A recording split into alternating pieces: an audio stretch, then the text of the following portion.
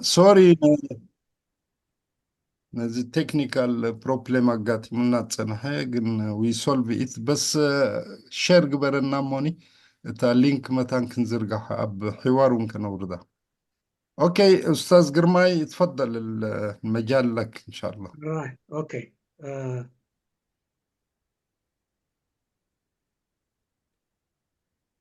حجي أب لايف على نانو. هو لايف وريكورد هو جميل. كرم باريكن كبرات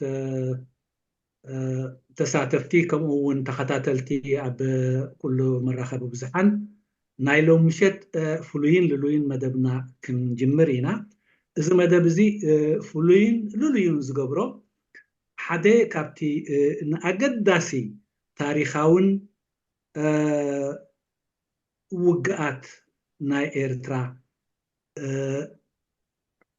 ناي مسناد مدب سلازخونه እዩ እዚ ናይ ምስናድ መደብ ድማ ብህሉ ሰነድ እዩ ዝስነድ ዘሎ እሱ ከዓ ካብ ዝወዓለ ካብ ዝረኣየ ካብ ኣብ ምስራሕ ናይቲ ዝካየድ ዝነበረ ውግእ እውን በቲ ዝነበሮ ዕድመን በቲ ዝነበሮ ሓላፍነትን ካብ ዝተሳተፈ እዩ ዝኸውን ዘሎ እዚ ቅድሚ ሕጂ ብዛዕባ ዝውግእ እዚ ብዙሕ ተዘሪቡ ክኸውን ይኽእል እዩ ግን እቲ ሓደ ካብ ሓደ ተቐቢሉ ዘመሓላልፎ ሓበሬታን ገለገለ ነጥብታትን ብዛዕባ እዚ ጉዳይ እዚ እንተ ብኣወንታ እንተ ብኣሉታ ኣብ ዝዛረበሉ ወይ ብዝተፈላለየ ብኣካታዓይ ኣገባብ ዘቕርቦ ካብ ዝወዓለ ኣይኮነን ምክንያቱ እቶም ንዑ ዝሰርሑን ንዑ ዝወዓልን ሎሚ ኣብዚ ብኣካል ምሳና የለውን እዚ ኣገዳሲ ውግእ እዚ ግን ብከምዚ ደረጃ ክሕለፍ ዘይብሉ ክስነድ ዘለዎ እዩ ንምንታይ እዩ ታሪካዊ ዝኸውን ውግእ ሓልሓል ውግእ ሓልሓል ታሪካዊ ዝገብሮ ኩሉ ግዜ ከምቲ ዝበሃል ታሪክ ክንብል እንከለና ገለያቶም ገለ ሰባት ንታሪክ ወይ ገለገለ ናይ ታሪክ ሰባት እንታይ ኢሉ ካብዛ ሎሚ ዘለና ያን ድሕሪት ዝተገብረ ታሪክ እዩ እናረሓቐ ብዝኸደ ከዓ ዝያዳ ታሪክ እንዳኸደ ይኸይድ እዩ ከምኡ እውን ካልኦት ኣይኮነን ታሪክ ኣብ ኩሉ ትምዕብልናን ኣብ ኩሉ ትጉዕዞም ምሳና ዝኸይድ ስጋብ ሎሚ እውን ምሳና ዘሎ ንፅባሕ እውን ነቲ ናይ ፅባሕ ጉዕዞና እውን ዝቕይስን ዝመርሕን ተግባር እዩ ይብል ስለዚ በዚ መንፅር እዚ ውግእ ሓልሓል ታሪካዊ ውግእ እዩ ከመይሲ ሓደ ምዕራፍ ካብ ሓደ ደረጃ ናብ ካልእ ደረጃ ንሰውሪ ኤርትራ ዘሰጋገረ ውግእ እዩ ታሪካዊ ዝገብሮ እምበኣር ሓደ ናይ ፅንዓት ሰውሪ ኤርትራ ትእምርቲ እዩ ሰውሪ ኤርትራ ኣብቲ ኩሉ ዝካየድ ውግእ ከምቲ ዝበሃል ውግእ ሎሚ ንዓኻ ፅባሕ እውን ኣንፃርካ ክኸውን ስለ ዝኽእል ዋላ እኳ ብውፅኢቱ ዓብይ ፀገምን ዓብይ ክሳራን ዝኸተለ ውግእ እኳ እንተኾነ ግን ዘመሓላልፎ ትምህርቲ እንተደኣሃልዩ ወይ እውን ዘስነቆ ትምህርቲ እንተደኣሃልዩ ንከምዚ ዝኣክል ክሳራ ተሰኪምካ ጌና ንቅድሚት ምጥማት ዝመሃረ ውግእ እዩ ነይሩ ስለዚ ትምህርቲ ፅንዓት እዩ እቲ ኣብኡ ዝተረኽበ ትምህርትን ኣብኡ ዝተረኽበ ዝተቐስመ ጥራይ ንዓወት ዘይኮንካ ፀገም ሽግር እውን ምስ ኣጋጠመካ ተፃዊርካዮን ንቅድሚት ናይ ምጥማትን ዘምሃረ ውግእ ንሱ እንተዘይከውን እቲ ብድሕሪኡ ስዒቡ ዝተረኣየ ናይ ምሕራር ከተማታት ዓብይ ዋጋ ከፊልካ እውን ሓደ እቲ ካብኡ ዝተቐስመ ትምህርቲ እዩ ከምኡ እውን ካብዚ ትምህርቲ እዚ እውን ኩሉ ግዜ ከምቲ ዝበሃል ኣብ ውግእ ዓወት ኣሎ ክስራን ኣሎ እዚ እውን ካብዚ ውግእ እዚ ዝተቐስመ ትምህርቲ ኣብ ካልእ ሸነኻትና እውን ቀፂሉ ንዘጋጠመና ፀገማት እውን ናቱ ትምህርትን ካብኡ ዝቐሰምናዮ ትምህርትን ተዓጢቕና ከም ዝሓለፍናዮም ክንርኢ ንኽእል ኢና ንምሳሌ ውግእ ባረንቱ ብዘጋጠመና ፀገማት ንውግእ ሓልሓል ዘኪርና ተዓጢቕና ንቕድሚት ተቕድሚትና ኢና ሓሊፍናዮ ቀዳማይ ንምሕራር ዝተሓስበ ናይ ባፅዕ ውግእ ዘጋጠመ ክትራንን ፀገማትን ናይ ሓልሓል ትምህርትን ናይ ሓልሓል ዕጥቅን ዘኪርና ኢና ሰጊርናዮ ነዚኣቶም ሓሊፍና ድማ ምሕራር ናይ ከተማታትን ካብኡ ቀፂሉ እውን ዓበይቲ ዓወታት ከም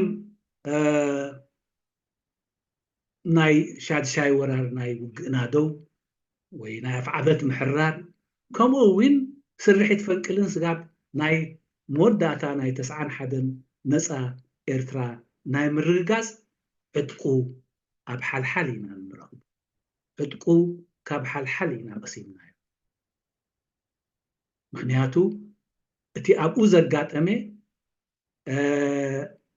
ንክቡር ጋሻና ዝግደፍ ኮይኑ ኩሉ እንታይ ከም ዘጋጠመ ክነግረና ግን ዓበይቲ ክሳራታት እዮም ኣጋጢምዎ ንሰውራ ኤርትራ እሞ ኣብቲ ገና 10 ዓመት ዕድሚኡ ዘይመልኣሉ ልዕሊ 70 ስውኣት ልዕሊ 9 ውጉኣት ከጋጥም እንከሎ ግን ነዚ ሰጊሩ ንህዝብናን ንሰውራን ንምድሃል እውን ኩሉ ተፀላኢ ሽዑ ዝተጠቕመሉ ስጋብ መብዛሕትኡ ስውኣትና ኣብ ከረና ኣብ ዝተዘርግሕሉ ግን ንቅድሚት ደፊእዎ ምስ ጋሻና ኣብ ዘዕለል ኩሉ ንገዛእ ርእሱ ድሕሪ እዚ ንዕኡ ዝኸውን መተካእታ ካብ ከተማ እንታይ ከም ዝተረኽበ ብሰብኣዊ ጉልበት ንዕኡ ዝግደፍ እዩ ንሱ كعللنا طبعا أيها الأخوة والأخوات المشاركين في الغرفة أيضا المتابعين من منصات التواصل الاجتماعي اليوم سمينار هذه الأمسية هي مميزة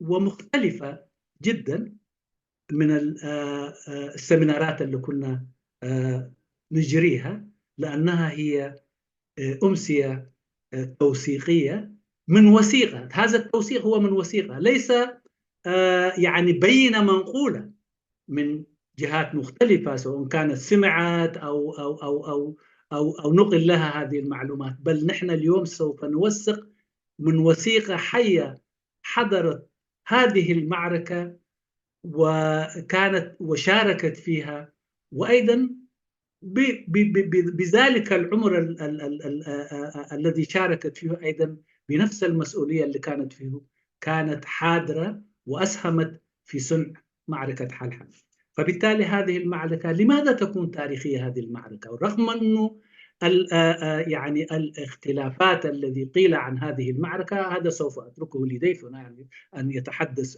فيه لأنه هو هو شاهد العصر وشاهد أعيان وحاضر هذه المعركة ولكن ما يجعلها تاريخية ليس هي أنه يعني زي ما يقال أنه التاريخ هو ما حدث بالأمس أو اللي هو في الفترة اللي موجودة من اليوم إلى الوراء ولكن ليس هو هذا التاريخ التاريخ هو يعني الماضي والحاضر أيضا يأتي في المستقبل يشكل لنا مستقبلنا فمعركة حلحل كانت تاريخية يعني ليس لأنها حصلت في الماضي بل هي تاريخية لأنها كانت هي رمزا للصمود ورمز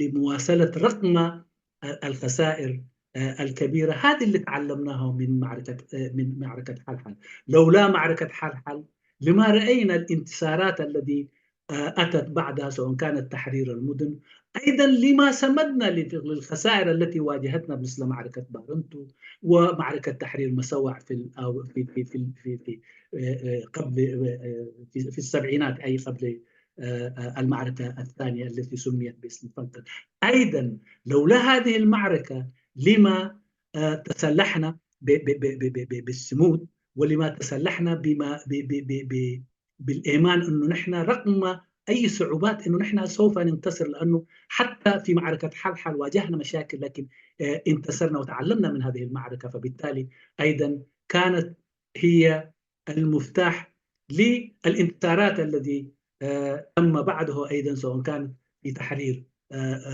مدينة أفعبت وأيضا عملية فنقل التي فتحت الأبواب لتحرير الكامل في سنة 91. هذه الأشياء تجعل هذه المعركة معركة تاريخية، لأنه هي يمكن يعني هي مرحلة فارقة. المرحلة الفارقة هي أنه المرحلة اللي ممكن تعدي منها لمرحلة أخرى، لكن إيجابيا تعدي منها أو بتطور تعدي منها. فهذه هي معركة حلحل، فهي رمزا للصمود، وهي كانت عبر ودروس لكل الانتصارات التي حصدتها الثورة الإريترية والشعب الإريتري. ولولا يعني رغم الأشياء التي قيل عنها الكثير، ورغم أن التقييم الخلافي، ولكن أيضا هنا أريد أن أنوه شيء واحد، أنه عندما معركة حلحل اليوم سوف يتحدث بها الأخ محمد سعيد مفلس، ليس يعني أنه يعني معلومة منقولة أو بينة منقولة، لا، هي معلومة من الحاضر، ليس مما نقل إليه أو مما قرأه في بعد وثائق الثورة، من شخص في رعيان شبابه حضر هذه المعركة، حضر يعني ساهم فيها، وأيضا شارك فيها فيها بمستوى الذي كان فيه في ذلك الوقت. فكثيرا ما نتحدث عن هذه المعركة، والذي تحدثوا ما كثير سواء كان بالإيجاب ولا بالسلب، هذا سوف أتركه لضيفنا، لكن يجب أن نقرأ هذه المعركة في سياقها التاريخي والزمني. متى حصلت معركة حلحل وكيف حصلت؟ سياقها التاريخي والزمني، إذا كان في إطار يعني حاولنا أن نقرأ هذه المعركة، ممكن أن نستخلص الدروس الصحيحة، وممكن أن نقيمها تقييم صحيح، ويمكن أن ندرسها دراسة صحيحة. فمعركة حلحل طبعا هي الظروف اللي كانت قبلها كانت ظروف المناطق، أي يعني هي حصلت بعد تكوين المناطق. المناطق تكونت في 28/5/65. المجلس الأعلى يعني رأى أنه لكي تنتشر الثورة ومبادئها وأهدافها، فبالتالي أن تقسم ما كان موجود في الساحة في الأقاليم الإريترية المختلفة. ففي 28/5 شكلت 4 مناطق، واللي هي المنطقة الأولى والمنطقة الثانية والرابعة والخامسة. وأيضا في 27/10 عام 1966 تشكلت المنطقة الخامسة.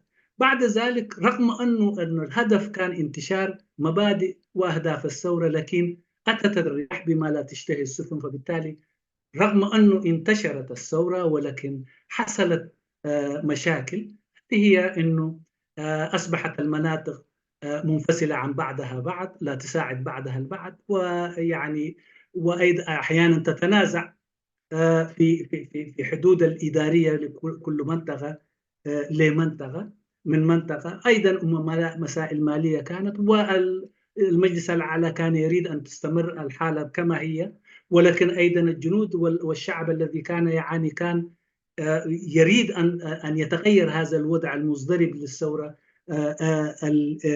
الإريترية. فبالتالي كانت اتجاهات مختلفة دافعت في اتجاه إنهاء المناطق.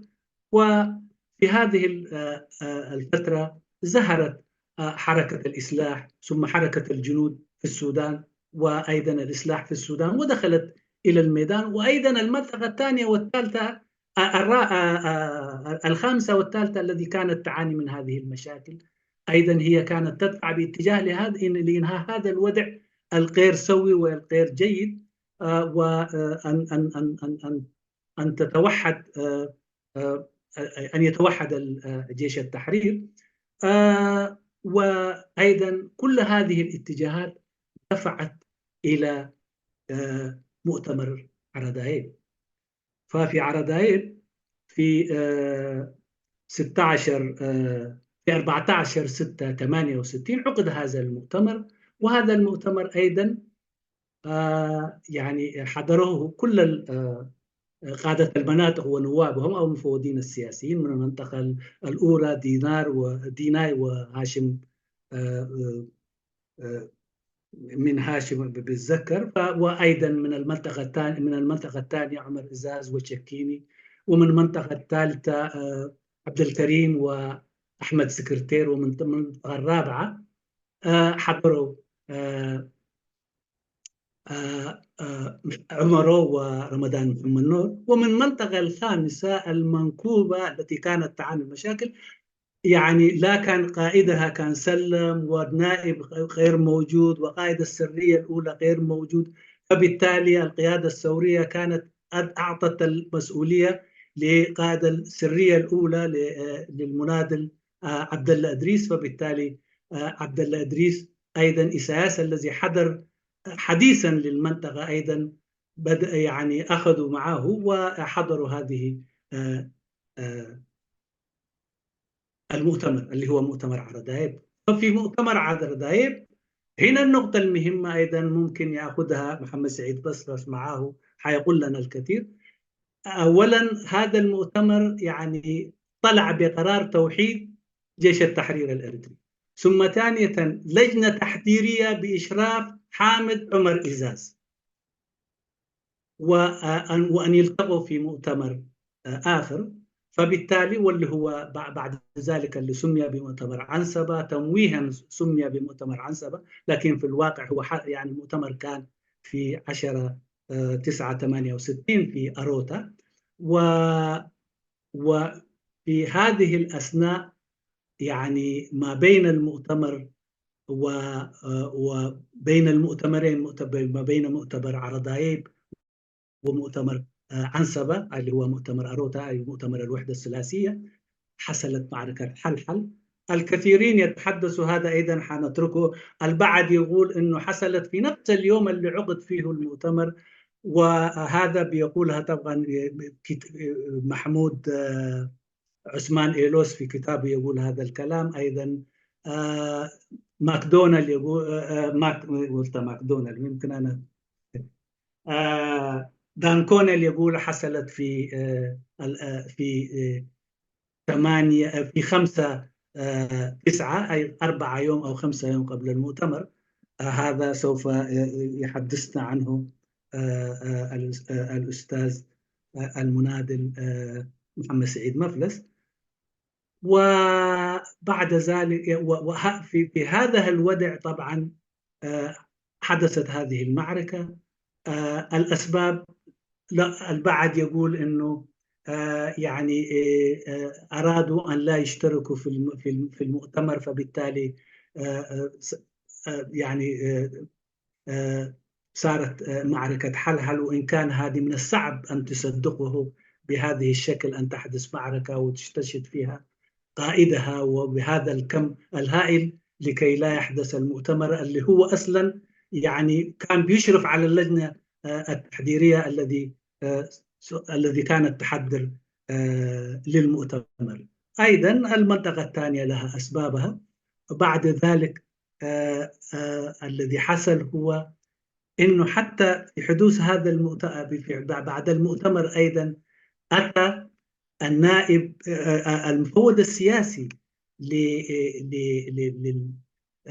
للمنطقة الثانية اللي هو محمود شكيني، وطلب من المؤتمر أن يأجلوه لفترة بسيطة حتى تلملم المنطقة جراحها وتحضر هذا المؤتمر. هذا أيضا نضعه إذا كانوا لا يريدون أن يحضروا هذا المؤتمر، يعني كيف أتوا بهذه الطريقة وطالبوا لتأجيل المؤتمر لفترة وجيزة رغم هذه الجراحة. وبعد ذلك أيضا واثلوا أنه حتى بعد في شهر 3 من 69 في أبريل المنطقة الثانية عقدوا مؤتمر عسكري وأرسلوا وفد للمنطقة الثالثة للوحدة الثلاثية للنقاش للدخول إلى المؤتمر الجامع، أيضا في نفس الوقت أيضا المنطقة الثانية التي يعني كان لها يعني مشاكل كثيرة، لأنه فقدت كثير من منادليها، وعلى رأسهم القائد الكبير حامد عمر إزاز. فبالتالي هم أيضا طالبوا بنفس الطلب الذي قدمته المنطقة الثانية. هذه هي كلها يعني موجودة في وثائق مختلفة. إذن يجب أن نقرأ هذه المعركة في في إطار وفي هذه السيقة، حتى نفهم ونخرج بشيء صحيح لتقييم هذه المعركة، تقييم صحيح وفهم صحيح، وأن نستخلص منها أيضا الدروس للمستقبل. فأنا كنت أقول طبعا أنه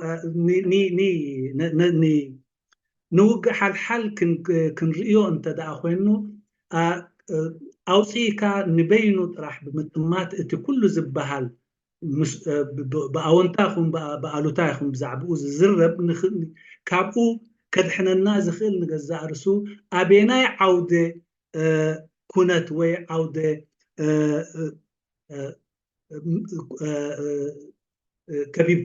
كبيب وزن برع عوديو تخايد زوج إذا خاب زبل قنوع سئلن قنوع مرداتان كهلونا يخيليو باروج حال كجمرون كله أب قدم جمارو زنبرة كناتاتن دحرب جمارو زنبرة كناتاتن أي حاجة تاسي يجبرو أب ثورة إرترا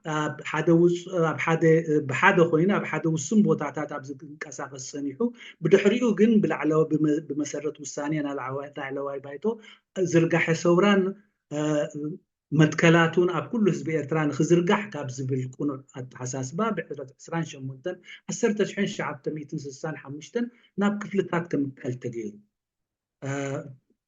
ثورة ألجيريا تمكرو زبلالو كال زبلالو دحان نسو نقول نقديفنا بدحرز بزم بمسرة زو الثانية زي أربعة كفلتات تمسريتن السنكا قداميتن كالعيتن سالسيتن رابعيتن دحري وينس نحيلا بعلة أسران شوعتن حمشته شحن شعتن ميتن سسان شدشتد ما حمشيت كفلي تمسريتن أزي نتي حسيبو زنبرة مزرقح ثورة إرتران علاماتاتون وقوا انتبقوا جن كاله زسعبو ألتاو كنتات نيرو نسخة اتي كفلتات تي تباتاتي خوص لزنبرة ننحي حدو زي حقاقز ناي دوبات محدارة ودوبات مساحادن حاليفو زرقلو سلزنبرة هزبن تقادلتن زبداي زي كتصاوروان سلزي كالوين بزح سقمات يرأس لزنبرة مزي أب كبابي أمونغو 77 زلو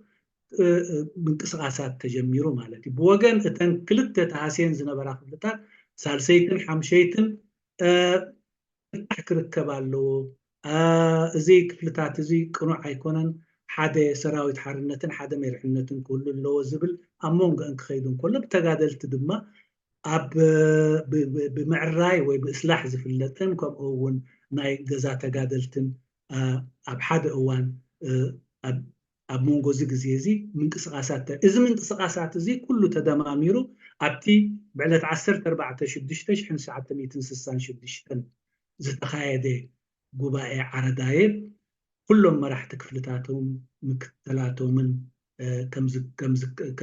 كم زقبر تغيروا مالتي السخاء علامو ناي زمن كفلتات وي ناي كفلا وتعدراوي من محدارات أربعو حدا سراوي حرنتن حدا مرحنتن نابز بالنخدف استقبرين أبزا أخي بازي كاب قدامي يتخفل ديناين مكتلون هاشم زباليو أنا رسيعي اللغتشم وي قالوا أتون كتحجزون تقولوا كم أون عمر زازن مكتلون وي بوليتيكاوي كوميشنر ناتو محمود شكينن ناي سالسيتي عبد الكريم أحمد سكرتيرن أبز قربا زي أب سويدن تسويو ناي رابعيتي عمرون محمد رمضان محمد نور ناي حمشي تخفلقن مراحيقة ኣብቲ እዋንቲ ኢዱ ሂቡ ነይሩ ናብ ኢትዮጵያ ምክትሉ ሕሻል ኣይነበረን ናይ ቀዳመይቲ ሓይሊ ውን ዓሊ ጃምዕ ዑመር ውን ኣይነበረን ስለዚ እቶም ኣብቲ እዋን እቲ ቅድም ኣቢሎም ናብቲ ክፍልቲ ዝተመደቡ ዓብደላ እድሪስ መሐመድ ተመራሒ ቀዳመይቲ ምክትል መራሒ ቀዳመይቲ ሓይሊ ስለ ዝኾነ እንደገና ውን ብሰውራዊ ሽማግል ሰውራዊ መሪሕነት ዝኾነ ይኹን ክልእኻ ይንኽእልን ኢና እቲ መራሒ ቀዳመይቲ ሓይሊ መራሒ ናይቲ መንጠኻ ትኸውን ዓሊ ኢብራሂም አልዓሊ ምክትሉ ከም ናይ ካልአይቲ ሓይሊ ነይሩ ግን እዚኣቶም ክልቲኣቶም ውን ናብቲ ኣኼባ ንክኸዱ ዓሊ ኣብቲ እዋንቲ ኢሳያስ ሓድሽ ናብቲ ክፍሊ መፅኡ ዝነበረ መራሒ ፖለቲካል ኮሚሽነር ኣብ ክንዲ ኣነ ምሳኻ ዝኸይድ ኢብራሂም ኢሳያስ ኣፈወርቂ ምሳኻ ይፈት ተባሂሉ ኢሳያስ ኣፈወርቅን ዓብደላ እድሪስ ከም መራሒ ናይቲ ክፍሊ ፖለቲካል ኮሚሽነር ኢሳያስ ኣፈወርቂ ተኻፊሎም ሞ ኣብዚ ጉባኤ እዚ ንኩሉ ሰራዊት ሓርነት ኤርትራ ዝሓብረሉን ሓደ መሪሕነት ዝምረፀሉን ሓደ ዓብይ ጉባኤ ክግበር ከም ናይዚ ጉባኤ እዚ ኣዳላዊ ሽማግሌ ተኸታታልን መራሕን ወጃህን ኮይኑ ከካይድ ድማ ናይ ካልአይቲ ክፍሊ መራሒ ስውእ ተጋዳላይ ሓመድ ዑመር እዛዝ ኮይኑ ተመሪፁ ማለት እዩ እዚ ንገዛ እርሱ ጽባሕ ነቲ ጉባኤ ተዳሉ ንዑ ንኸይገብር እዩ ናብቲ ውግእ ከይዱ ዝብል ውን መን ፈልጥ ኣብ ውሽጢ እዚ ስእሊ እዚ ከነንብቦ እንተደኣኸልና ገለ ከነንብብ ንኽእል ንኸውን ኣብ ከምዚ ኩነታት እምበኣር እቲ ውግእ ተኻይዱ እቲ ውግእ ብዝተፈላለዩ ሸነኻት ገሊኣቶም ኣብቲ ጉባኤ ዝተገብረሉ መዓልቲ እዩ ተኻይዱ ዝብል ኣሎ ሎሚ ካብ መፍለስ ንሱ ክንሰምዖ ኢና ከምኡ ካብ ዝብሉ ማሕሙድ ዑስማን ኤሎስ ኣብ ኤርትራ እትብል መፅሓፉ ከምኡ ይብል ዳንኮኔል ድማ ኣብ 5-9 ቅድሚ 4 መዓልቲ ናይቲ ውግእ እዩ ናይ ሓልሓል ውግእ ተኻይዱ ይብል ኣብቲ ኤርትራያን ዲክሽነሪ ዝብል መፅሓፉ ብዝኾነ ከምዚ ኢሉ እቲ ኩነታት ከብቅዕ ድሕርቲ ውግእ ውን እንተኾነ እቲ ጉባኤ እናተኻየደ እንከሎ ማሕሙድ ሸኪኒ ናብቲ ጉባኤ መፅኡ ንሕና ቁርብ ንቁስልናን መጉዳእትናን ኣመዓራሪናን ኣተኻኺልናን ክንሳተፎ ዝጉባኤ ንቁርብ መዓልትታት ኣዕግሱ ደው ኣብልዎ ዝብል ጠለብ ውን ኣቕሪቡ ናብቲ ናይ ስሉሳዊ ሓድነት ጉባኤ ማለት ናብ ኣሮታ መፅኡ ግን ተቐባልነት ኣይረኸበን ብድሕሪ እዚ ውን እንተኾነ ሳልሰይቲ ክፍሊ ቀዳመይቲ ክፍሊ ትኹን ካልአይቲ ክፍሊ ትኹን ናታቶም ናይ ዘተ ሽማግሌ ኣብ 69 ቀዳማይ ክፍላ ናይ 69 ሽማግሌ መዚዞም ነቲ ኩነታት ናብ ፍጹም ሓድነት ናይ ኩሉ ኣካላት ናይ ሰውራ ኤርትራ ከም ዝኸውን ንምግባር ፃዕሪ ኣካይዶም ምንም እኳ ኣብ ገሊኡ ሸነኻት ብዙሕ ውን እንረኽብ ገሊኡ እቲ ስሉሳዊ ሓድነት ንሱ ብቁዕ በቃ ንሱ እቲ ሰውራ ኤርትራ ተባሂልቶም ካልኦት ክፅንበርዎ ተደልዮም ይፀንበርዎ ተዘይኮይኑ ከዓ ዝብል ውን ብላዕለዋይ ባይቶ ዝመፅእ ብወገን ናይ በዓል ሰበ ዝመፅእ ውን ነይሩ ይበሃል ስለዚ ኣብ ትሕቲ እዚ ኩነታት እዚ ኣብ ትሕቲ እዚ ኮንቴክስት እዚ እዩ እቲ ውግእ ናይ ሓልሓል ተኻይዱ عليه لومي مباري زوج زي نحنا زي زي زي زي زي تنقري حبريتا ويز تنقري نقرات مبر وعيلو زي نقري ايكونن لومي جن نزوج زي كابتوم أب سويت عدميهم مستوراز تما باسعو هيوتهم نقد لإرترا نقد دا إرترا زقزمو جينا ودي 10 شو منتحمد انقلو ንሜዳ ተሰሊፉ ኣብዙ ግእዚ ብኣካል ዝተሳተፈ ዝወዓለ ህያው ሰነድ ኣብ መንጎና ስለ ዘሎ እዚ ህያው ሰነድ እዚ ንሓቀኛ ሰነድ ናይቲ ዝነበረ ውግእ ከቅርበልና እዩ። ንሱ ከዓ ክቡር ኣው ተጋዳላይ መሐመድ ስዒድ መፍለስ እዩ። ስለዚ መሐመድ ስዒድ መፍለስ ካብዚ ቀፂለ ዓለባ ሳሬት ናይ ዝሎሚ ንካፈሎ ዘለና ዓለባ ሙሉእ ግዚኡን بملؤ مش ملؤ ግዚኡን نعاها قطفه. إذا أيضا أيها الأخوة كل ما كنا تحدثنا كل ما أنا تحدثت الذي ذكرته والذي أنتم قرأتوه كله هي بينات منقولة، ولكن هذه البينات المنقولة قد لا تكون مثل الوثيقة الحاضرة الذي موجودة أمامنا اليوم، وسوف تحدثنا عن هذه المعركة. يعني اليوم بيننا موجود يعني من الذين نذروا عمرهم للنضال ومهروا حياتهم لقضية شعبهم المناضل محمد سعيد مفلس. فبالتالي أنا أترك الشاشة وكل الزمن لك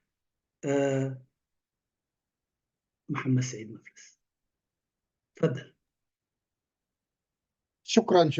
شكرا جزيلا.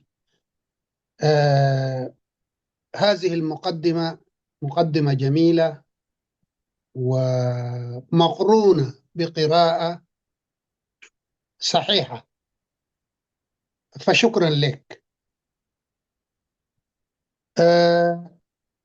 أولا السلام عليكم، وبعدين التحية كل التحية لهذا أستاذ محمد سعيد مفلس. قبل ما أنسى، أنا لم أتحدث من هو محمد سعيد مفلس أيضا، فبالتالي أولا قدم لنا البطاقة الشخصية كما هي. جميل. أولا التحية كل التحية لهذا الجروب المناضل، جروب حوار لوعي مشترك، وفعلا تنطبق عليه هذا الاسم، هو وعي مشترك. فالتحية للإدارة، والتحية أيضا لرواد هذا الجروب الذين يسهروا ساعات الليالي، والتحية للقامات الموجودة هنا. فأهديكم أجمل التحايا. وقبل ما أدخل في التعريف، أرسل عبركم تحية صادقة للزميل الأستاذ المناضل الدكتور نقاش عثمان إبراهيم، وذلك لتكرمه بعمل مقابلة قبل 8 سنوات تقريبا معي، وكانت بمناسبة مرور 50 سنة على معركة علهو.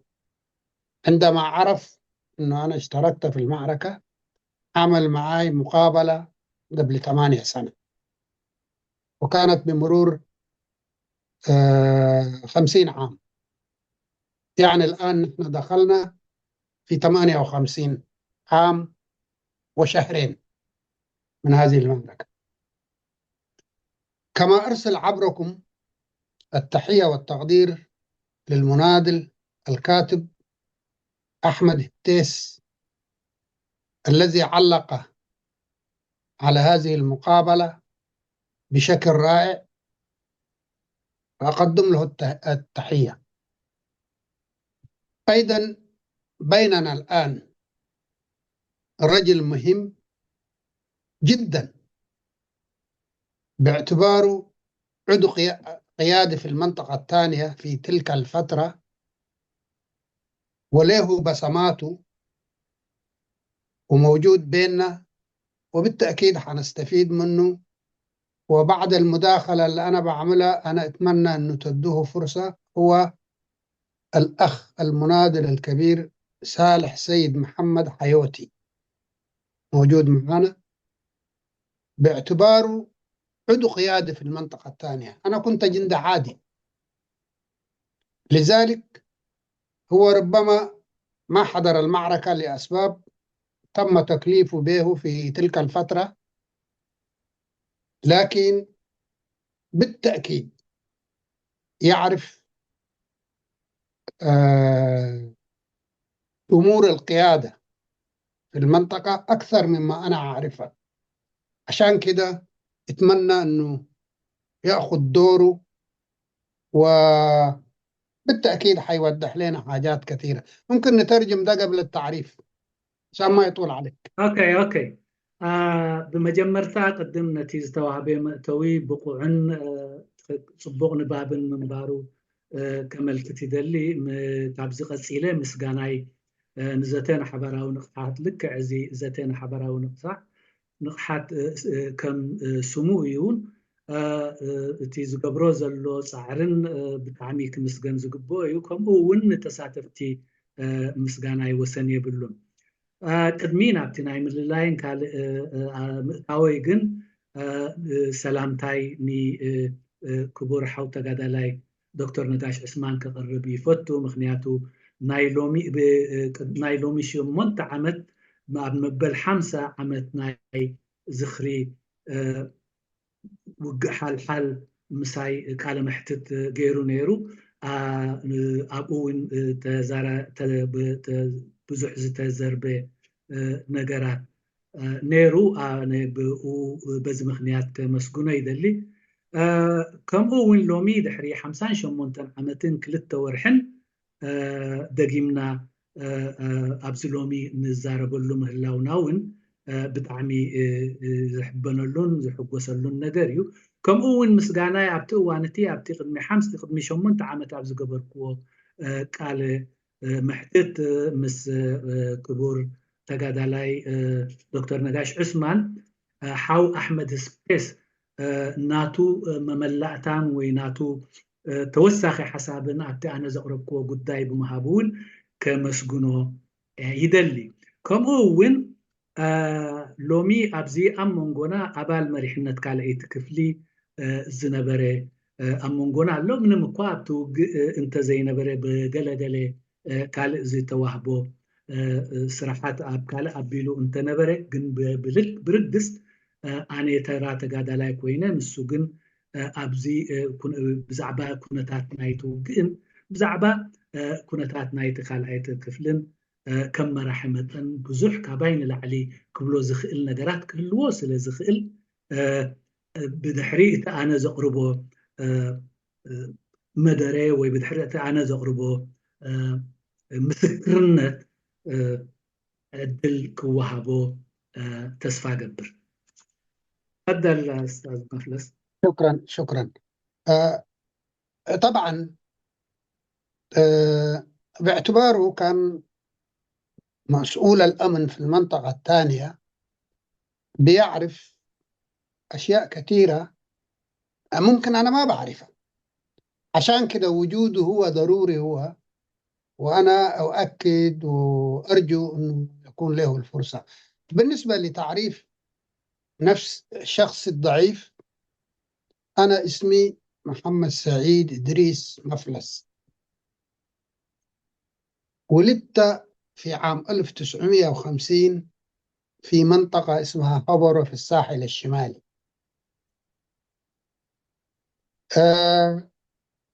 درست في هبرة، كان في مدرسة ابتدائية من الفصل الأول إلى الفصل الرابع،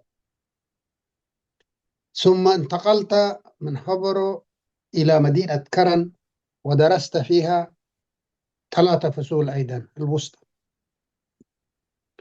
بعد كده سنة 1966 التحقت بجبهة تحرير إريتريا المنطقة الثانية.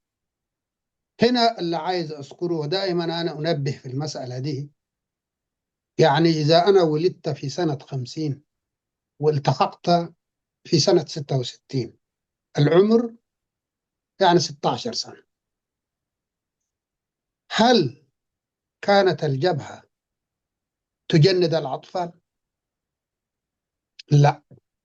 أنا دائما أوضح هذه النقطة. كان استثناء للناس اللي يقرأوا ويكتبوا إذا كان عمرهم 16 17، كانوا يقبلوهم بشروط، وأهم هذه الشروط شرطين. الشرط الأول أن لا يحمل سلاح حتى بلوغ السن القانوني، 1. 2، أن لا يشارك في أي معركة يعني مخطط لها. أحيانا ما تحصل في ميكروفون يا جماعة. فأحيانا بتحصل أشياء وأنت ماشي، مش ده، لكن أي معركة مخطط لها ما يدخلها وما يحمل السلاح. هذا الشروط إذا قبل بها يقبلوه. بعد كده طبعا هذا الجندي اللي عمره 16 أو 17 سنة، ده الشروط هي. لكن هل هذه الشروط يعني في الواقع كيف هي؟ ده طبعا قادة الفصائل وقادة السرايا ويعني نفسية المناضل ذاته هي اللي تحدده. واصلة. እቲ ብዛዕባ ናይ ሓዮት ዝበልክዎ ሓላፊ ፀጥታ ካልአይቲ ክፍሊ ስለ ዝነበረ ብዙሕ ነገራት እውን ክፈልጥ ስለ ዝፈልጥ እየ ኣተኲረ ተዛሪበሉ።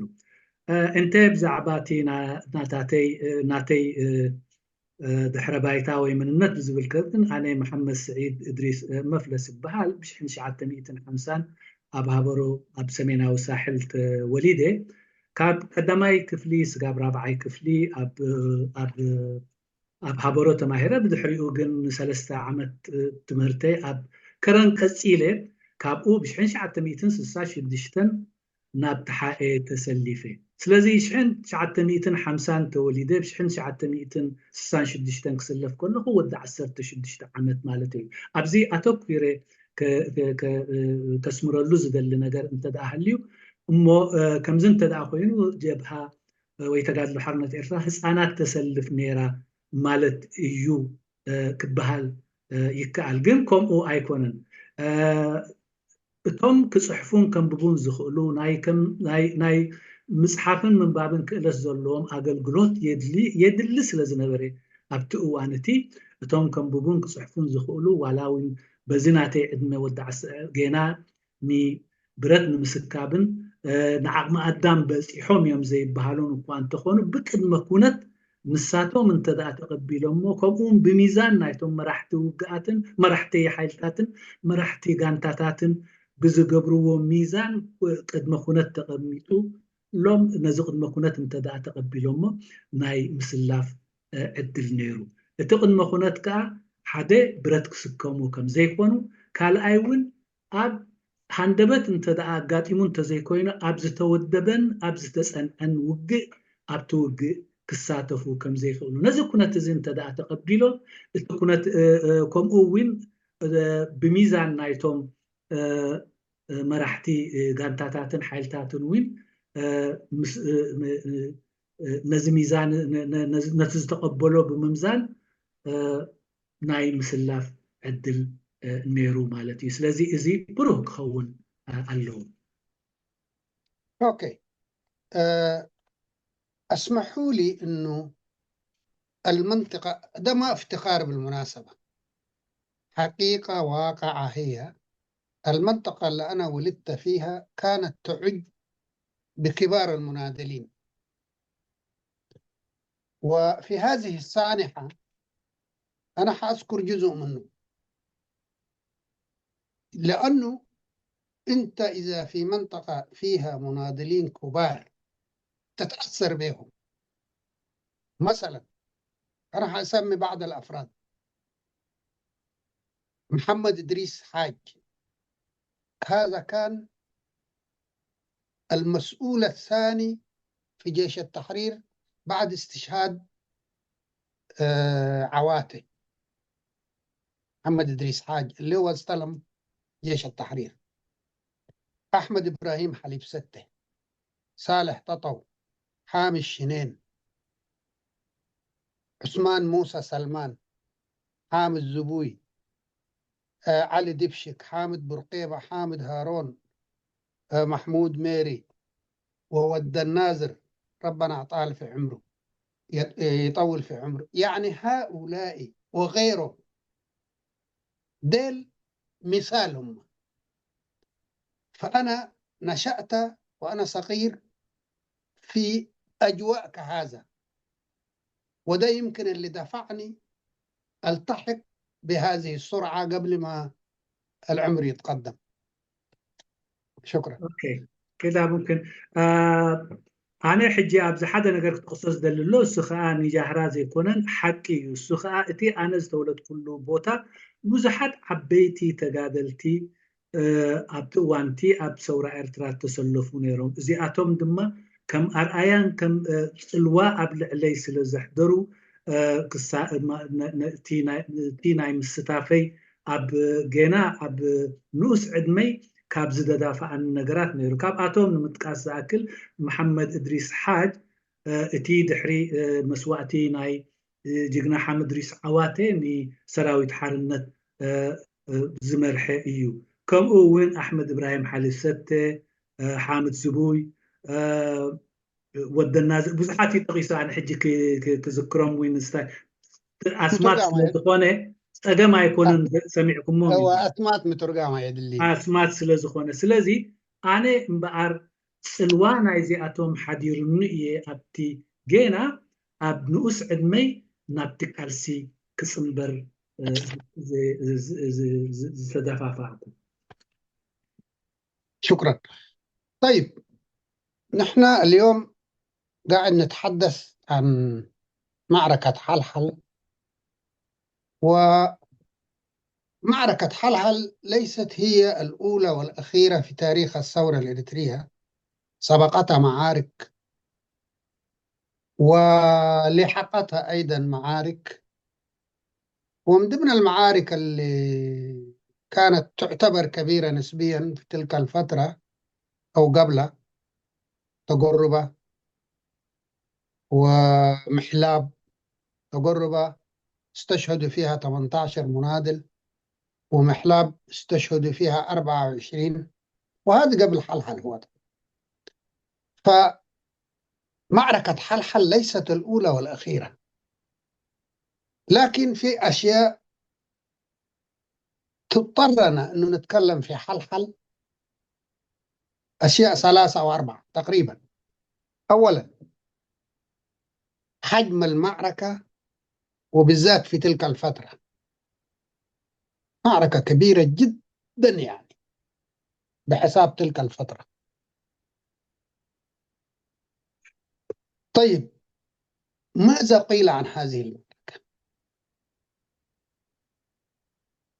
في ناس قالوا، كلامي ده خذوه يا جماعة كوثيقة، في ناس قالوا إنه هذه المعركة جيش التحرير دخل معركة وخسر معركة، خسر هذه المعركة. هذا كلام طبيعي عادي هو، واللي يقول هذا الكلام منصف في نفس الوقت، لأنه فعلا جيش التحرير دخل هذه المعركة وخسرها. طيب في ناس قالوا هذه المعركة دخلوها لتقوية مكانتهم وهم ماشيين للوحدة. في ناس قالوا كده، عايزين يمشوا الوحدة لكن عايزين يقووا مكانتهم عشان لما هم جايين ومنتصرين وهناي، فالكعكة طبعا هياخدوا منها نصيب كثير. ده كمان ناس قالوه. في ناس قالوا، وده كله تابعناه بالمناسبة، في ناس قالوا دخلوا الوحدة دي هروبا، دخلوا المعركة دي هروبا من الوحدة. في اتجاه ثاني أشد سوءا، وصفوا هذه المعركة بالانتحار الجماعي. هذا كله كتب وقيل.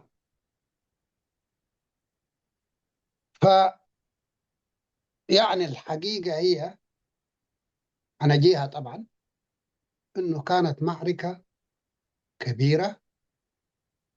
ممكن نترجم ده بعدين أنا أتكلم. اوكي ايوه جميل.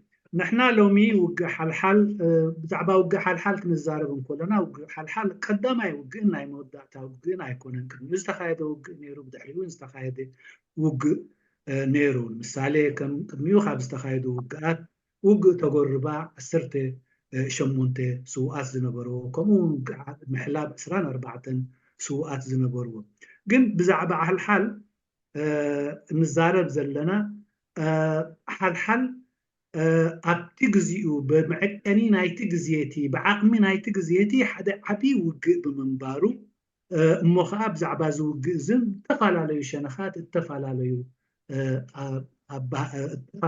ኣረኣያን ሚዛንን ስለ ዘለዎም ኣብ ስእሊ ውግእ እዩ እምበኣር ገለ እንታይ ይብሉ እዚ ውግእ እዚ ሰራዊት ሓርነት ኣብ ሓደ ውግእ ኣትዩ ኣብዚ ውግእ እዚ ከዓ ዓብይ ክሳራ ኣጋጢምዎ ዝብሉ ኣለዉ እዚ ሓቂ እዩ ገሊኦም ከዓ እዚ ውግእ እዚ ብካልአይቲ ክፍሊ ዝተኣስወ መታን ካልአይቲ ክፍሊ ኣብቲ ክካየድ ተሓሲቡ ዘሎ ሓድነት ቦቶኦም ዕዙዝ ንምግባር ወይ እውን እቲ ዘረጋግፅዎ ዓወት ኣብቲ ጉባኤ ንከንፀባርቅዎ እሞ ዓብይ ቦታ ሒዞም ንክወፁ ብምድላይ ዘካይድዎ ውግእ እዩ ዝብሉ ካብዚኦም ዝኸፍኡ ድማ ማለት ብጣዕሚ ዘሕዝን ኣገባብ ኣዘራርባ ዝተዛረቡ ድማ እዚ ውግእ እዚ ካልአይቲ ክፍሊ ካብ ሓድነት ንክትሃድም ኢላ ዝገበረቶ ውግእ እዩ ዝብሉ ኣለዉ ሕልፍ ኢሎም ካብ ካልኦት ከዓ እዚ ዝተካየደ ውግእ እዚ እኩብ ነፍሰ ቅትለት እዩ ኢሎም ዝዛረብሉ እውን ኣለዉ ስለዚ ኩሉ እቲ ሓቂ ብድሕሪዚ ክንዛረበሉ ኢና ከምኡ ድዩ ኣይኮነን ከዓ ቀፂልና ከብቲ ንሪኦ ክኸውን أوكي شكرا. شوف أنا ما بصدد الدفاع عن، إذا في أخطاء في هذه المعركة أنا ما بصدد الدفاع عنها، لكن في حاجة واحدة يجب أن نعرفها. هؤلاء الناس اللي خططوا ونفذوا هذه المعركة ما موجودين معنا اليوم، بدليل أنا يوم معركة حلحل كان عمري 18 سنة واليوم داخل ل 75 سنة. طيب هل تعتقدوا أنه في ناس بقايا من الناس ديل إلا ما ندر يعني عشان يقدروا يبرروا ويدافعوا عن نفسهم؟ ما موجودين أصلا. لذلك أنا ما بغرض الدفاع عنهم، لكن بغرض توصيل الحقيقة للمشاهد أو للذي يكتب التاريخ، لأنه التاريخ قاعد يسرق وفي أفضل الحالات يزور. فبقدر المستطاع إنه كلمة الحق يجب أن تقال. شكرا.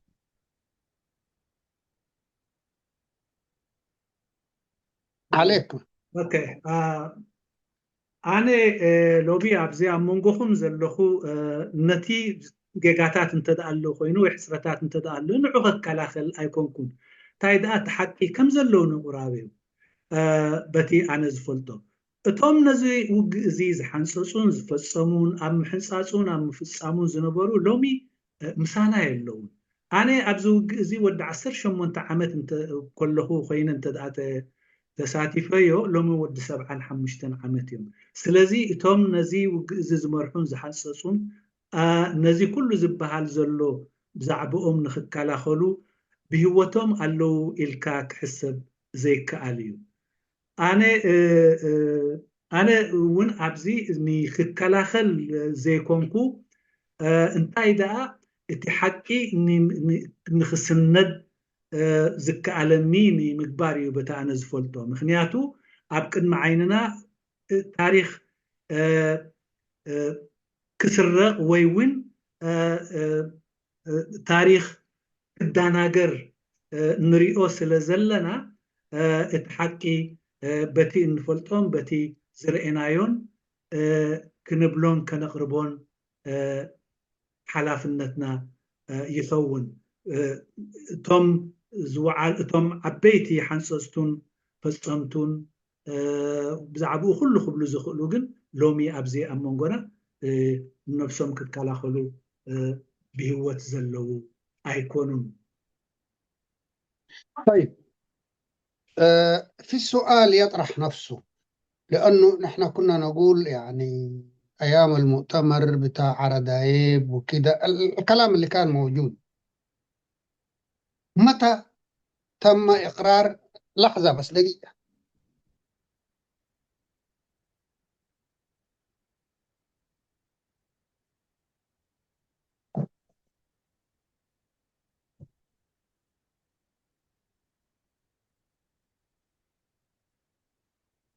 معلش أصوات بتاع أطفال كان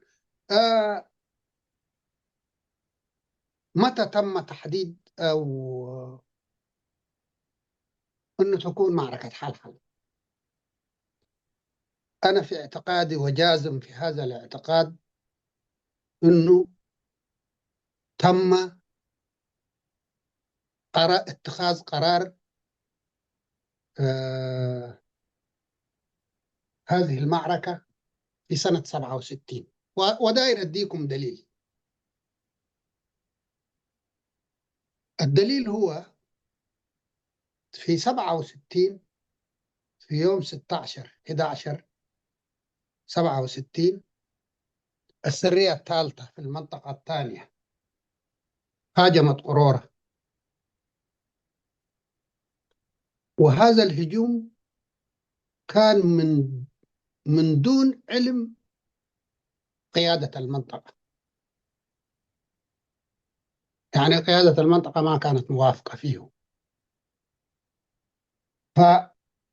لكن لحسن الحظ السرية الثالثة انتصرت في هذا الهجوم وهي سرياتنا هي فعلا قيادة شهيد رئيسة ونائبة ما كانوا موجودين بقيادة الشهيد محمد عامر انتصرت السرية وأخذت كل العناية ده موضوع تاني ونجيه بعدين لكن أنا اللي داير أكده عندما علم المناضل الشهيد عمر حامد إزاز بهذا الانتصار جانا في علاكيب الكلام ده في نهاية نوفمبر أو بداية ديسمبر اليوم ما بتذكره لأن المعركة كانت يوم 26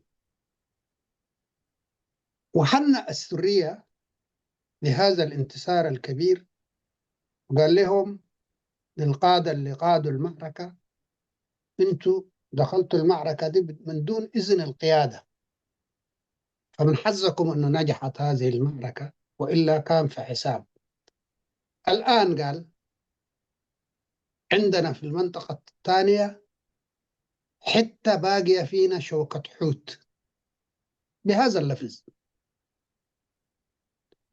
وانتوا حتشاركوا في إزالة هذا الشوكة هذا الكلام قاله عمر إزاز ونحن في نفس الوقت ما فهمناه الكلام ده، لكن القادة فهموه. يعني الكلام ده في 67 هو. ممكن نشرح دي. ايوه.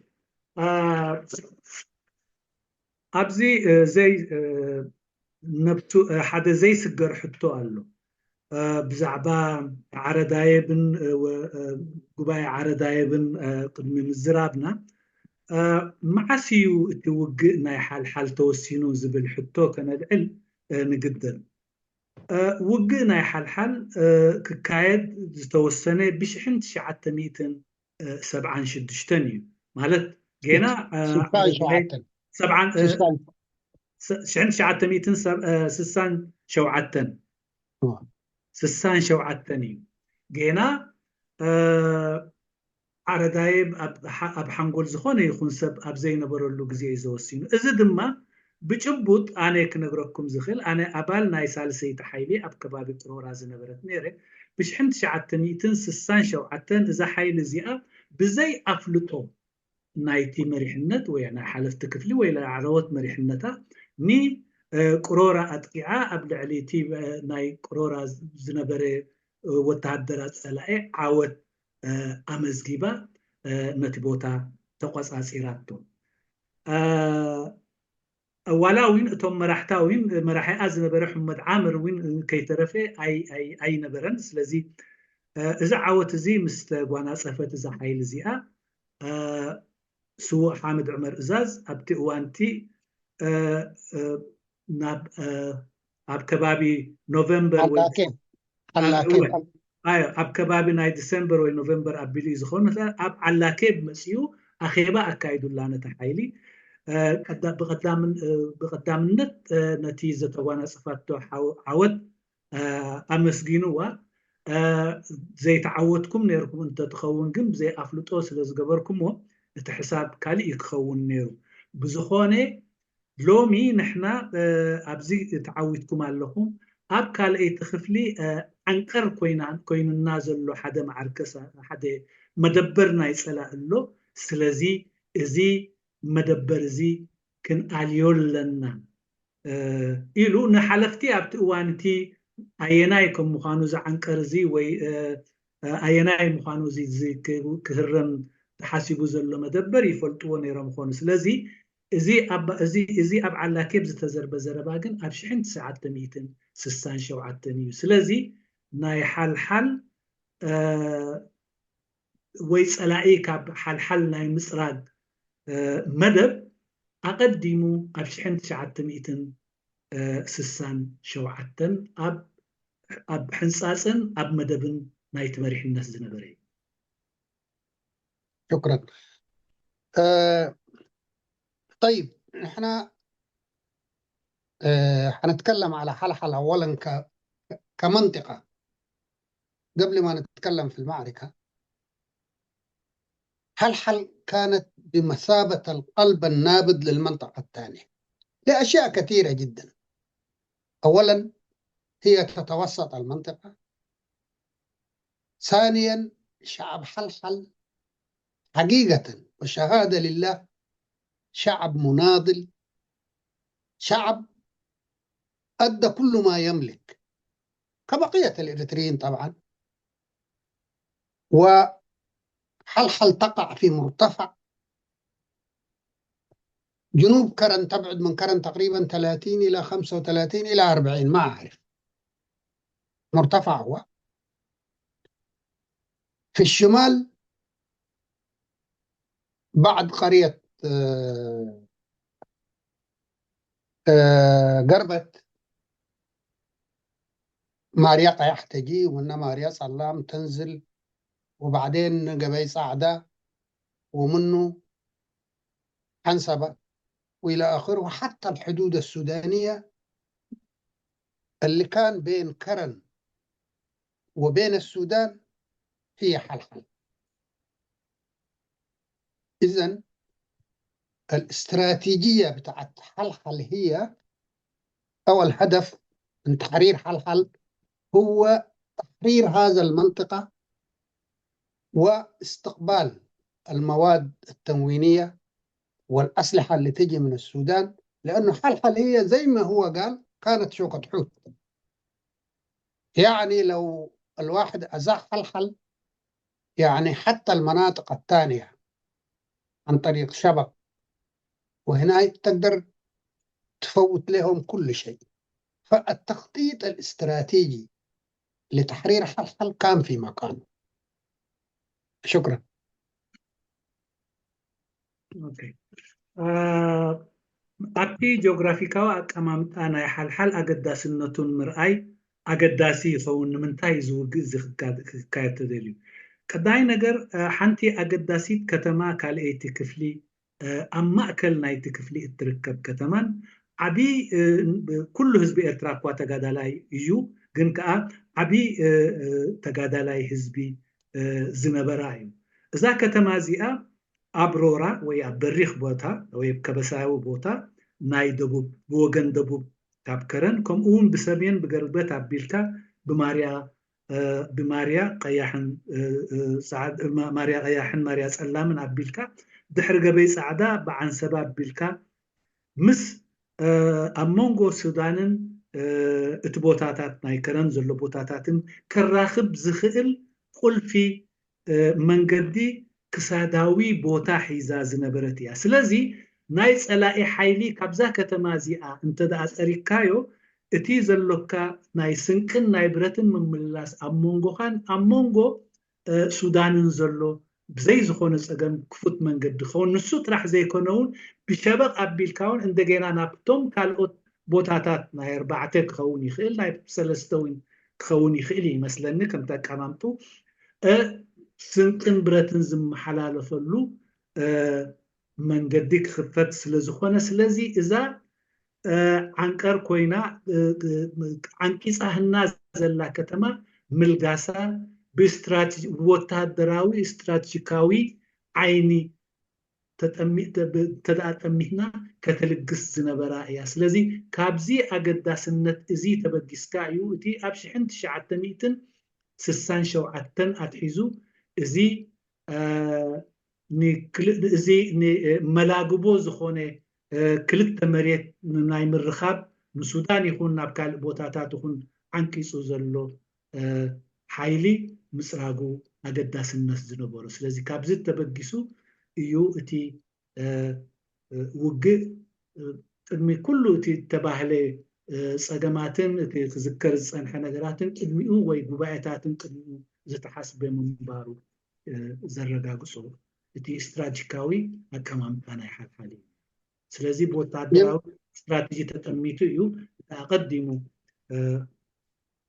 ናይዚ مدبر سلاعي مصراق زتوسني. جميل. وأنا زي ما قلت حلحل بلد مناضل أنجب قادات كبيرة ومناضلة، وهذه مناسبة جميلة هي عشان نذكر فيها بعض من أبناء حلحل من القادة، لأنه طبعا ده أبسط حاجة مننا هي لهم، أمثال الشهيد عمر إزاز ذاته نفسه، إدريس هنقلة، إدريس عثمان عبيلو، محمد عبه، جابر جنجر، عثمان يعقوب أبو زيد، عثمان صالح علي، عثمان خليفة، صالح فكاك أمد الله في عمره، أبو بكر عصيدة أمد الله في عمره، المناضل الشيخ إدريس سعد الله اللي كان يحارب الجهل، وبالطبع عد ملكين سواء كان آدم أو محمود أو المناضلة آمنة ملكين، وأخيرا وليس آخرا الفدائيين محمود كدان وفكرس وأيضا عثمان دايق. ده طبعا يعني فئة قليلة من أبناء حلحل قادة بمستوى قادة ومستوى فدائيين، أنا حبيت أذكرهم في هذه المناسبة. ከምቲ ኣቐድም ኣቢለ ዝበልክዎ እዚ ከባቢ እዚ ብፍላይ ሓልሓል ብዙሕ ተጋደልቲ ዘፍረየን ናብ ሰውራ ዘሰለፈን እዩ ነይሩ። ካብኣቶም ዑመር ሓመድ እዛዝ፣ እድሪስ ሓንገላ፣ ጃብር ጅንደር ብዙሓት ይገሊፁ። እቲ ኣስማት ከምቲ ዝበልናዮ ፀገም ኣይኮነን ምትርጓም፣ ስለዚ ትስማት ኩልኩም ሰሚዕኩሞም ኣለኹም። ከም ኣደም መለኪን፣ ኣምና መለኪን፣ ማሕሙድ ኪዳን፣ ፈክረስ፣ ሓንገላ እዚኣቶም ኩላቶም ንምዝካር ዝኣክል ደቂ እዚ ቦታን ካብ ሓንቲ እዛ ከተማ እዚኣን ካብዛ ቦታ እዚኣን ዝመፁ እዮም። እዚ ከዓ ንሶም ጥራሕ እዮም ማለተይ ዘይኮነ ንምዝካር ዝኣክል እዩ። شكرا. طيب اسمحوا لي قبل ما ندخل في الموضوع المعركة يعني أدي فكرة بسيطة حسب معرفتي للقائد عمر حامد إزاز. عمر إزاز كيف كان يعني؟ عمر عرفناه رجل شجاع يتمتع بشخصية قوية وصارمة، ما تقدر تتكلم معه ذاته، لكن لما تقترب منه وتناقشه تكتشف إنه داخل هذه الشخصية في شخصية ثانية ودودة مداعبة، يعني عادلة. وأنا العدل اللي بقوله هو العدل بين المناضلين.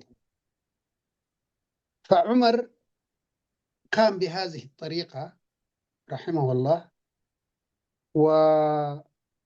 وأتذكر من كلام عمر يعني كلمة ما أنساها، يعني إذا كلفك بمهمة، وصالح قاعد يسمعنا طبعا، وإنت لما تجي من المهمة دي أهم أساكايا ودبتريت يقول لك، ده معناها إنه أنت نفذت ما تم تكليفك به. ودبتريت يعني بالتقري هي المرأة اللي ما عندها ثقة. وده أيضا يذكرني بعمنا الشهيد حشال عثمان، إذا ارتاح منك يقول لك يا خروف.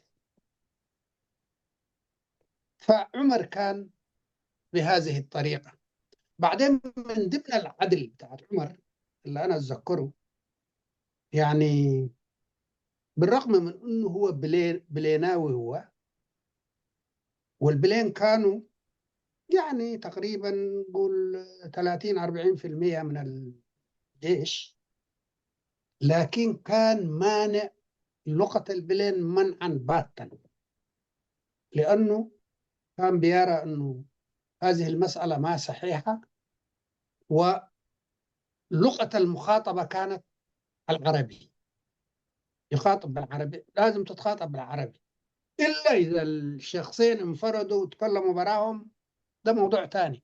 لكن إذا في شخص آخر ممنوع منعا باتا إنه أنت تتكلم بالبلين، وده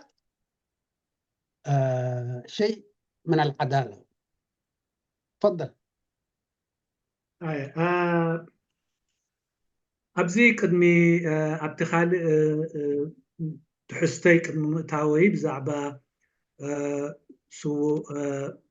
ዑመር ሓመድ እዛዝ ከመይ ዓይነት ሰብ ከም ዝነበረ ገለ ክብል እፈቱ። ንሱ ከዓ ብቐዳማይ ተባዕን ወሳንን ቆራፅን እዩ ነይሩ።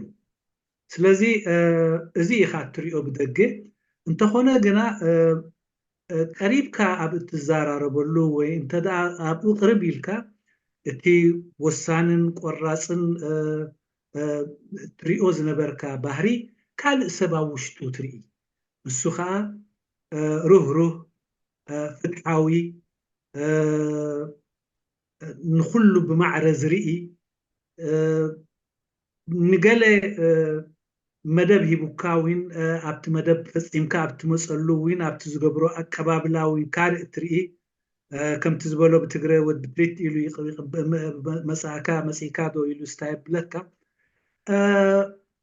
أبتي وانتي ولا ثلاثة كميتي أبتي كبابنا ولا أبتي زنبرة بلين زاربو تجادلتن تنبرو جن أوشتي إتي سراويت نسو يخون كالأوت خون بتي ناتو قانقان بليناو بتي ناتو قانقان مزراب أي فقدن نيرو أتي ناي زرربن واي ناي رخكبن زربا بقانقو عربي يقبرو نيرو كلته نبينهم أبقول أبناي بحتو قدام أبززاربلو كوكوتات أي نبرن كبهراين جن أبي زخونة يكون كان سمعيتات كيف التر كله فتحاوي وزبها النجر إخاكابو التتمت سلازي أوش تحادثت كلته سبات وكلته بحريات إخات تمت بزي قراص النت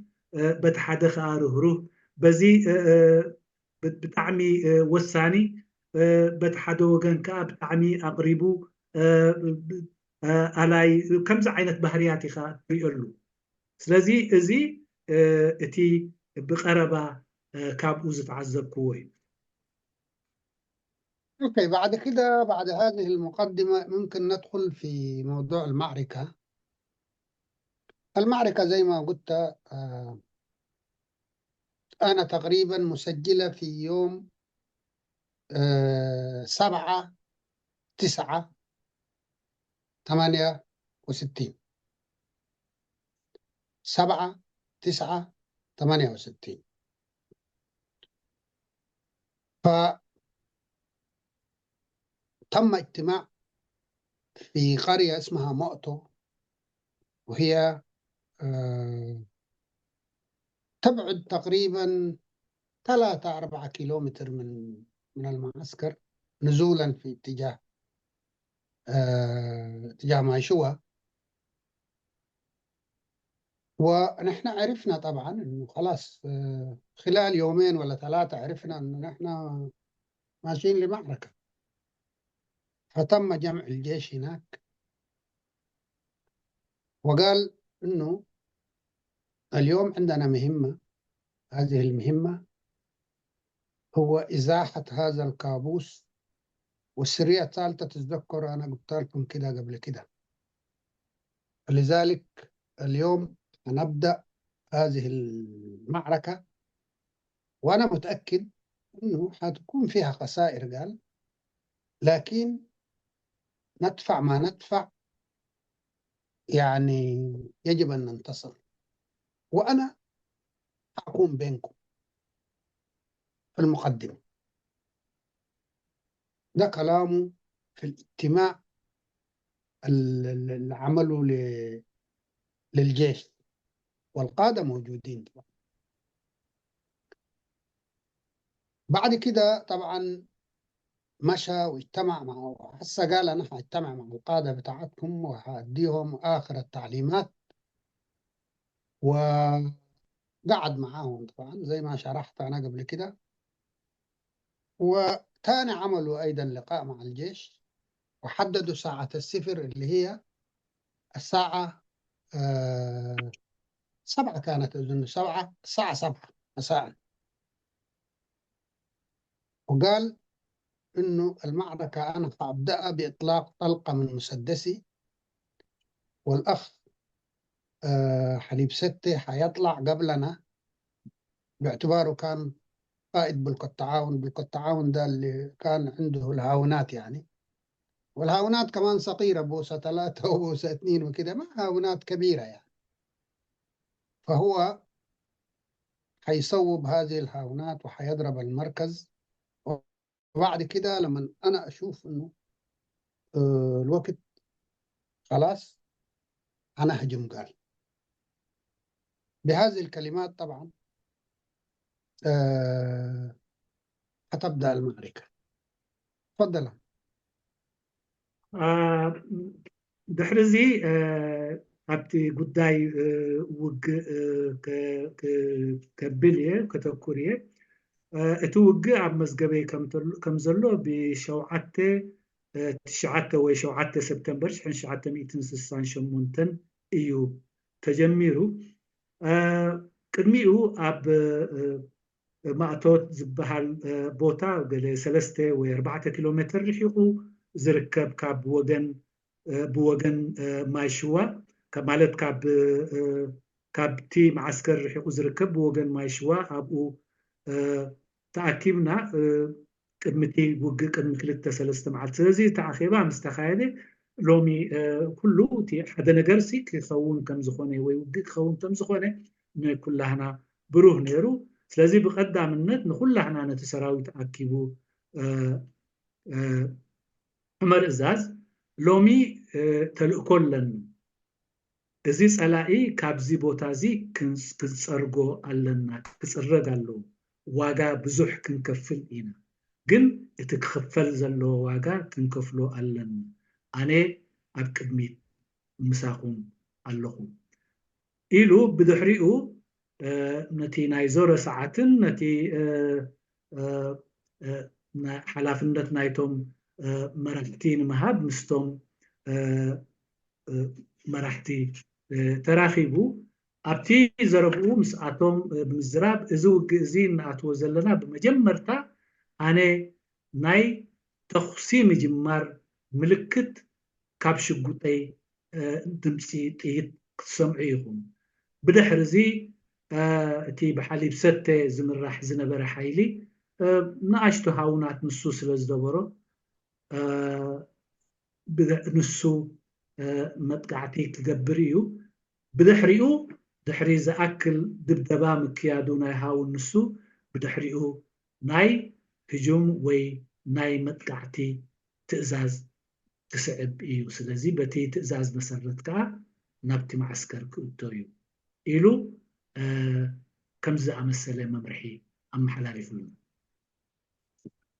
بس تصحيح بسيط هو نفس يوم المعركة هو الاجتماع يعني نحن عرفنا قبل 2-3 وده برضو حأجيه لكن الاجتماع ده كان نفس يوم المعركة الساعة 2 بالنهار لغاية الساعة 5 هذه الاجتماعات كانت موجودة يعني هذا اللي حبيت صحيح ايوه اوكي اتي اقدم ابيلوين انا استايزت اسكو توق ساعه شوعات ابيلو يجمروا جن ازي زبلكم زلو اخيبا قدمي كلتا 3 معلت بتخباب نيرنا جن ازي قدمي الدرؤتي مشيت نايت اخيبا قدمي جلس ساعات نايت اخيبا مالت كاب ساعات كلتا دحر قطري سقاب ساعات 5 زلو دحر قطري ايو ازي زبلكو نغرات تباهي يعني المدفعية ضربت يعني الأهداف بشكل منظم وبشكل مضبوط لكن كان من الأفضل أن تستمر ما أعرف وربما لعدم الذخيرة أنا ما بعرف لكن تأثير كبير عملت بعده طبعا كل السرية الأولى والسرية الثانية والثالثة وفصيلة الرئاسة وفصيلة الفدائيين وفصيلة الرئاسة والفدائيين وبلقى التعاون هذه هي القوات اللي شاركت والهجوم استمر من الساعة 7 مساء حتى الساعة 4 صباحا في هذه الفترة كل مرة يهجم جيش وكان عندهم استعداد يعني ما يأكد إن هم عارفين كانوا مستعدين وكل هجوم كان يفشل في النهاية طبعا حوالي الساعة 3 تقريبا عمر ضرب يعني ضربته كانت سيئة جدا لكن شفناه واقف مع المسؤولين مع بعض القادة وأنا أعتقد قال بلشوا الهجوم هذا اعتقادي هو لأن الهجوم وقف بعد ده حتى الذخائر نفذت من جانبنا واعتقد نفذت من جانبهم كمان لأنه هم كمان وقفوا معنا. عشان كده المعركة مشت بالطريقة دي. كويس، نترجم ده ولا؟ اتي مدفع بصبوخ علامه يحرم نيرو انت خونا جن اقواريسو كتصل نيرو نبل جن ات مخنيات ولا وين نايت زنبرو مدافع حسرت وين كفون يخل بزخونه نسو اقواريسو اتن زنبرا ኣብቲ ውግእ ተሳቲፈን ዝነበራ ሓይልታት ቀዳመይቲ ሓይልን ካልአይቲ ሓይልን ሳልሰይቲ ሓይልን ከምኡውን ጋንታ ምምሕዳርን ጋንታ ናይ ፍዳኢን ጋንታን ከምኡ ናይ ረድኤት ሓይልን እዚኣቶም እዮም እቶም ኩሎም ኣብቲ ውግእ ተሳቲፎም ነበሩ። እቲ ህጁም ድሕሪ ህጁም ካብ ሰዓት 7 ኣትሒዝካ ስጋብ ሰዓት 4 ናይ ወጋሕታ ይካየድ ነይሩ። ግን ማለት ይዕወት ኣይነበረን።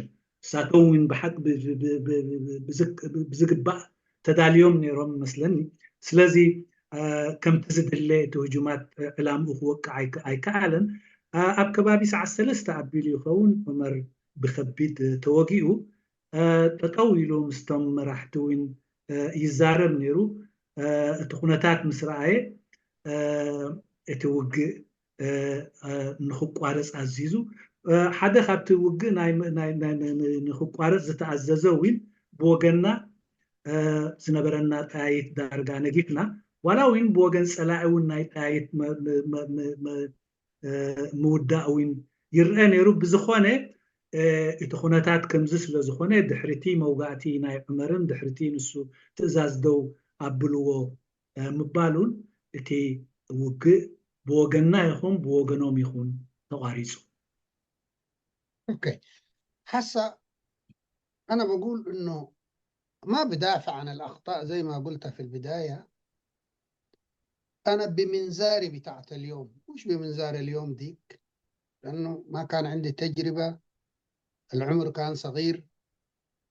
لكن بمنزار اليوم نحن اخطانا في 3 اشياء. بقول اولا الخطا الاول انه انت في حرب العصابات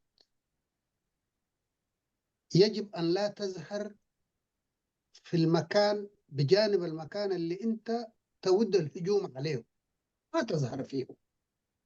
مثلا زي معركة قرورة، مشينا 8 ساعة، الساعة 10 بالليل بدأت وانتهت. يعني نحن بجوار حلحل تقريبا أخذنا ما أقل من 6 يوم، ما بعرف 7 يوم.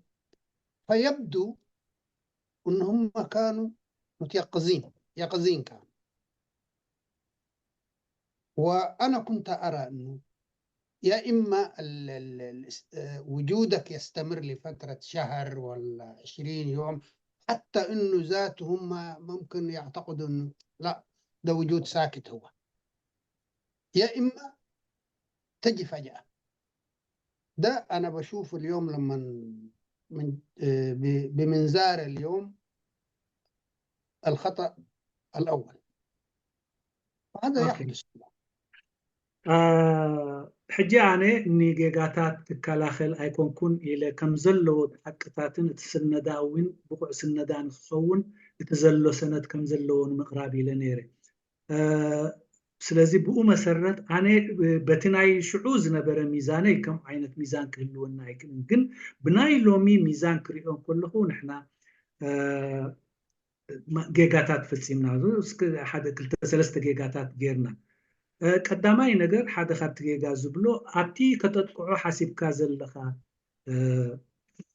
ናይ ፀላኢ ዕላማ ኣብቲ ከባቢ ከም ደባይ ተዋጋኢ ክትርአ ጌጋ ነይሩ። ካብ ንውሕ ዝበለ ቦታ መፂካ ከምቲ ኣብ ቅሮራ ዝተገብረ ካብ ናይ 7 ሰዓት መንገዲ መፂና ዘምቃሕናዮም ኣብቲ ከባቢታት ብዘይ ምንባርና ይመፀና እዩ ገለ ነገር ኣብ ልዕለና ክፍፀም ዝብል ነገር ሓድሮም ስለ ዘይትኽእል ሓደጋ ክትወጥቆም ስለ ትኽእል ሓደ ናይ ዓወት ምክንያት ክኸውን ይኽእል። ስለዚ ብኣና ወገን ግን ኣብቲ ከባቢ نقل شدشت معلتي زخون رأينا سلزي صلاقي أبز بوتاتات زي مهلاونا كسمعن حبريتاوين كبصحو سلزي خئل تمقاقيخ قبر أبل عليو حدا داخ وطقوخ نوطقو مخانا كقمتن تحسبن سلزي خئل زي حدا جيغا نيرو مسنحو زي ترف كأ ننوح جزي انت زخون كلازي أتوم سقيلوم ما بزخبابي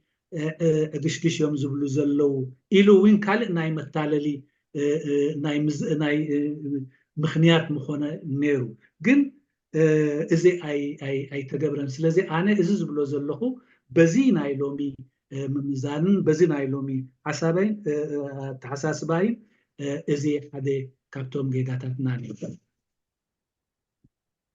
الخطأ الثاني يعني المعركة كانت في ليلة مغمرة. يعني ما معقول هم ما حسبوا هذا الموضوع حسابه، لكن في نفس الوقت أنت تستفيد من الرؤية والعدو أيضا يستفيد من الرؤية، مش أنت وبس اللي تستفيد. ولذلك كان من الأفضل أنه تكون في ليلة مظلمة. ده الخطأ الثاني أنا أشوفه.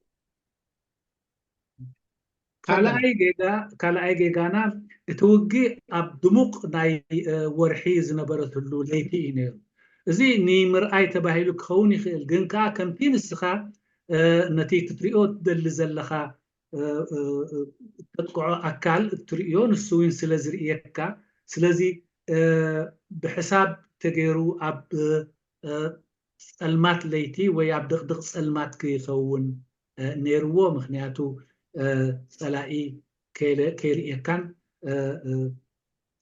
محدزة نيرو. الشيء الثالث والأخير أنه أي معركة أنت تجربها أولا يعني بقوة معينة. مثلا يعني القوة اللي كانت موجودة قوة كبيرة هي، يعني مقارنة بالمعسكر.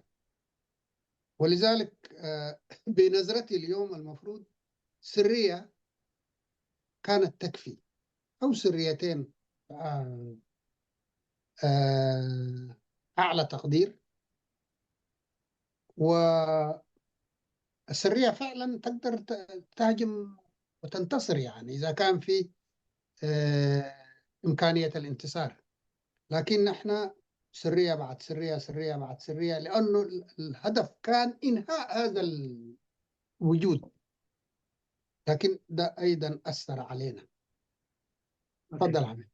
اوكي اتي سالساي ناي مودا تانجيغانا توج بوحد زبل حيلي بقرطو زبل حيلي كأتونير ومبر بتكل زلك حيلي مخا حدا حيلي أبزي عوتلو دقيم كاكال حيلي انت حيلي انت توديو دقيم كاسالساي حيلي بمئتاوي كل زلك بو مفتانو تخكل أي نبرة مخنياتو بحدا حيلي مفتانو حدا حيلي خا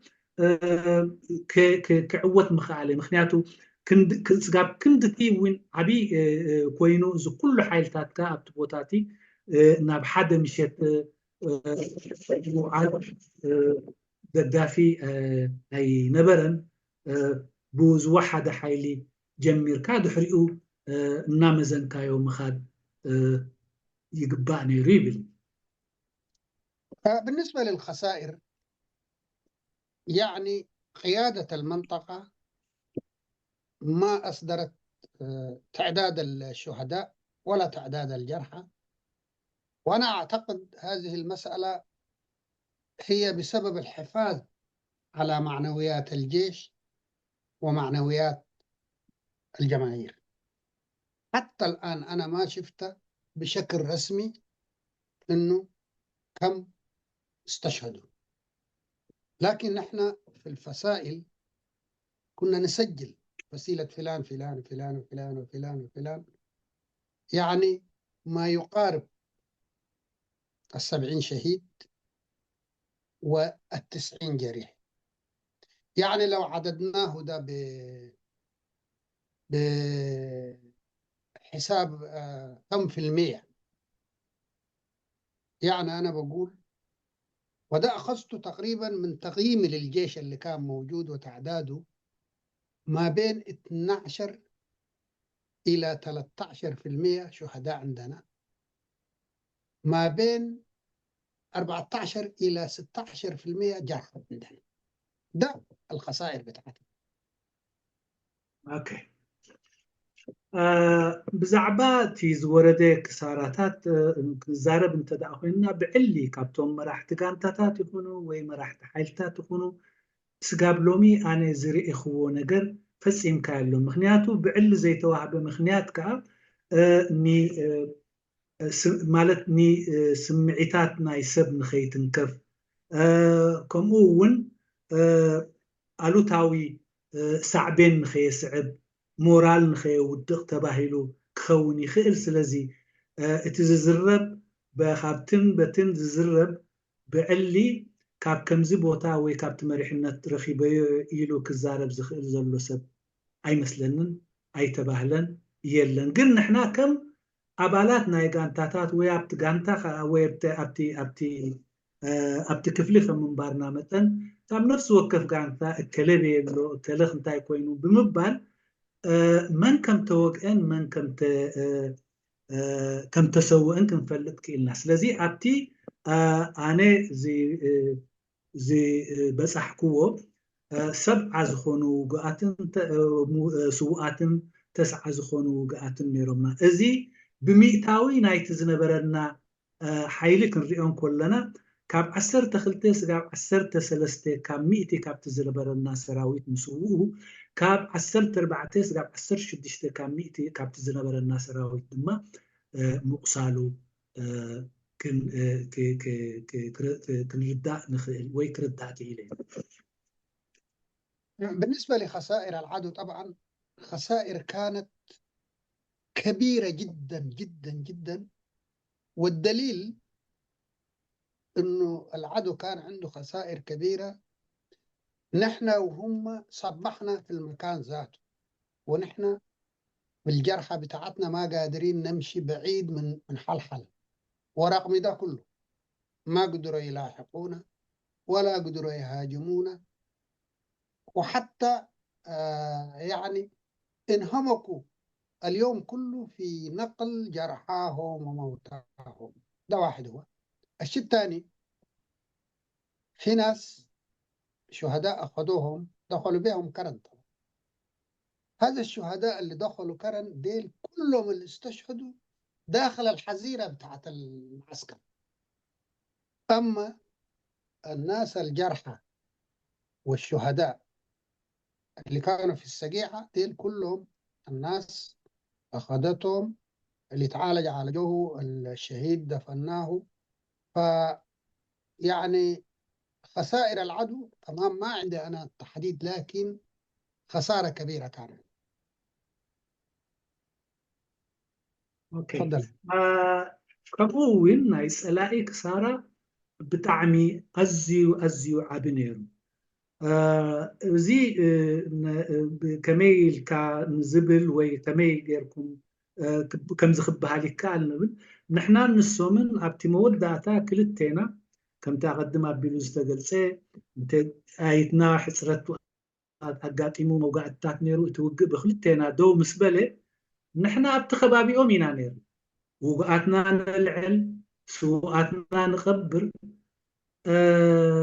ስለዚ ዝኾነ ይኹን ካብኦም ክስዕበና ዝኸኣለ የለን።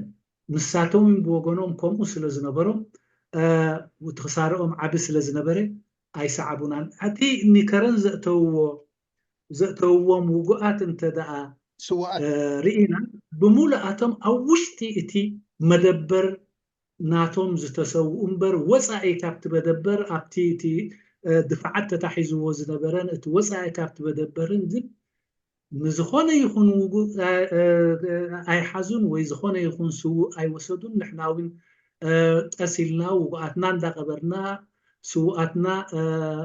ስውኣትና እንዳቀበርና ውግኣትና እናሓከምናን እናኣሌናን ካብቲ ቦታ ኢና ኣልጊስና። ስለዚ እዚ ከብርሆ ዝኽእል ነገር እንተዳሃልዩ ፀላኢ እውን ካብቲ ንዓና ዝወረደ كسرارة نلعلي تزلع على كسارة منبارو قبل يريد منبارو. جميل.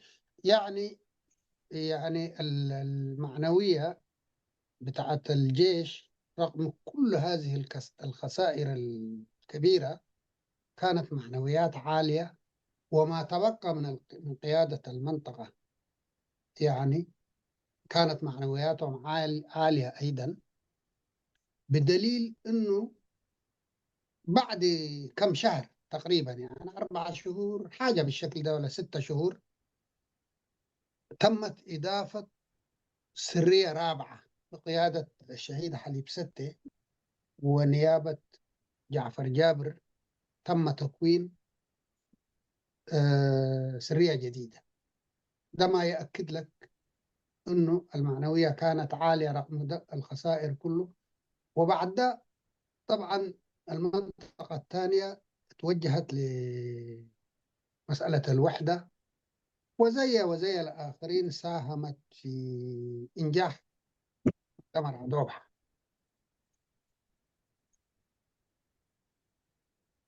تفضل. إذا كله بهال السنحة زورد كساراتات جن بأنصارو وبمنصرناتو مورال ناي سراويت حرنت بالتعمي لعل نيرو كم أون اتم زترفو مراحتوين مورالهم نعل نيرو نزي كالرقاق سألنا زخيل أبحث سير جزيه بمرحنة حليب ستن مكتلو جعفر جابرن رابعي تحايلي أقيمنا مالت كنت زعكل كسارة وريدنا بخط بحسير جزية حنتي حايلي تكينا زد حرم مقبار كم كله تخالي إني حد النت قصو زنبرة وين قال أي تكفلي أبتي زكاية زنبرة نا حد النت مصر نا حد النت سراويت إرثرا سراويت حرنت إرثرا زكاية زنبرة مسرح قدي بمصواتن ترى كاب أزدل نجارات بمقبارن ناب قبائي أدوبة أمرحنا. في النهاية اللي عايز أقول، يمكن أنا طولت فيكم، هذه الخسائر وهذه في هذه المعركة يعني ما تنقص من عزيمة، ما أنقصت من عزيمة المنطقة ولا من عزيمة جيش التحرير. وهذه المعركة المهم الشيء اللي حدث فيها هو خسارة ونعم، لكن بالعكس المناضل بقى يتشبث بعد فقده لهذه الكمية من المناضلين، بقى يتشبث أكثر، بقى يناضل أكثر. يعني كان في مسألة عزيمة لاحظناها. في الأخير أنا عايز أقول كلمتين عن في حاجتين أنا طبعا أثروا علي. الواحدة هي قائد المعركة في الجانب الإثيوبي كان إريتري اسمه شمبلكاسة. أنا لقيت معلومة أن هذا الرجل كان يتقاضى راتبه بعد تحرير إريتريا. لا أعرف صحة هذا الكلام، لكن هذا الكلام أنا لقيته. فإذا كان هذا صح طبعا مسألة غاية في التأثير. الشيء الثاني اللي أثر معي، الإعلام الإريتري أرسل بعثة إلى حلحل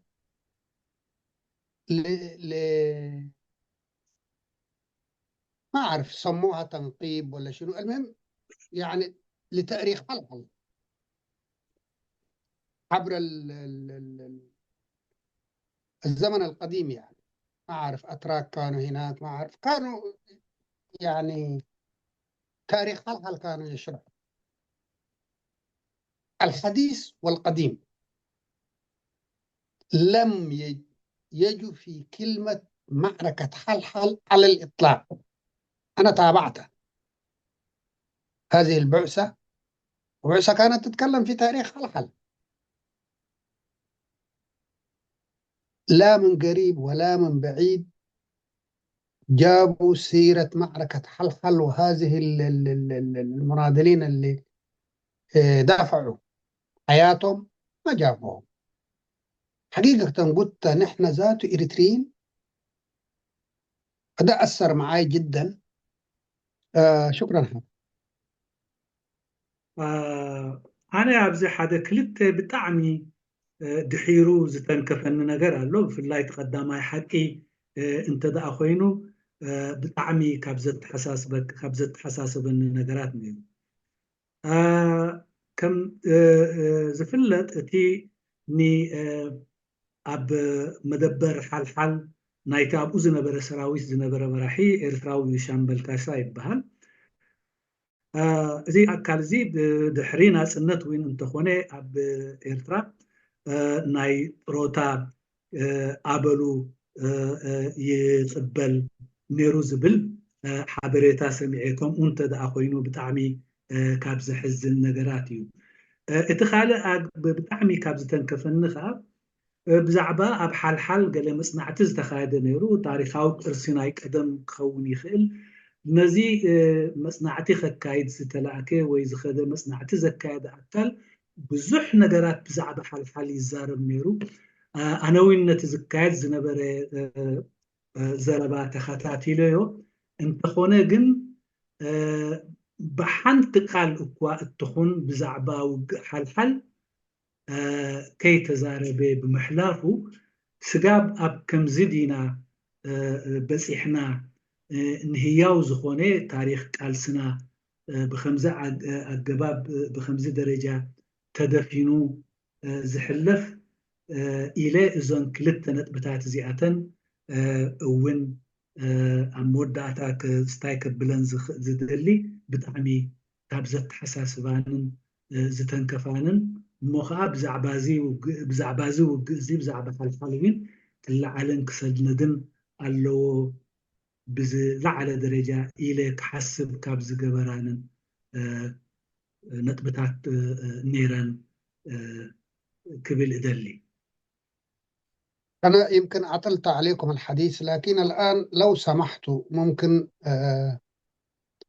لو أديت فرصة للأخ صالح ممكن يعلق، وممكن في المعلومات اللي أنا قدمتها يصحح. لو تكرمت وأديته فرصة كان يكون أفضل. لا معلش هذا يعني ما في مشكلة ما يكونن يترفدوا بزي درجة حلافنتنا كبور أيانا حيوتي مخا ناي ستا بتخبابتي زنبره يترف زخونه يكون سب كالي توسع حبريتا لنو نزبل كوا زنفد يكون سلازي ودي كان تدع خوين كابو وغنكا أنا تعدل ني كبور أيانا صالح حيوتي ملوء جزية اللو تعدل نعو وهوبيو فليتفضل.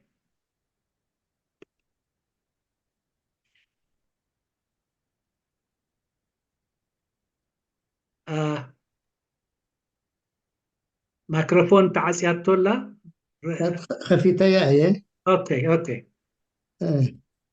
انت شو مخبر ده ولا يدليني خون ارقي السبعة خطريو ارقي السبعة خطريو انت شو كاميرا دلي يفضل اشوفك استاذ صالح. داي قص نفوتو يناخن اي مسألة انا خلاص اوكي اوكي شوية بس اولا شكرا جزيلا. الكاميرا شوية استاذ صالح. ها الكاميرا هي جاية من نص وجهك، لو تعدلها شوي. كيف ولا ما اعرف كيف اعدلها. لا لفوق كذا سويها. اوكي الشاشة هناك في فوق هي. ايه لانه الشباك. معليش اذا امكن اوكي، اذا ما امكن يعني ليش انا ما اكون في الوسط يعني زي ما كان مفلس او موجود الكاميرا زي نزلها لي كنت تحت، نزلها لي تحت، او الشاشه كده احنيها لي قدام. الجوال او لا الشاشة أنا لابتوب نابو يسحبه لابتوب لابتوب ناب زقيص نابها نابا خاقص كاس حبوت الشاشه. اوكي سنة حسكي قربت سنة ودي ياخذ عثمان لا آخر حقائد الوثق. دقيقة يا عثمان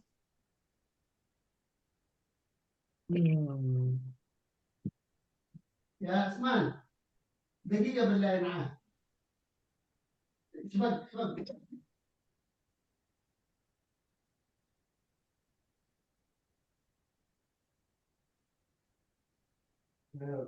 على كاميرات اللي قبت اثنين إلا كاميرات العلقات أنا تريه اللي كوني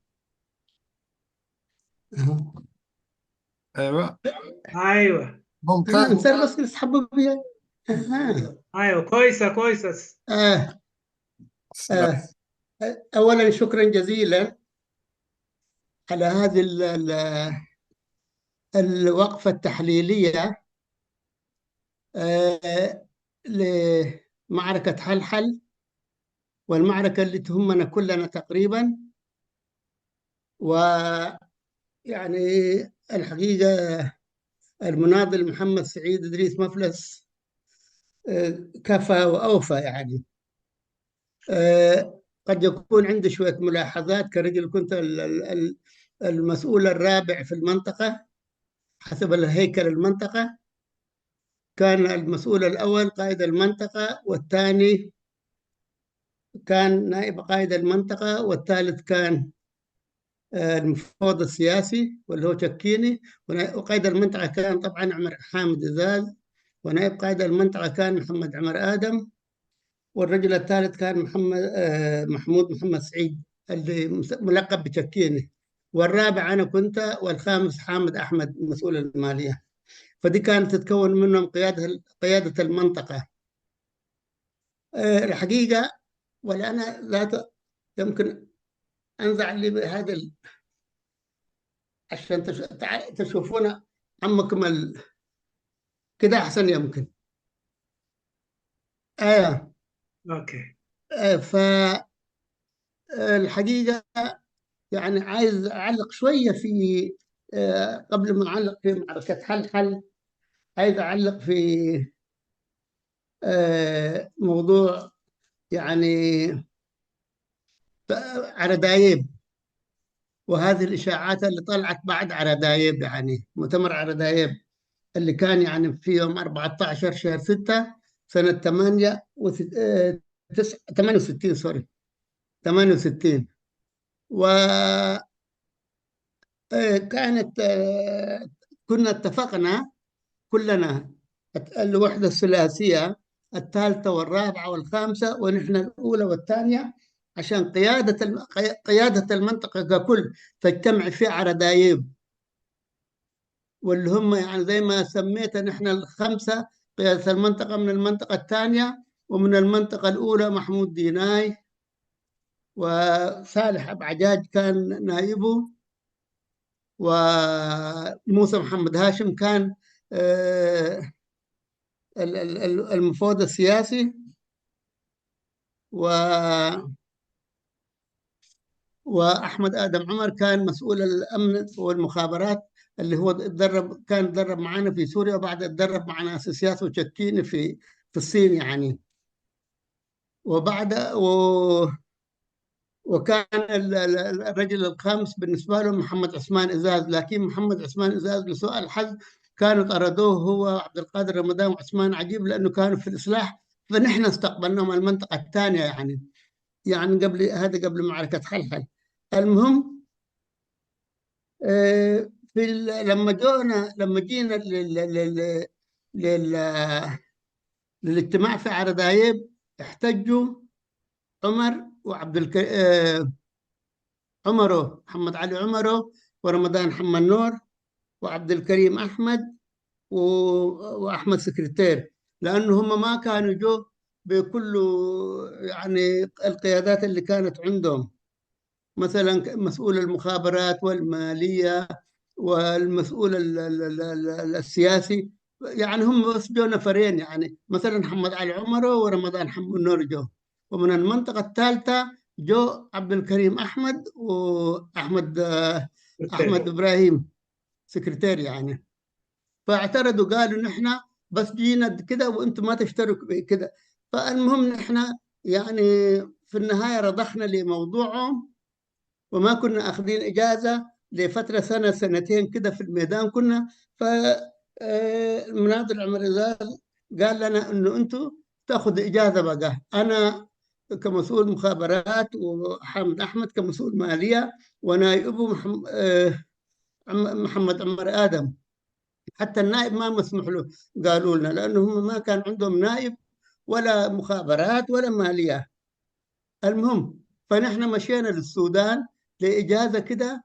وبعد ما دخلنا السودان يعني مع أنه كنا ناقشنا هذه المعركة، عمر إزاز ناقش معي أنا، وأنا كنت من الرافضين في معركة حلحل ديا، لأنه قبلها واللي كان دافع لمعركة حلحل تقريبا نحن دخلنا معركة في حقات يعني تقريبا في شهر 4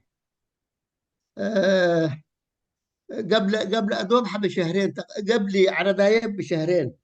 ففي المعركة هذه برضو نحن ما انتصرنا. في المعركة هذه ما كان عمر إزاز يقودها، كنت أقودها أنا وياسين محمد علي. فما انتصرنا في المعركة دي على أساس أنه اللي كانوا معي في المخابرات كنا اديناهم مهمة عشان يحرقوا بتاعت بيوت الجواسيس إذا كان ما لقوهم في بيوتهم.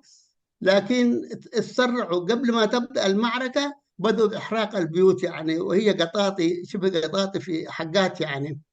فانكشفنا نحن ضربونا هم ونحن برضو ضربنا. لكن في النهاية قررنا ننسحب على أساس أنه كتار من الناس يجرحوا فيها، مثلا زي المناضل عثمان ذكروا محمد سعيد مفلس هو من هبره، المناضل عثمان موسى سلمان من الأبطال اللي كانوا حتى استشهد بعد ما طلعنا به. حملناه أنا وجابر جنجر، طلعنا به في منطقة اسمها مدقل واستشهد هناك. وانضرب فيها محمد عامر قصقير. شوية قاعد نطول لأنه اوكي سوري. بمجمر تايغني لي بزعبا حل سنداوي مبرهين خطبو ممساكم نزي مشات زي مدلاوكم بمجمرتا أنا أبتي مريحنا تي كرس أنا أيت مريحنا تنتدعك الأخوينا قال أيت كفلي عمر حمد إزاز مراحي محمد عمر آدم كتلو تشكيني ناي بوليتيكا حلافي أنا صالح حيوتي ناي ستا كمون حامد أحمد ناي كتبا كمزي نيرو تغستاينا أب كمون ناب كال ايتي ناب قدامي تكفلون ديناي أبو عجاج موسى محمد هاشم أحمد آدم عمر زياتهم يوم نيرهم. سلازي أب جبائي بحصر زبالين جبائي عردايب كمسن كلنا تبعلت عسرت 14 حنت شعات ميتن سسان شمونتن التخاذ كل نجار عبوني كن ودي يؤتي تزمس تخونا جن خداميتك كلها هناتهم كالوت تكلتي مريحنات بملو خمسن كله رابعيتي كفلن سالسيتي كفلن جن ككل تسبات راح مسيوم عمران رمضان محمد نور بوليتيكاوي كوميشنر كوموين عبد الكريم أحمد محمد إبراهيم سكرتير زي آتوم كم سكرتير كم بوليتيكال كوميشنر. سلازي نحنا ببخلت سلاز مسانا بزي درجة أو خاخلا سلازي وكلنا نفسنا تباهيلو تي قداي أتي أبوك ودا زنبرو تي ناي حدلنت نجر أي تودأن بدحرزي منوح جزي أميداوين سلاز نبرنا مترفوتي مراحن مكتلون كالو السبات كابانا مالتي عمر إزاز عرفتي وين فقيدو مالتي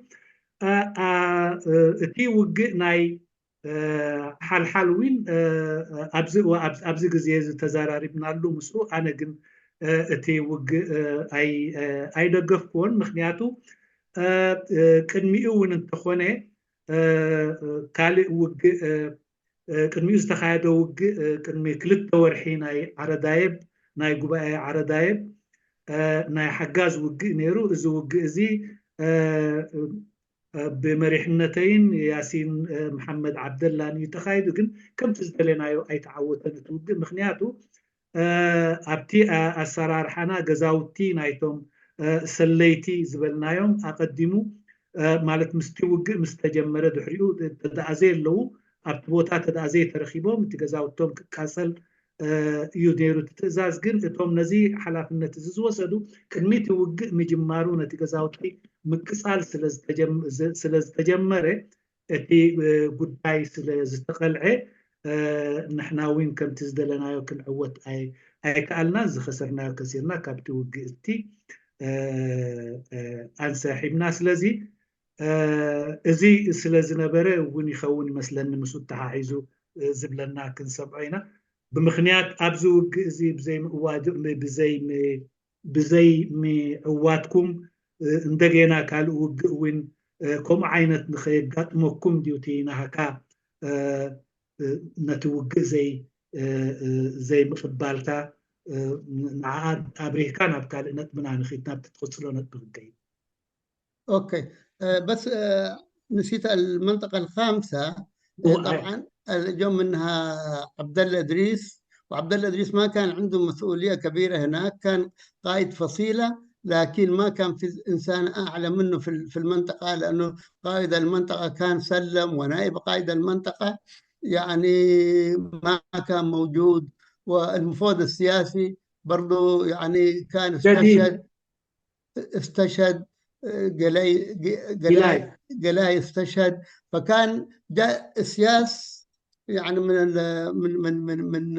من الصين مع ناس شكيني ومع ناس أحمد آدم عمر فكان مفوض المنطقة الخامسة وهو جمع عبد الله إدريس يعني من المنطقة الخامسة وما كان عندهم هيكل أساسا بتاع منطقة ما كان عندهم لا أمين مالي بتاعتهم كان اسمه عبد الباقي عبد الحبيب استشهد بدري وبعده ما كان عندهم أمين مالي ولا مفوض سياسي ولا بعد قلاي ما كان عندهم مفوض سياسي بعد عبد الباقي ما كان عندهم أمين مالي ومسؤول مخابرات بعد سعيد بشير ما كان عندهم ولذلك هم جو نفرين يعني ومسؤوليتهم ما كانت كبيرة في الوقت ذاك المهم يعني بعدين عشان يتفضل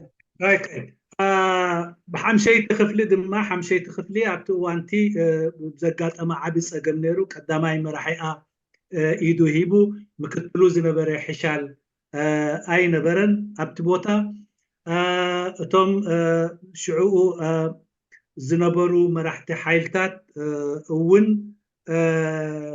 ኣይነበሩን ይመስለኒ እንድዕተ ዕርየለይ which is علي جامع علي عامر وقبره حنبرتي زياتهم اي نبرون قدامي تحايلن كالي تحايلن مراحتيهم نيرهم سلازي اتزنبرن اي قدامي تحايلي مراحغانتا بخطا ناي قدامي تحايلي مكتل مراحيل سلازخونه سلازي اتي زلعالي وتعدراو مراحل بوتات زنبرت اوانتيا عبد الله ادريس ينيرو مسوخا اتي زنبره بوليتيكال كوميشنر اي نبرن جيلاي تسويو ناي گنزب زنبره اي اون كومو سعيد بشير ناي صتا زنبره نبرن سلازي حمشي تخفلو انتقونت بخلته ግን ሓደ ካብኦም ገና ሽዑ ተመዲቡ ዝመፀ ፖለቲካል ኮሚሽነር ኢሳያስ አፈወርቂ ናይ ሎም ፕሬዚደንት ኤርትራ እቲ ካልኣዩ እቲ መራሒ ናይቲ ክፍሊ ከዓ በቲ ከም ምክትል መራሒ ቀዳመይቲ ሓይሊ መራሒ ናይቲ መንጠቃ ወይ ናይቲ ክፍሊ ኮይኑ ከዓ ዓብደላ እድሪስ መሐመድ እዚኣቶም እዮም ተሳቲፎም ኣብቲ ናይ ዓረዳይብ ጉባኤ ስለዚ ካልኣይቲ እውን ሓምሸይ ተኽፍሉን ብክልተ ሰብ እያ ኣብኡ ተወኪላ بعدين نحن حقيقة يعني ما راضيين، لكن قبلنا على أساس أنه ينجح المؤتمر دي، وهم كانوا يتهموا المنطقة الأولى والثانية ما عايزين الوحدة، يعني باعتبار أنه عايشين عيشة كويسة والشعب معانا وناجحين في المعارك وفي العمليات الفدائية، وحتى الاقتصاد بتاعتنا كان كويس لأنه شعوبنا كانت تدفع اشتراكات ما شعوب المناطق الثانية.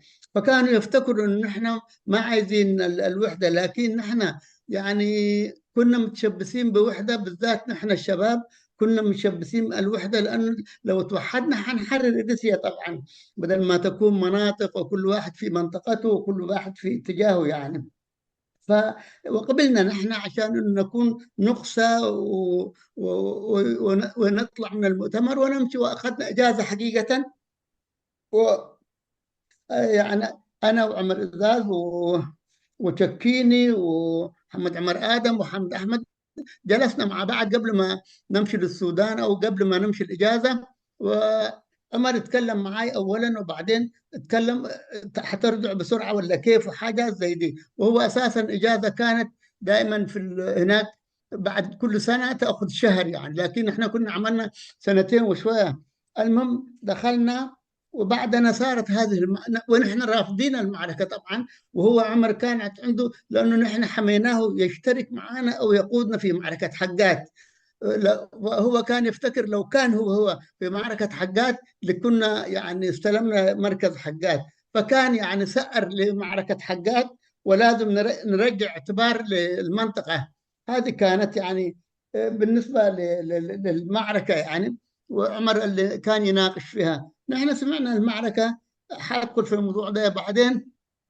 فبعدين يعني عمر يعني من الناس حقيقة زي ما قال أما سعيد مفلس، من الناس المخلصين الشجعان الأذكياء الذكي فطن جدا جدا جدا، أذكى مخلوق أنا كصالح حيوتي قابلته. يعني أنا تربيت تحت تقريبا هو عمر حامد الزاد، يعرف الإنسان ذاته من مشيه كيف يفكر كيف يعمل. وإذا كان وحتى لما كنا في الفدائيين ما كان يدينا يعني، إذا كان يفتكر الإنسان ده جبان أو كده عنده شوية لكلكة دي كده ما كان يوديه في الفدائيين معنا.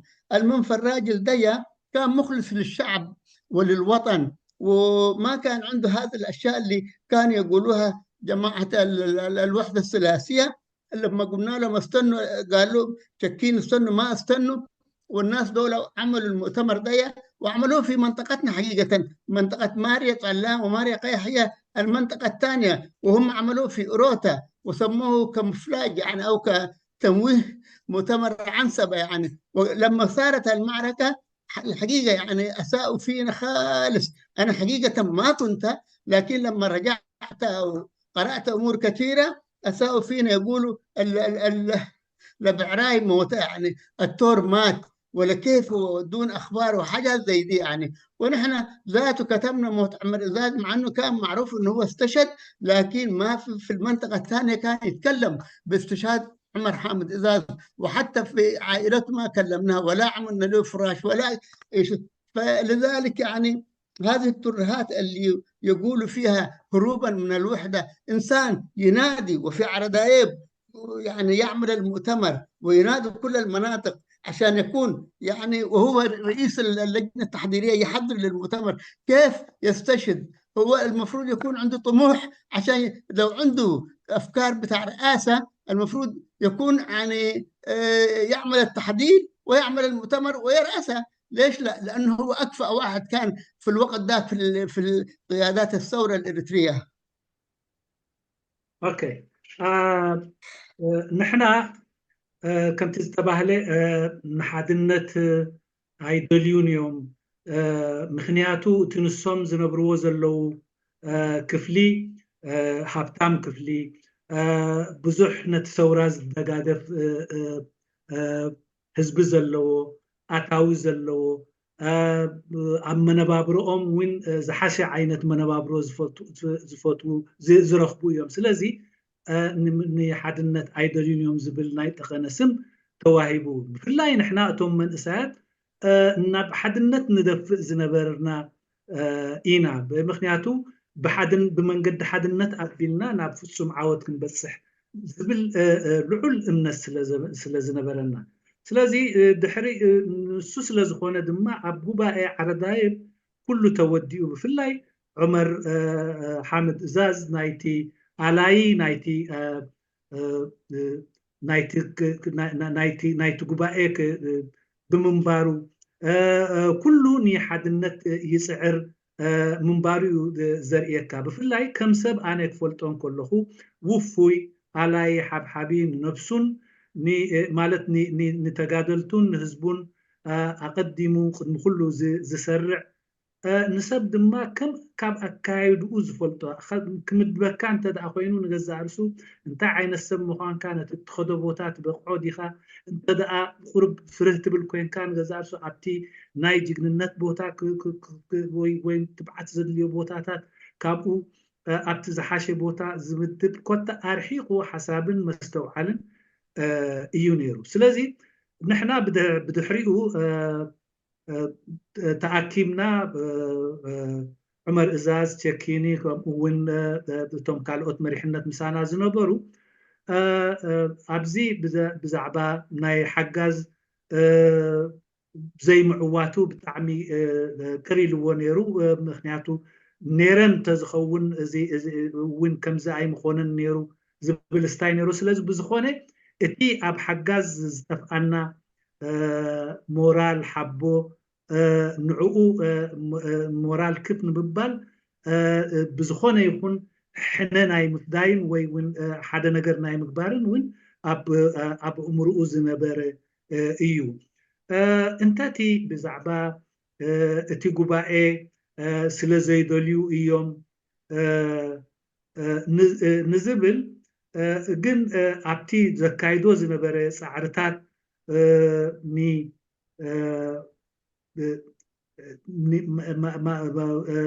نتوجه كابون مهدام يلو زبحال جن زي حقي زي بلي مخنياتو عبت وانتي عب سورة إرترا تي كم أوزا أمثله مراحي ويتزرع على بقعات كابتوم زرع على بقعات زنبروم مراحي نيرو سلازي عب حدنت آتيو زيادة فان دقينا نتحدنت وين بزرع على درجة كمرحو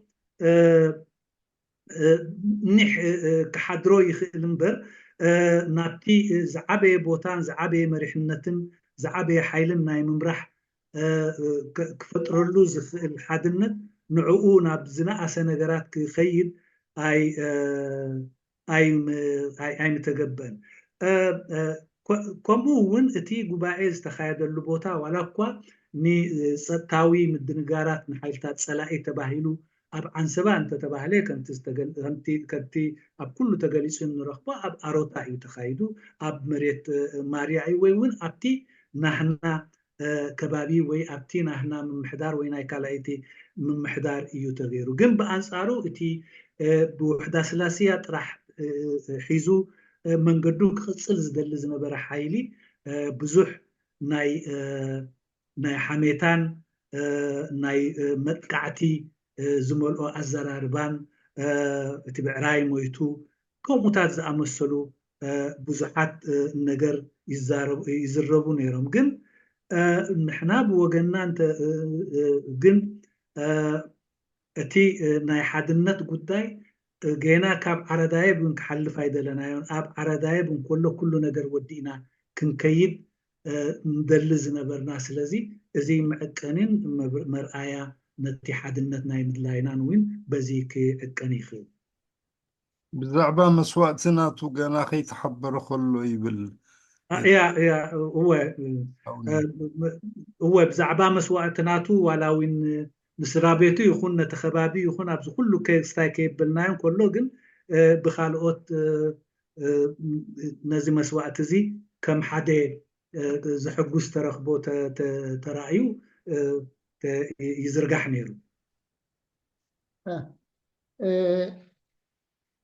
الحقيقة يعني هذه الأشياء وهذه الدعايات اللي يعملوها وللآن وللأسف الشديد مع أنه كلنا ضايعين، وكلنا يعني ما عندنا أي سلطة، من هو لاجئ ولا من هو حتى في بلده ما عنده سلطة. لا زالوا نفس الناس أو نفس العينات اللي كانوا يعني يرددوه في روتا، يعني صاروا يرددوه للآن، يعني ورثوه لأبنائهم وأبناء أبنائهم للأسف الشديد. وهذا شيء يندليه الجبين ويتمزق له القلب، على أساس أنه أنت في إيش قاعد تتكلم اليوم بعد 50 سنة، يعني في يعني أو 58 سنة بعد، في إيش أنت قاعد تتكلم؟ ليش تنبش الأشياء اللي زي ده واللي تبعد قلوب الناس من بعد؟ أنا ما فاهم حقيقة.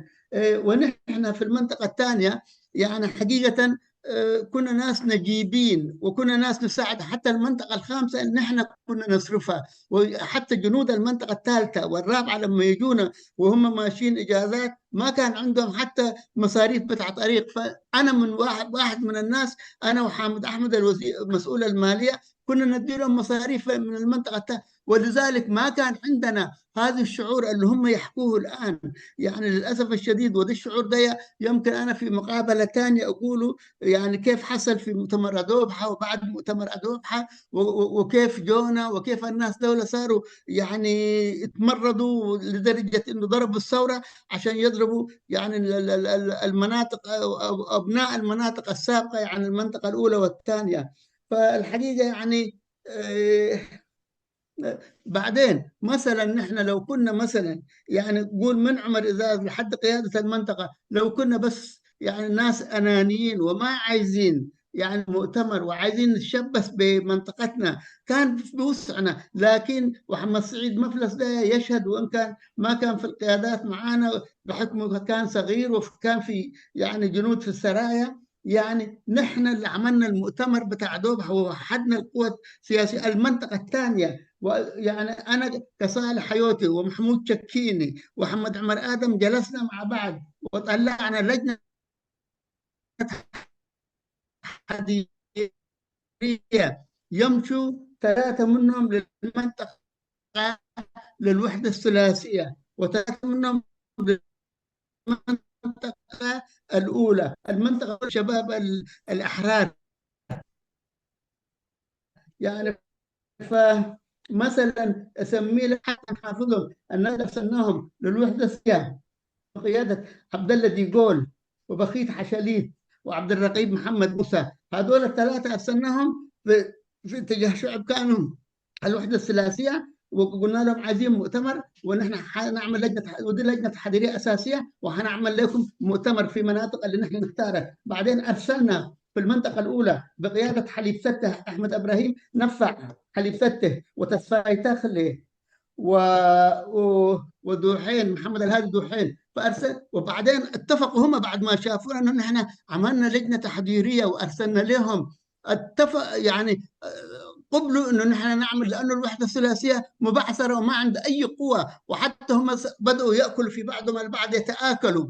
والمنطقه الاولى حتكون معزوله اذا كان ما دخلت في الوحده دي. فقبلوا للجنتين التحضيريتين اللي نحن ارسلناهم، قبلوا لهم عشان نعمل المنطقة الثانية تتكلف بالمؤتمر ومكان المؤتمر والتكاليف يكون كم هو ويورونا وكده. فنحن لو كنا مثلا يعني ما ونحن رجعنا بعد ما سمعنا معركة حلحل، أبناء المنطقة الثانية لما كنا اللي كنا في الإجازة، محمد عمر آدم نائب قائد المنطقة وأنا وحامد أحمد، المنطقة المعركة صارت يوم 7، ولما سمعنا احنا يوم 7 يوم 9 نحن طلعنا، يوم 11 نحن يعني وكأنه ماشيين زي الصواريخ وصلنا اتجاه المنطقة الثانية. يوم 12 يوم 13 جمعنا الناس اللي تبقت من المنطقة الثانية، اللي هو مثلا قواد السرايا، قواد الفصائل، المندوبين المخابرات، مندوبين، لأن في كل سرية كنا عاملين مندوب مخابرات، مندوب مالية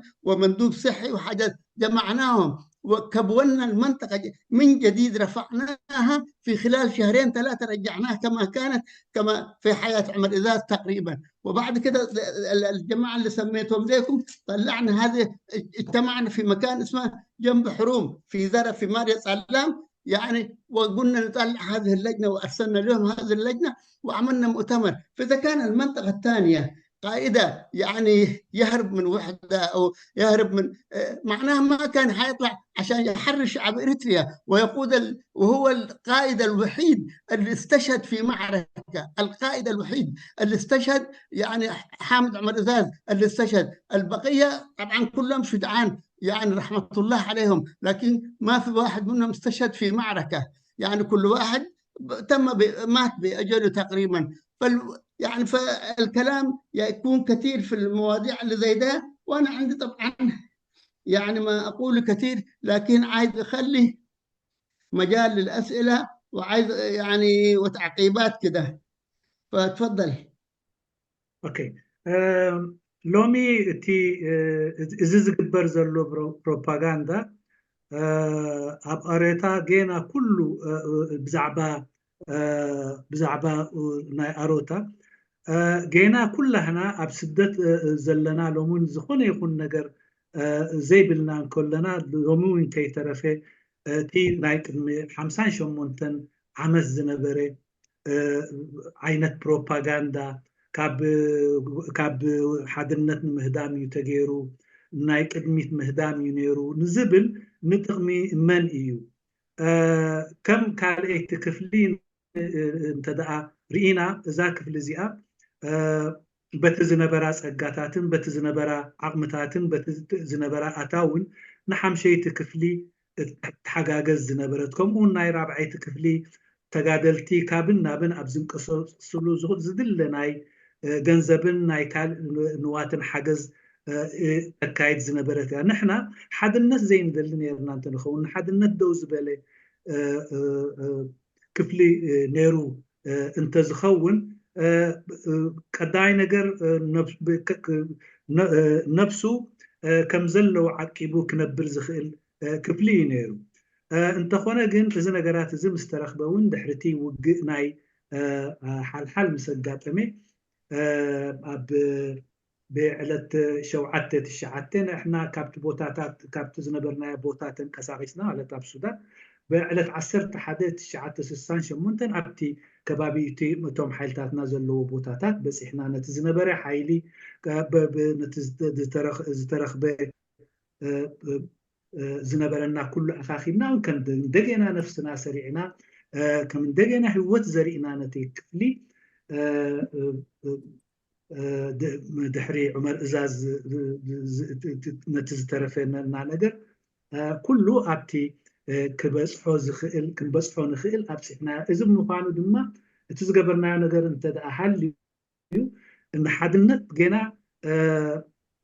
ንፅዕርን ሓድነት እንደልን ስለ ዝነበርና ናይ ደተ ሽማግለ ምስ ሳልሰይቲ ሓይልን ምስ ቀዳመይቲ ሓይልን ተዛትዮም ናብ ጉባኤ ኣዶባሓ ገጾም ዘብፅሑና ካብቶም ዝለኣኽና ክፍሊ ኢና ነርና ካብቶም ዝለኣኽናዮም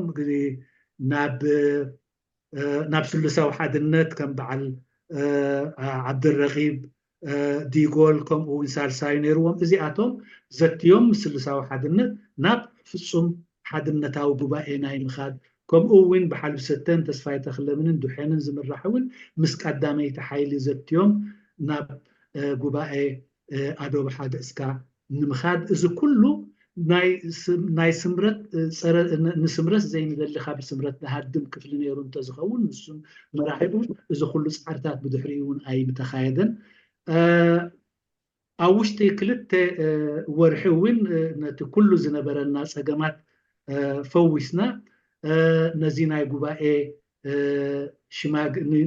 ጉባኤ ዝቲ ሽማግለ ናብ ክልቲኡ ሸነኻት ከይዳ ኣውፂና ከምኡ እውን ዝተረፈናን ዘሎናን ኣኻኺብና እውን እቲ ጉባኤ ኣብ ቦታና ክኸውን ወፃኢታት ናይቲ ጉባኤ እውን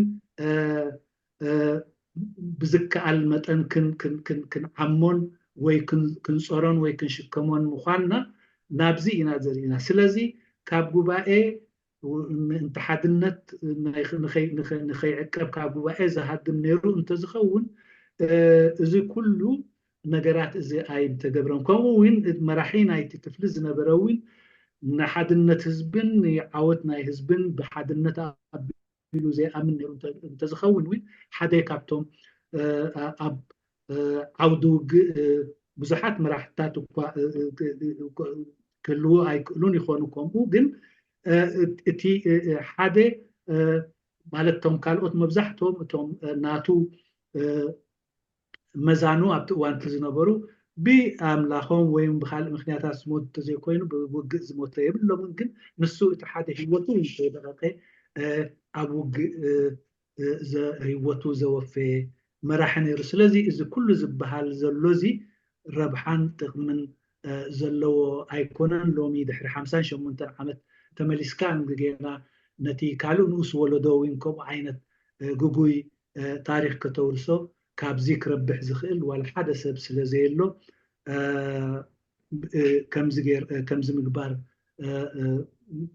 ግቡእ ኣብ ርእሲ ዘይምዃኑ ሓሳቢ እውን ስለዝኾነ እቲ ትኽክል ንደቅና ከነውርስ እቲ ቅኑዕ ሰነድ ከም ዘለዎ ተሰኒዱ ክኸይድ ኣለዎ ይብል ብወገነይ ኣብዚ يحصروا تناتي زربا لكن زخونه يكون بس شويه اضافه استاذ. ايوه بالنسبه للمعركه اللي بتاعت حلحل اللي فشلت بها تقريبا هو ذكروا بعد منه المناضل محمد سعيد مفلس لكن في يعني اشياء هو كان عمر كان وثق في واحد واخوه اسمه محمد ادريس حامد ازاز واخوه طوالي يعني والراجل ده كان عامله عباره عن مخابرات عشان يجيب يعني اخبار بتاعت كم عدد الجيش الموجود الشرطه الموجودين في معسكر حلحل وكيف قاعدين يتحركوا كده وده كان افشى السر او كان مزروع تقريبا من قبل اثيوبيا واخوه ديا فدي يعني بعد اللي شفته. وبعدين كمان النقطه الثانيه اللي قالها محمد سعيد مفلس اللي اجتماعهم في مأتو ديا ليوم كامل يعني ومأتو قريبه جدا هي مأتو ما بين معركي وحلحل هي اساسا جاو صغير هو تمشي منه لجروم لتحت خالص لسبر ولفوق تمشي منه لقبيلبو وكده. فالمهم فهذه نقطتين من الاشياء اللي افشلت ونحن كان عندنا حقيقه ناس احرار فيهم زي عبد الله عمر تكليس ولد بيجوكاوي حقيقه كان معاهم في الشرطه في حلحل وده كان الناس تتعامل معاه لكن ما وروه الجماعه لعبد الله ده حيحصل الامور دي. وحتى كان عندنا السلطة الكبيرة الأيام ده كنا جندناهم ناس مريم الزازي جنرال بتاع إريتريا بتاع بوليس كان حتى زوجته تمت كانت تجينا يعني بأخبار منه والحسامة حتى الناس دول الواحد لو كنا صبرنا مثلا وأخذنا المعلومات لأنه كان يدونا معلومات وكان يدونا توجيهات شفت كيف لما كانت هذا الفشل حصل لكن حصل يعني بشويه يعني بهذا زي ما ذكر محمد سعيد في مأتو اجتماعاتهم ده بيقول طويل والثقة على الولد ده وعلى الراجل ده محمد ادريس حامد عمر ازاز اللي هو افشل الاسرار تقريبا والساعه كم حيبدوا ووين حيجوا وكيف حيجوا وبأي اتجاه حيبدأوا يعني. فهذه الامور من الاشياء اللي افشلت المعركه والا كانت حتنجح المعركه. بعد معركه حقات جندنا طبعا في خلال شهر شهرين الناس دول اللي ذكرتهم عليك ناس عمنا مريم الزازي عمنا مكي الحسامة عمنا محمد علي باناي عمنا عثمان حيوتي عمنا عثمان هندي اللي قال اتقوا الله. المهم ناس جندنا كتار يعني في خلال شهرين 3 4 اللي كنا فيها ما بين معركة حقات وما بين مؤتمر أدوبحة لا سوري مؤتمر عردايب يعني. فالحقيقة يعني في أمور كثيرة الواحد يعني ممكن يعني ياخذ وقتكم فيها ممكن نتكلم فيها يوم يومين 3 يعني. المهم تفضل فأنا حخلي المجال الآن عشان الأسئلة أو التعليقات إذا كان مفلس ولا لي أنا ولا ليك أنت ولا لا أنا أدير الجلسة أنا ما عندي خلاص كويس. عشان يمكن يحكموا كمان انه مكيال ده يديره كويس ولا ما يديره كمان. محمد سعيد مفلس ابتي تقصو بزح نجرات تقيسو جن حد نجرات انا وين بتي زنبرني بوتا كفلطو زخلون حدا نجرات كتقص مخنياتات نايتي كم مخنياتات نتي زتخايدو بعاوت نخيزازم زغبرو وي بتدرجه زوين تي كساراتات كوردنا زغبرو نجرات تقصوتو سو عمر أزاز ودحاو بو نيرو محمد إدريس حامد أزاز زبال ودحوه ودحاو أوكي بتعمي زأمنو سلازي أبو بزح سلاوي حبريتاتات يكب نيرو جن إذا سبزي بتحال شنخوين مسألائي مالت ካልኣይ ገጽ ሓበሬታ ናይ ምሕላፍ እውን ስለ ዝነበሮ ስለዚ እዚ እቲ ኩሉ በቲ ዝነበሮ ሓበሬታ ብናይ ሰዓት ክእቶ ከም ምዃኑ ብናይ ወገን ክእቶ ከም ምዃኑ ናይ ፀላኢ ሓይልታት ኣሕሊፉ ሂቡ ስለ ዝነበረ ብድላዎም ብኡ ደረጃ ክገብሩ ክኢሎም እዚ ሓደ ካብቲ ነቲ በቲ ዘይተፀበናዮን ተኣማሚንካ እቲ ሓበሬታታት ዘለና ብዝግቡእ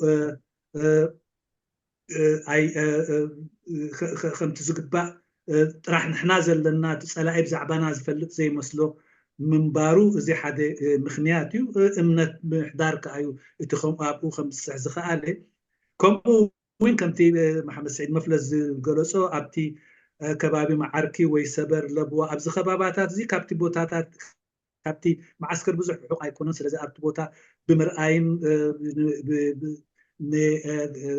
ብዙሕ ነገራት ከተንብህ ስለ ዝኽእል ካልኣይ ቁሩብ ክንፅበ ነይሩና ምክንያቱ ብናህና ስርርዕ ከም በዓል ጀነራል ዘማርያም ኣዛዚ ሚካኤል ሓሰማ ከምኡ እውን በዓል ባናይ ዑስማን ሓዮቲ ኮታ ብዙሓት ሓበሬታታት ክህቡና ዝኽእሉ እንታይ ይግበር ኣሎ ብዙሕ ሰባት ሰሪዕና ስለ ዝነበርና ብፍላይ እቲ ኣብ መንጎ ጉባኤ ዓረዳይብን ናይ ውግእ ሓጋዝን ዝነበረ ብዙሕ ነገራት ነዚ ነገራት እቲ ነካይዶ ካብ ውሽጢ ናይ ፀላኢ ካብ እሙን ምንጭታት ሓበሬታታት ክንረክብ ንኽእል ነርና ስለዚ ቀልጢፍና ናብቲ ውግእ እዚ ነዚ ገይርናዮ ዝነበርና ስርርዕ ከይተጠቐምና በቲ ፅብብ ዝበለ በቲ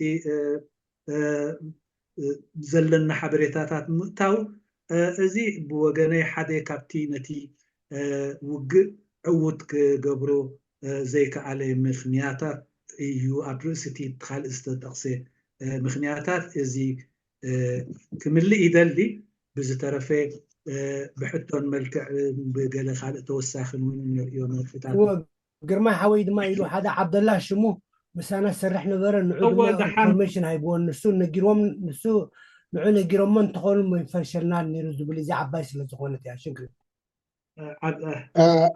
توضيح بسيط عمر تكليس ايوه عمر تكليس ايوه توضيح بسيط يا قرماي حول الرجل عمر تكليس هذه انا زراحة من وين كنت بوادعه كده مؤشر عليه عبد الله عمر تكليس هو ازي عبد الله عمر تكليس بهال والتهدر ابتبع عسكر زنبره ازوين كابون زدل حربيرتان بقوا حبريتان زي مكتاب وين زي اتحادتي كابتي مخنياتاتي توضيح بسيط بس حول الرجل ده ايوه اللي هو الراجل اللي ابن عمه ولا كده لعمر ابن اخوه ايوه شوف أنا بتفق مع صالح الرجل كان خائن طبعا لكن الراجل أثناء الاجتماع جانا وماشي لحلحل في الاجتماع بعدين الجنود رجعوه عمر لما شاف طبعا كان عنده فيه ثقة قال لهم خلوه يمشي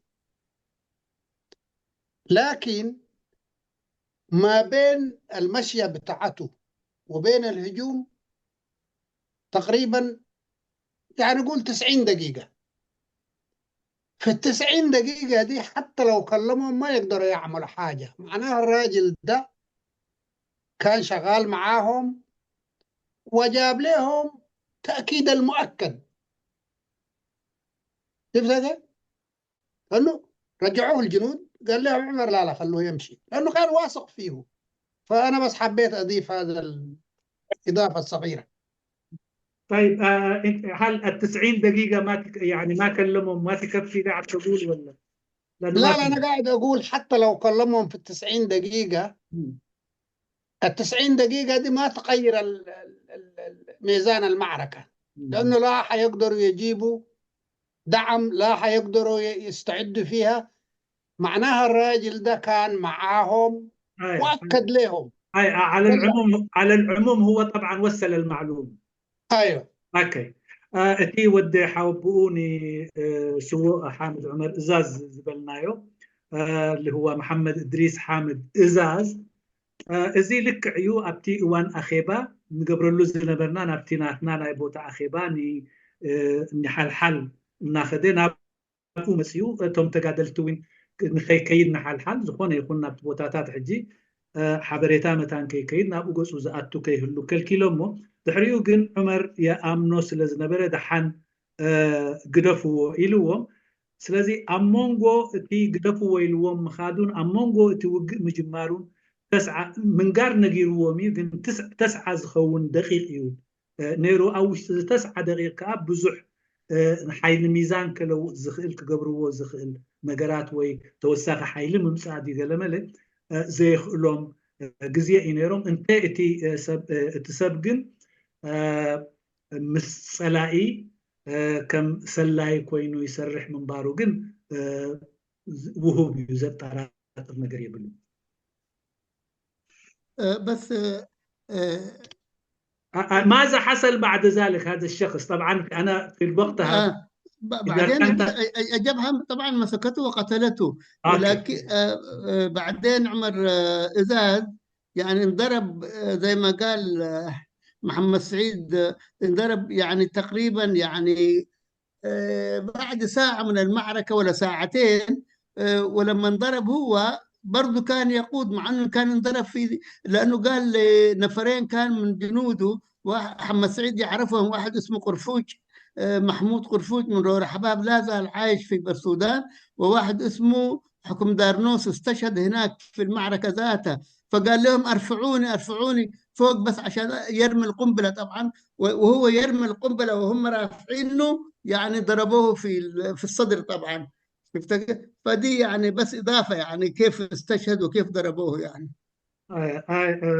عبزو انت وساخي كنتي مسؤوز نبرو سبات زبلوه ماني قروج محمود قرفوج سقاب حجي كله كم اون حكم دار نفسه سوئي مثلا هو سوئي زي قدمي كلت دحري موقعتو نكلت ساعات زأكل نتي كم زمرحو في الله موقعتو رايح حافة بلوني أبتي أب بومبا نايك دربيرلو زخيل درجة حاف نخبلوه كم أوي حتى منبارو بخم أخا نخلق ساعات زأكل كم زخل سلة يوتا توساخي حبريتا زلا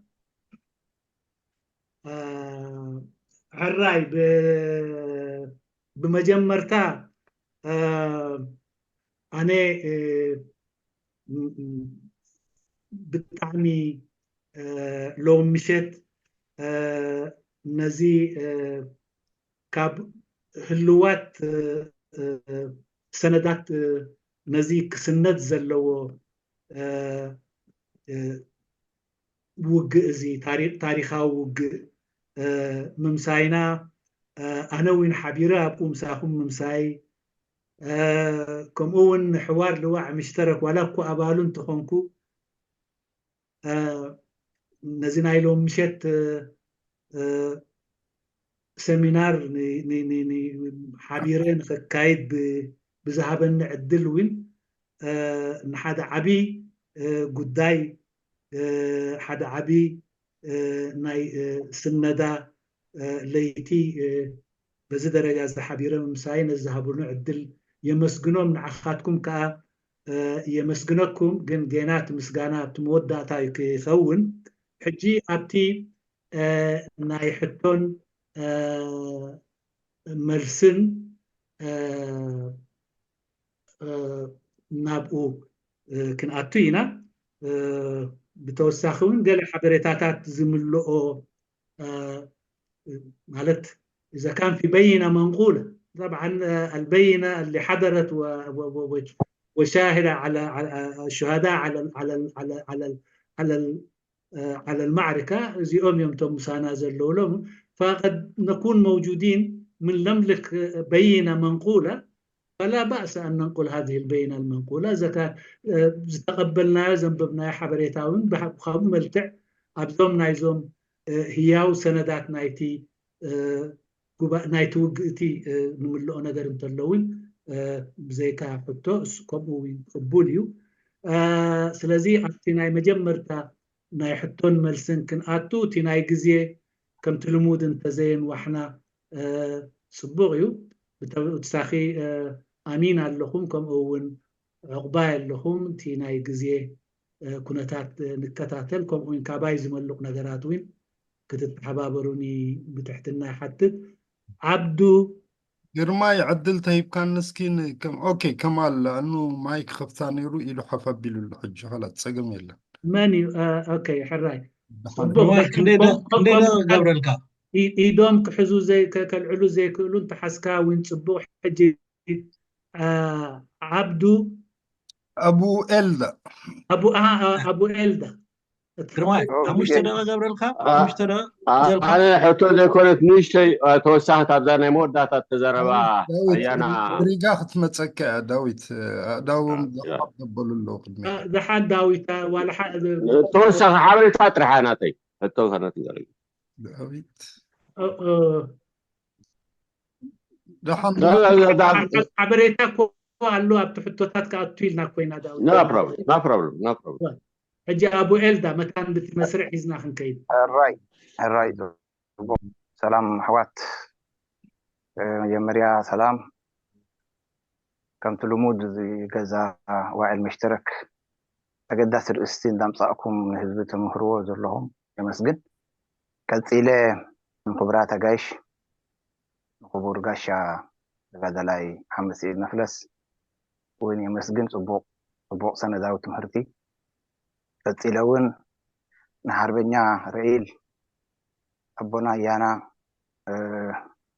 صالح أيوتون نقربو توسخي السمهرو المسجن كالتيلنا حتى هذا لا تنحن تحطو انتايا اتو قدايناي حال وق كابسوسان شوعاتن اتحيزو مصنعة استقورو ليو إلو محمد سعيد مفلس انتغانا جين ابتقزي وق استقورو اللقاء بزح زي تصافة في بكوتات كم زنا برخا يقلص على مالتي حدا يتخاوز عابي بكوتات حلافي ناي صتا بيت صحفت ناي تقفلي ابو يكون ابزعابي بدايات وساننا قداسني جن توقسي سلامنتاي بو حدود ناي صتا حلافي اب كسلان دهلوي وي سودان دهلوي كغبر توستين سلامنتاي يو كاو خا نتزواز مرح دنبر سو عمر ازاز جيجنايو كل نجر نفلطينا قلت ونامسيو بليحيو انتغنا جن ابزو جزو خجبر كله بالحات زغودولو دي اي مسلن اقدس سبات نايت صتا حلافي بوحدو زي مهلاو انتايو نيرو تغيا بزسي سلمنتايو غيا سلد نبره حبريتها اكب نبرو سل زي تاكبه تحادغا خم تفصمه غلصولو بعلو كمي يزغداي قرب نحات حدود دغاچو خوين رخيبه مسكم برها بنال ودي الله يغني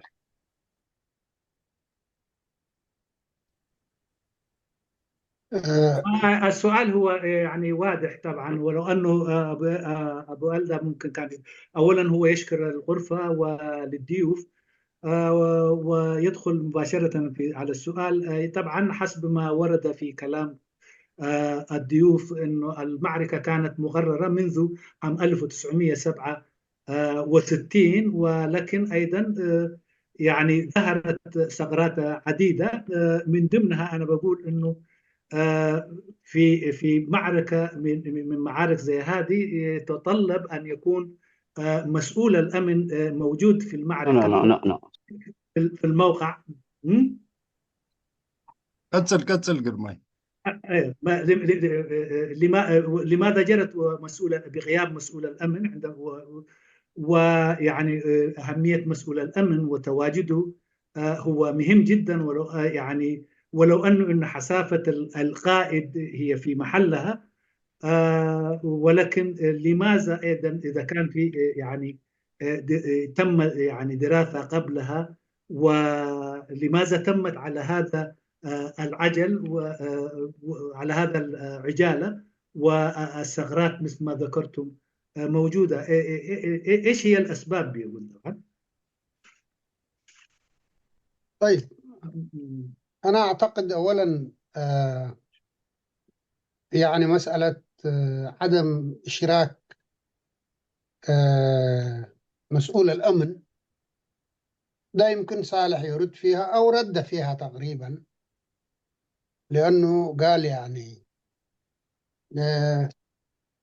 ما كان بوده أنه تكون هذه المعركة ده أولا، وممكن هو يرد فيها تاني. لكن أنا ربما الحاجات اللي أنا شفتها ما تكون هي حاسمة في المعركة، لكن ده شهادة هي، والشهادة لا تجزأ. الشهادة ما تجزأ، يعني اللي أنا بشوفه يمكن التاني ما يشوفه، لكن أنا حسب فهمي كنواقص في هذه المعركة أنا طرحته بصراحة يعني. لكن هذا لا يقلل من أهمية المعركة، وأيضا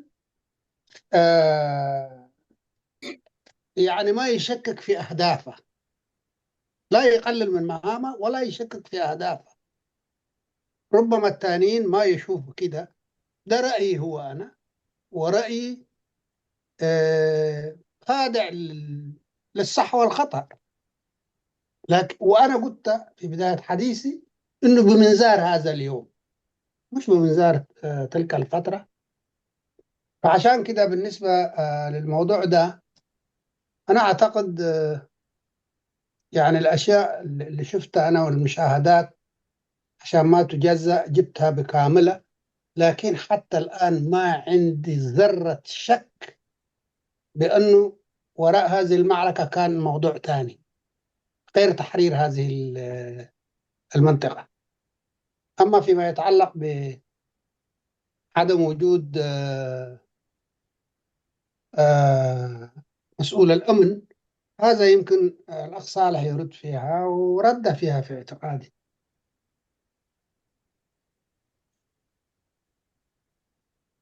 تفضل. تي بقول حلافي ستا بكراتنا حلافي ستا قد ما بيلون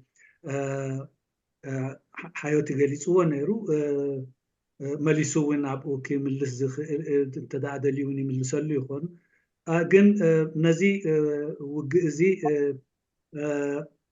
حجي كنريون كلنا بز حجي نريو زلنا إنا نملسو زلنا ما توجه أول ناي تحلافي منبارون زي منبارون مسنا أقدر سنت ناي كم تجادلاي بزح لوتي كم سألو زخيلنتي وج أين برن مسكرنت وين فرق مسكرنت يلون إتي أبزقلت نيرو أبزيت عينيرو الكاذب بهال كله بتي نفلتهم بتي زريون بتي زدنزبكون زنبركون بزناي لهم ميزاني غيره يزبلو زلهم إذا جن توجه قدلتات نيرو مالت زخوانه يكون حرخلخ زبل نجارات أبتوجه علو مالت يكون توجه كايد أقداسنة منبارو ون زت أراتر أيكونن جن أبزي بقلسي كرجاء زخيل زوج زيد زتايدون زوج زيد ممكيات زتحسبن كينو ናይ ፀላኢ ሓይሊ ካብቲ ቦታ ፀሪግካ ዓወታት ንሰውራ ኤርትራ ንምጉንፃፍ እንተዘይኮይኑ ዝኾነ ይኹን ካልእ ሕቡእ ጉዳይ ከም ዘይነበሮ ኢና ከነረጋግፅ ንኽእል።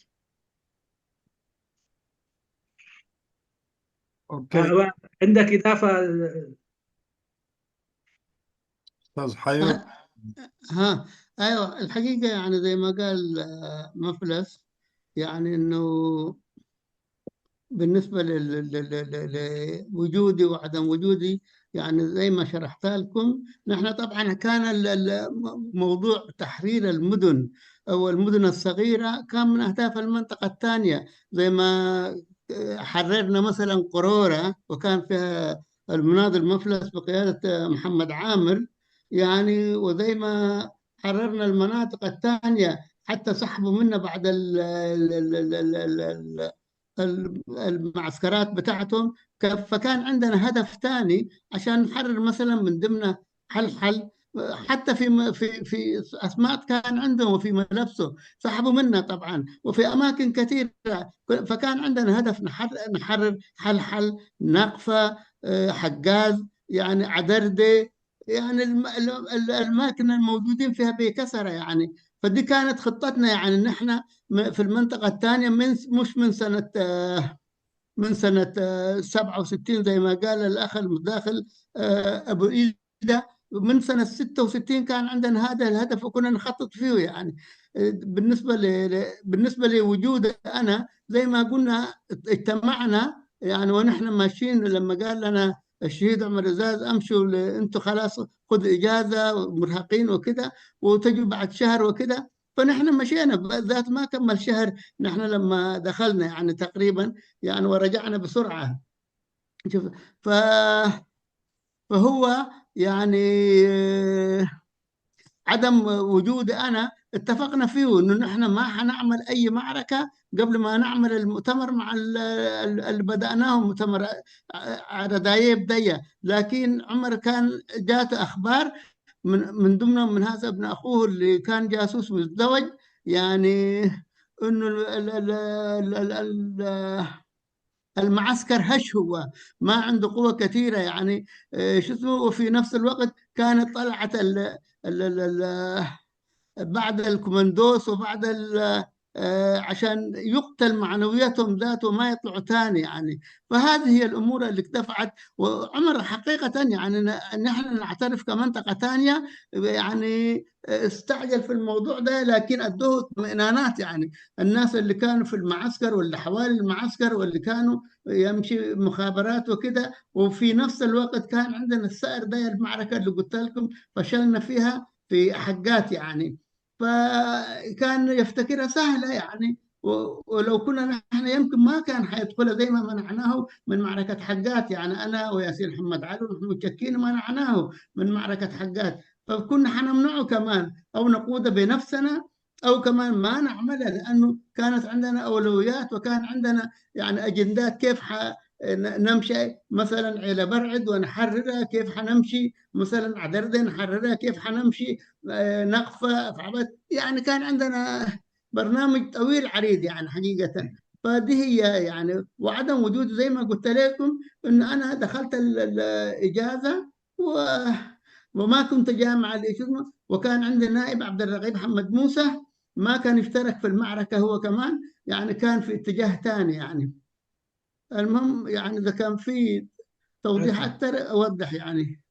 اوكي ከምቲ ዝተገልፀ ብህልውናይ ወይ ብኩራተይን ወይ ህልውናይን ብዙሕ ዘከራኽር ኣይኮነን፣ ብዙሕ እውን ዘምፅኦ ለውጢ የብሉን።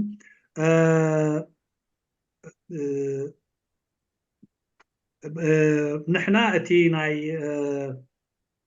ናይ ከተማታት ወይ ዝነበረና ንቁጣታት ኣብ ካልአይቲ ክፍሊ ብዙሕ እዩ። ናይ ኩሉ እዚ ንቁጣታት እዚ ነፃ ናይ ምውፃእ መደብ ካብ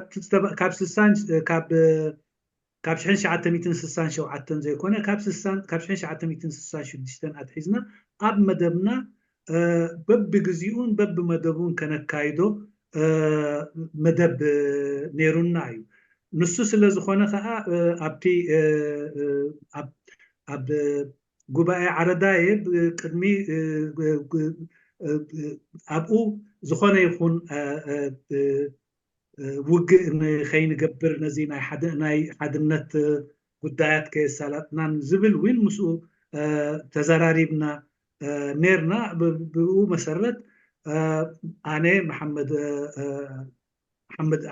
ዓምርን ሱዳን ምስኣተና እቲ ውግእ እውን ምስ ኮነ ብቐጥታ ቀልጢፍና ኢና ናብቲ ቦታና ተመሊስና። ምክንያቱ እዚ ከተማታት ናይ ምውፃእ ኣቀዲሙ ዝተቐመጠ ምንባሩ እተን ቅድሚኡ ዝነበራ ከም በዓል መለብሶ ወይ ገለገለ ንቁጣታት በዓሉ ዝገደፈን ነይሩ ኮይኑ ግን እተን ካልእ ከም በዓል ነቕፋ ዓደርዴ ካልእ ንቁጣታት እውን እዚ ኩሉ ኣብቲ መደብና እዩ ነይሩ። ግን ንሕና እውን ከምቲ ነርና ማለት ኣብቲ ከባቢ ነርና እንተንኸውን እውን ከምቲ ናብ ምስ ቸኪንን ካልኦትን ኮይና ኣብ ውግእ ሓጋዝ ንኸይኣቱ ዝኸልከልናዮ ካብዚ ውግእ እዚ እውን ምኸልከልናዮ ባዕላህና ኣብቲ ምምራሑ ሃለና ንዕኡ ግን ዓቀብናዮን ምቆጠብናዮን ነርና ኮይኑ ግን ንሱ እውን በቲ ዝገበርናዮ ስምምዕ ተሰሚዑ ነይሩ። ናብቲ ቦታ ምስ ተጠንቀሳቀሰ ድሕሪ ናይ ዓረዳየ ኣኼባ ግን በቲ ካብ ወዲ ሓዉ ዝተረኽበ ሓበሬታ ተሃዊኹ ይብል ኣነ እዚ ሓበሬታታት እዚ ምስ መፅኦ ብቐጥታ ቀልጢፉ ነቲ ስጉምትታት እዚ ነቲ ኣብ መደብና ዝነበረ ስጉምትታት ኣቃላጢፍዎ እንተዘይኮይኑ ካልእ ኣይኮነን። ኣብቲ ከባቢ ነርና እንተንኸውን እውን ኣብዚ እውን እንታይ ክንገብር ከም ንኽእል ተዘራረብና ምስኡ ብል ብዝኾነ እቲ ናይ ምህዋኽ ጉዳይ ነይሩ እየ ጥራሕ ክብል ዝኽእል ካልእ ነጥቢ ዝበርህ እንተሎ ብሕቶ እንተመፅኡ ከብርህ ድልው እየ። أنا حق زكاة قرماي نايتوم يدوم حفظ الظلم. اوكي. أستاذ زين عمر. شكرا حوار الوعي مشترك، وشكرا أمينو وقرماي على الجهد اللي قاعد تبذلوه، وخاصة اليوم في هذه الأمسية. قرماي كان دقيق جدا في الكثير من القضايا اللي تم تناولها، وأنا أفهم كمان هو واحد من شهود هذا التاريخ، هو يعني لما يتفاعل مع هذه الأحداث اللي قاعد تذكر كانت يعني ناهيك عنه هو إحنا اللي ما كنا فيها واللي كنا ربما صغار في السن لسه. لما نسمع عن معركة حلحل وهي واحدة من معاركنا التاريخية، أنا شخصيا ما أدري السبب، ما أعرفه يعني، لأنه يمكن قريبة من مدينتي اللي أنا اتولدت وتربيت فيها. الشهداء بتاعتها لأنه دخلوا مدينتنا وعلقوا في مدينة كرن، أو يعني طرحت جثثهم في جيرافيوري في كرن. كل هذه الأشياء يعني بتخلي الواحد يعني مليء بالمشاعر لما يتكلم عن هذه المعركة، وما يقدر يتمالك نفسه، يعني مش لأنها هي يعني المعركة الأولى ولا الأخيرة. يعني الشعب الإريتري دفع، والشعب الإريتري ناضل، والشعب الإريتري تاريخه مليء بالبطولات يعني. لكن اليوم الأخوة المناضلين محمد سعيد مفلس وصالح حيوتي أثبتوا لنا أن هم نفسهم تاريخ يمشي على الأرض هم يعني، وما استفدنا منهم يعني، وما قدرنا. أنا يعني كثيرين منا كان دائما يتساءل لماذا لم تتم مناقشة معركة حلحل لاحقا بعد أن أصبح للجبهة إمكانيات أفضل في كتنظيم يعني. هذه يعني واحدة من البطولات النادرة واللي أثرت في وجدان الكثيرين، واللي يعني هي في حد ذاتها لحظة من لحظات صنع التاريخية يعني، لأن تاريخ الشعوب مليء بالانتصارات والانكسارات ما تقدر أن تتحكم فيه يعني. لكن الشهادتين اللي إحنا استمعنا إليهم هذا المساء هم في غاية الأهمية لتخليد التاريخ ولتخليد البطولات ولتخليد هذه المعركة على وجه التحديد يعني. أحيانا البطولات تتعرض يعني لمحاولة تشويه، وهذه المعركة على وجه التحديد تعرضت لتشكيكات وتشويهات كبيرة يعني. أنا ما أدري اليوم، أنا لست مطلعا اليوم في الكتب المدرسية في إريتريا اليوم كيف يتم تقييم هذه المعركة يعني لأنه هو يعني ما هو موجود اليوم في إريتريا هو تشويه للتجربة بتاعت الثورة الإريترية برمتها يعني، وليس لواحدة من المعارك البطولات يعني. فأنا شاكر ومقدر لهؤلاء المناضلين الأخوة الأعزاء اللي أكن لهم كل احترام وتقدير أنه أعطونا في هذا المساء جزء من وقتهم وجهدهم، وكانوا دقيقين جدا. ومحمد سعيد ما قصر في تقديمه للمعركة بشكل درامي. أنا كنت كأنه قاعد أشوف ما حصل في تلك الفترة قدامي. وبعدين إضافات صالح يعني أيضا أوضحت لنا المشاحنات والمشاكل اللي كانت في تلك الفترة. هذا الشيء يعني جزء من تاريخ الشعوب، هو ما نقدر يعني إحنا اليوم بأثر رجعي يعني نحاكمه. وعشان كده يعني أنا يعني أقف إجلالا وتقديرا لهذه البطولات ولهؤلاء الناس ولهذه التضحيات. وهذه الأمسية كانت أمسية متميزة. يعني أنا ما عندي أسئلة للأخوة المناضلين، فقط حبيت أشكرهم بهذه المناسبة وأرفع لهم القبعة، وشكرا لكم أنكم أحييتوا فينا أشياء قاعد تموت، وأحييتوا فينا يعني ذكرى بتاعت معركة بطولية بصرف النظر عن التفاصيل الدقيقة اللي تمت هنا وهناك، لكن تظل هذه واحدة من معاركنا، من معارك الشرف ومعارك البطولة. ولولا هذه المعارك وهذه التضحيات ما كنا وصلنا للي وصلنا له اليوم، ولم تكن لتتحرر إريتريا من الاستعمار أو من الاحتلال الإثيوبي. وأنا أشد على أيديكم، ويا ريت تجاربكم هذه سواء كانت المعارك اللي شاركت فيها أو التجربة كلها، تجربتكم دي يا ريت يعني يتم توريثها الأجيال في شكل مكتوب. يعني دائما وأبدا أنا هذول إخواني الكبار هم دائما لما ألقاهم أقول لهم تجربتكم هذه لازم لازم لازم تنقل للأجيال القادمة، يعني لأنه التاريخ قاعد يشوه، والتاريخ قاعد يسلب مننا، والتاريخ قاعد يعني من كان تاريخ وطني بطولي قاعد يتحول لتاريخ تاعت منافسة وتنظيمات، ويعني قاعد يتم تحجيمه وقاعد يتم تصغيره. وشكرا لكم على هذه الأمسية حوار الوعي المشتركة، وشكرا لكم على هذه الأمسية الأخوة المناضلين. شكرا كالعادة كالعادة هو حرايق قرمي تستاهل الواحد يتحمل منك المسؤولية، لكن سبحان الله ما قاعد نساعدك يعني. أنا انتهي بالنير وسيلكم زم كل التحوات بطعمي لأن أمي شيتسي وقع حال حادة ترخبو ويدا ما بحادة بغلق مزنة الوقي عين برن تاريخه وقي نيرو زبل أمنتي زلني زم كلتي أياتاتنا عبيت تقادلتي محمد سعيد مفلسن صالح حيوتن نبعلهم صوم تاريخ يوم هي وتاريخ يوم نعانا بزح كنا مهاركا أم نخيلنا بزح دم مهيرومنا لهم مشيت بزحات كابانا أنا حدا خاب أمي يعني اشتيني ربتك زيتي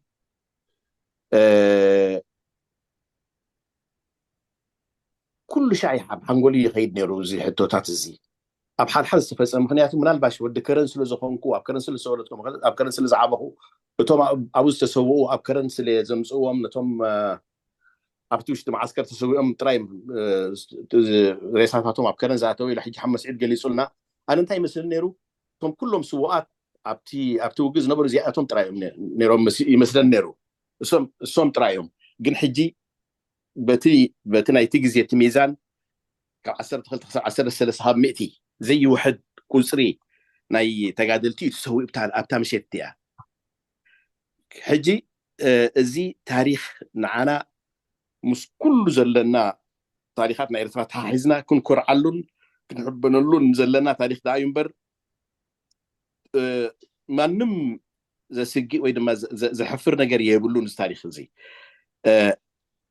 أبتاش شعب مشيت سرحة تاريخ دمه لك خمتي كالي تاريخنا حزاب يكون ولا تاريخنا تاريخنا كالو قاعد عبير ثلاث تفسمه لك همو أبقلين عوت نيرنا أبقلي دم نهرم نيرنا እዚአን ክልተ ምስክራት ሎሚ ክንሰምዓን ዘምሰና ናይ ብሓቂ ኣብ ሓንጎለይ ክሳብ ክንደናይ ስምብራት ከም ዘሕደራ ክገልጾ ይክእልን እየ ግን እንታይ ዝብል እምነት እዩ ዘለኒ እዚ ናህና ታሪኽ እዩ እዚ ክስነት ዘለዎ ዝግባእ ታሪኽ እዩ እዞም ክልተ ኣሕዋት ብጣዕሚ ዘመስግኖም ንምሸት ግዜኦምን ጉልበቶምን ሂቦም ኣብዚ ምሳና ምስዮም ነዚ ከመይ ከም ዝተፈጸመ ክገልጹልና ብጣዕሚ ድራማቲክ ዝኾነ ኣቀራርባ እዩ ነይሩ ብዙሕ ብሕልፊ ሓው ሓመስ ዒድ እቲ ቀዳማይ ክፋል ልክዕ ኣብኡ ዘለኻ ኮይኑ ትስማዓካ እዚ ታሪክ እዚ ግን እንታይ ይኸውን ኣሎ መሲልኩም ይጥምዘዝ ኣሎ እዚ ታሪክ እዚ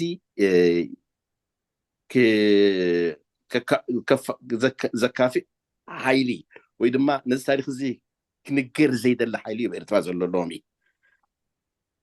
ኣነ ርግፀኛ ኣይኮንኩን ኣብቲ ካሪክለም ናይ ኤርትራ ሎሚ እንታይ ከም ዝፀሓፍ በዛዕባ እዚ ታሪክ እዚ በዛዕባ እዚ ውግኣት እዚ በዛዕባ እዚ ትብዓትን በዛዕባ እዚ ተወፋይነትን እንታይ ከም ዝፀሓፍ ኣይፈልጥን እየ የብለይን ኣፍልጦ ናይ ብሓቂ ግን ነዛ መዓልቲ እዚኣ ግዜኦም ወፍዮም ከምቲ ዝሃቡና ሕጂ እዚ ነገር እዚ ክስነት ዘለዎ ነገራት እዩ ናይ ብሓቂ ብዘይ ናሓፍነት ብዘይ ገለ ሰጋጋእ ከይበሉ ነቲ ዝስምዖም ይገልጹ እዮም ነይሮም ነቲ ዝስምዖም ከም ዘለዎ ኣመሓላሊፎምልና ዝሕባእ ነገር የብሉ እንዳሕራይ እዚ ዝሕባእ ነገር ስለ ዘይብሉ ኣነ ናይ ብሓቂ ትብዓት ምግላጾም ንባዕሉ ናይ ብሓቂ ኣድኒቀዮ እሽማት ናይ ሰብ ናይ ደቂ ሰባት ከይተረፈ ጠቂሶሞ ምክንያቱ ባእሰና ምስ ካልኦት ሰብኣት ዝኽእል ነገር እዩ ኢሎም ከማ ናይ ሓባብኡን እቲ ጉለታት ዝነበረ እውን ገሊፆሞ ሕጂ እዚ ክንሕበነሉ እንኽእል ታሪክ ጥራይ ኢለ ክገልጾ ይኽእል ኣነ እዚ ታሪክ እዚ ድማ ክንሕበነሉ እንተዳ ኮይና ክሰጋገር እንተዳ ኮይኑ ናብቶም ዝመፁ ዘለዉ ወረዳታት ክፀሓፍ ኣለዎ ኢለ ለበዋ ኣመሓላሊፈ ማለት እዩ ይቀኒየለይ اوكي يغنيلنا زين كم كل انا حنت نجر مساخو من تتلكموا مستوم حتى تدحرز اب حنقوليز مسهن نجر نير اب سسان شوعتن سسان شمونتن ኢትዮጵያ እቲ ፖሊሲ ናይ ዝሓረረ መሬት ተግባራት ብሰፊሑ ኣብ ባርካ ኣብ ሰንሒት ኣብ ቁፅሪ 3 እውን ኣብ በዓል ከባቢ ሃዘሞ ኣካይዳ እያ ስለዚ እዚ ንገዛ ርሱ ከም እስኻትኩም እትፈልጥዎ ብቐረባኒ ስውዕ መርእዛዝ ዕግስቲ ዘጨርሽ ኩነታት ዶ ነይሩ ኣይመስልን ኣብቲ እዋንቲ መዓት ህዝቢ ኣነ ገና ኣብ ፅቡቅ ዕድመይን ኩሉ ክዝክር ዝኽእል ሰብ እየ ነይረ ኣብቲ እዋንቲ እዚ ዘይበሃል ሰብ ንሱዳን ዝተሰደሉ እዚ ዘይበሃል ጥሪት ንከተማታት ኣብ ከረን ነይረ ኣብቲ እዋንቲ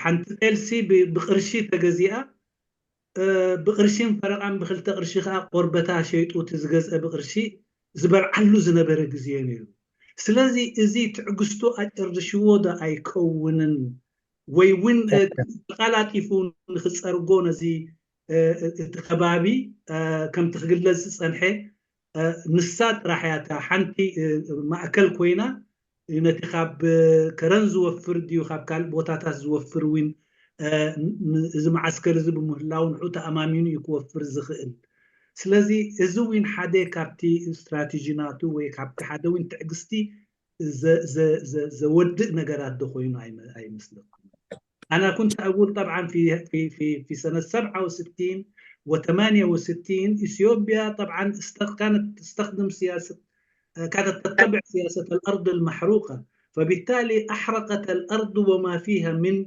نبات ومن أشجار ومن أناس بالذات في منطقة بركة وسنحيت وهزمو في المناطق هذه وأيضا في مناطق أخرى قد لا تحضرني أنا ولكن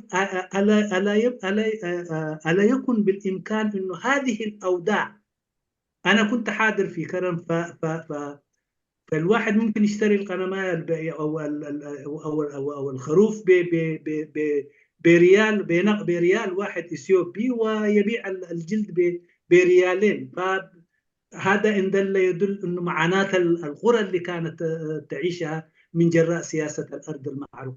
هل هذا يمكن يكون من الأشياء الذي استنفذت صبر القائد ويرى شعبه بهذه الطريقة؟ ممكن هذه تأخذ، أنا يعني خطر في بالي الوضع اللي كان أيضا من ضمن الأشياء اللي كانت في ذلك الوقت. وأترك طبعا. معليش أنا وافقك، بس شوية توضيح يعني. أيوة. يعني بما معناه الكلام اللي قاعد تقوله كلام صحيح. هو أنت لو قريت المقابلة يعني 67 جرت حرائق كده مكتوب ذات في المقابلة، وعمر الزاز أرسل رسالة للسرية الثالثة يطلبهم فيها بالحضور في اتجاه عنصبة. ما يأكد كلامك يعني. فالسرية الثالثة لما جتهم الرسالة قبل المعركة بتاعت قرورة، أنا ذكرت الكلام ده، قالوا إذا كان عمر يطلبنا عشان نمشي هناك ونواجه العدو اللي قاعد يحرق البلد، طيب ما هنا في عدو يعني، إحنا ما نضرب هذا العدو. ده السرية الثالثة قرار، وأنا زي ما ذكرت ما كان بموافقة رئاسة المنطقة. شفت كيف؟ طيب لما قرروا هذا الكلام كان يعرفوا جيدا أن المعركة دي لو فشلت حيدفعوا الثمن القادة، لكن المعركة انتصرت. وبعد انتصار المعركة طبعا الجيش لحق هناك و يعني شارك في بعض المعارك حتى معركة حلحل. فالكلام اللي قاعد تقوله ما بعيد عن الواقع، لأنه عمر كان يشوف حرق القرى والإبادات اللي كانت تحصل، يعني لازم مواجهتها بكل ما أمكن، ويعني القضاء على معسكر حلحل هو في هذه الدائرة. اوكي جميل. شكرا، بس أنا حبيت أوضح الكلام.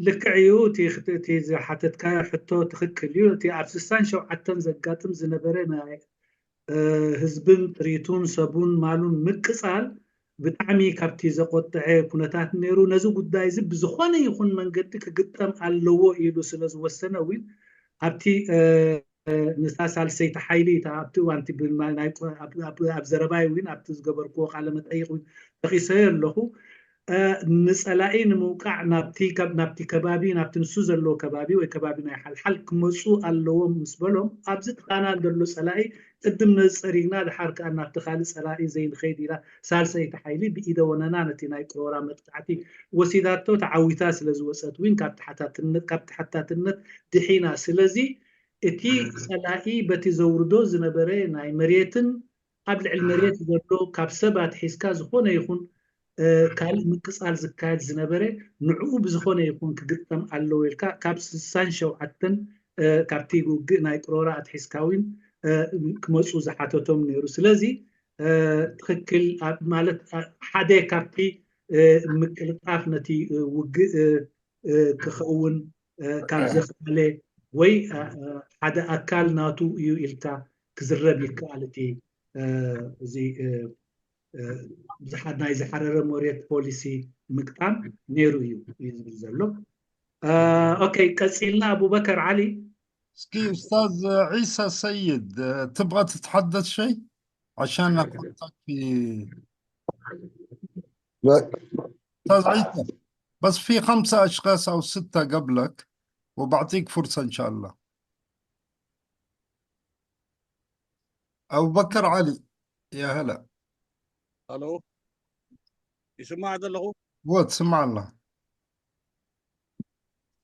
او سلام تمام فيكم محمد سعيد مفلس وعمنا صالح ايوتي برضه كمان لغا نحن كله مع المنوت الصغير مچم أقدمه لي خجلت صنحي بملؤه سمعناه أبو بكر عري يا كاميرا خاج أقرخها دحريت يا ترى إن هذا يس تقبلوا قصيك تريد لهم مرحبا عم صالح غمين لغا هيا هلا أبو بكر. أبي إثيوبيا ترى غيبنا يرنا بحواسة وضوح تزاريبنا يرنا وضع عليه هلا انكو قطر رأي نحجون آمين كثير شكرا. رب صنحي بزعبانا حال محمد سعيد قولتهم صحات قالت كايو هو درجة أتي أقدمون كزرب زنبرة بزح أقول له أتي زبهال زنبرة زرب زنبرة كاب دحرته وقعت يميروس كاب اجي مالته ابو حال سرق بشجرات توقع حال نسخة انتايو اتي وق تجمر كله اب حال سبات امينهم تزاربوهم سبات كم زبشلو مقرب ناي حامد عمر ازاز يبهال نيرو ولك علمون امتي خير مالتي عم صالح تسب دولود نبره እዚ ሰብ እዚ ናብ ፀላኢ ኣብፂሑ ፀላኢ ተዳልዩ ፀኒሑ ሞታለቃ ካሳ ዝመርሖ ሓይሊ ተዳልዩ ፀኒሑ እዩ ነቲ ሰራዊት ኣጥቂዕዎ እዩ ተባሂሉ ቅድሚ ሕጂ እውን ተዳልዩ ፀኒሑ ኣጥቂዑ እቲ መስዋእቲ ከምቲ ትብልዎ ዘለኹም ዝበሎ መፍለስ ዘይኮነ ብብዙሕ እዩ ዝግለጽ እዚ ግን سمعنا لنا خام مفلسون ولا حنتي جين انت دا اتوق كم تقدم زحاتو حدا حونا ناي صدتا حلافي عم صالح نركاب تقدايون ناي تخافل كان بزخون يكون مخنياتات مالت جين زي عبي اكل ناي حال تجبرسي نركا انت تقون منالبات نتي ناي سلالاتات زقبر زنبره كتدحن مخال كان يركا تكون المغنياتو عبيتو مو كورونا يتصطات لزنبركا تقدايات كتاليو تخيل يركا تكون يغا ين زي من باركا وانت قد خيلي يزب الاني زي نسقرا يتخالا اي زبهالون حتو ناتي مالتي حتى كالا اي كفلي ابتنا واحدة ثلاثية زقبر زنبره نخياتو كاوون مهدام قداماي كبلي بتبو غنا نسوم بتي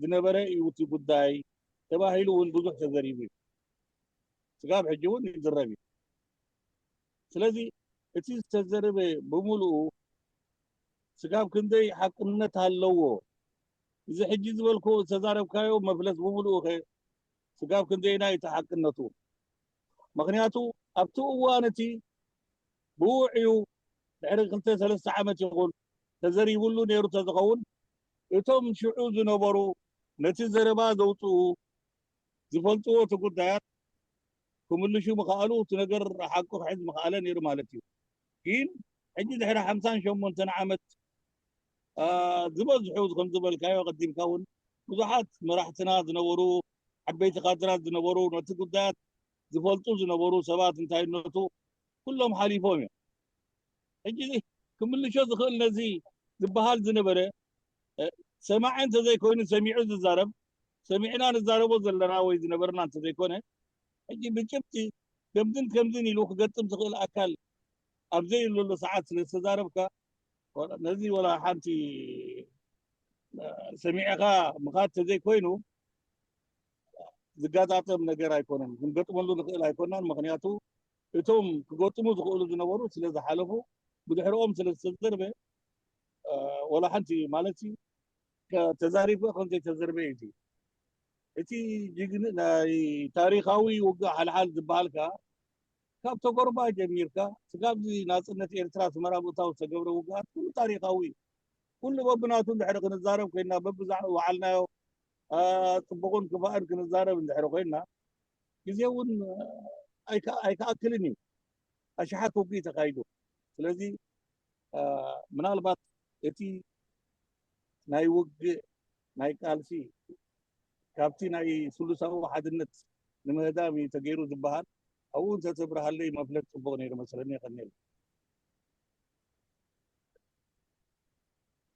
اوكي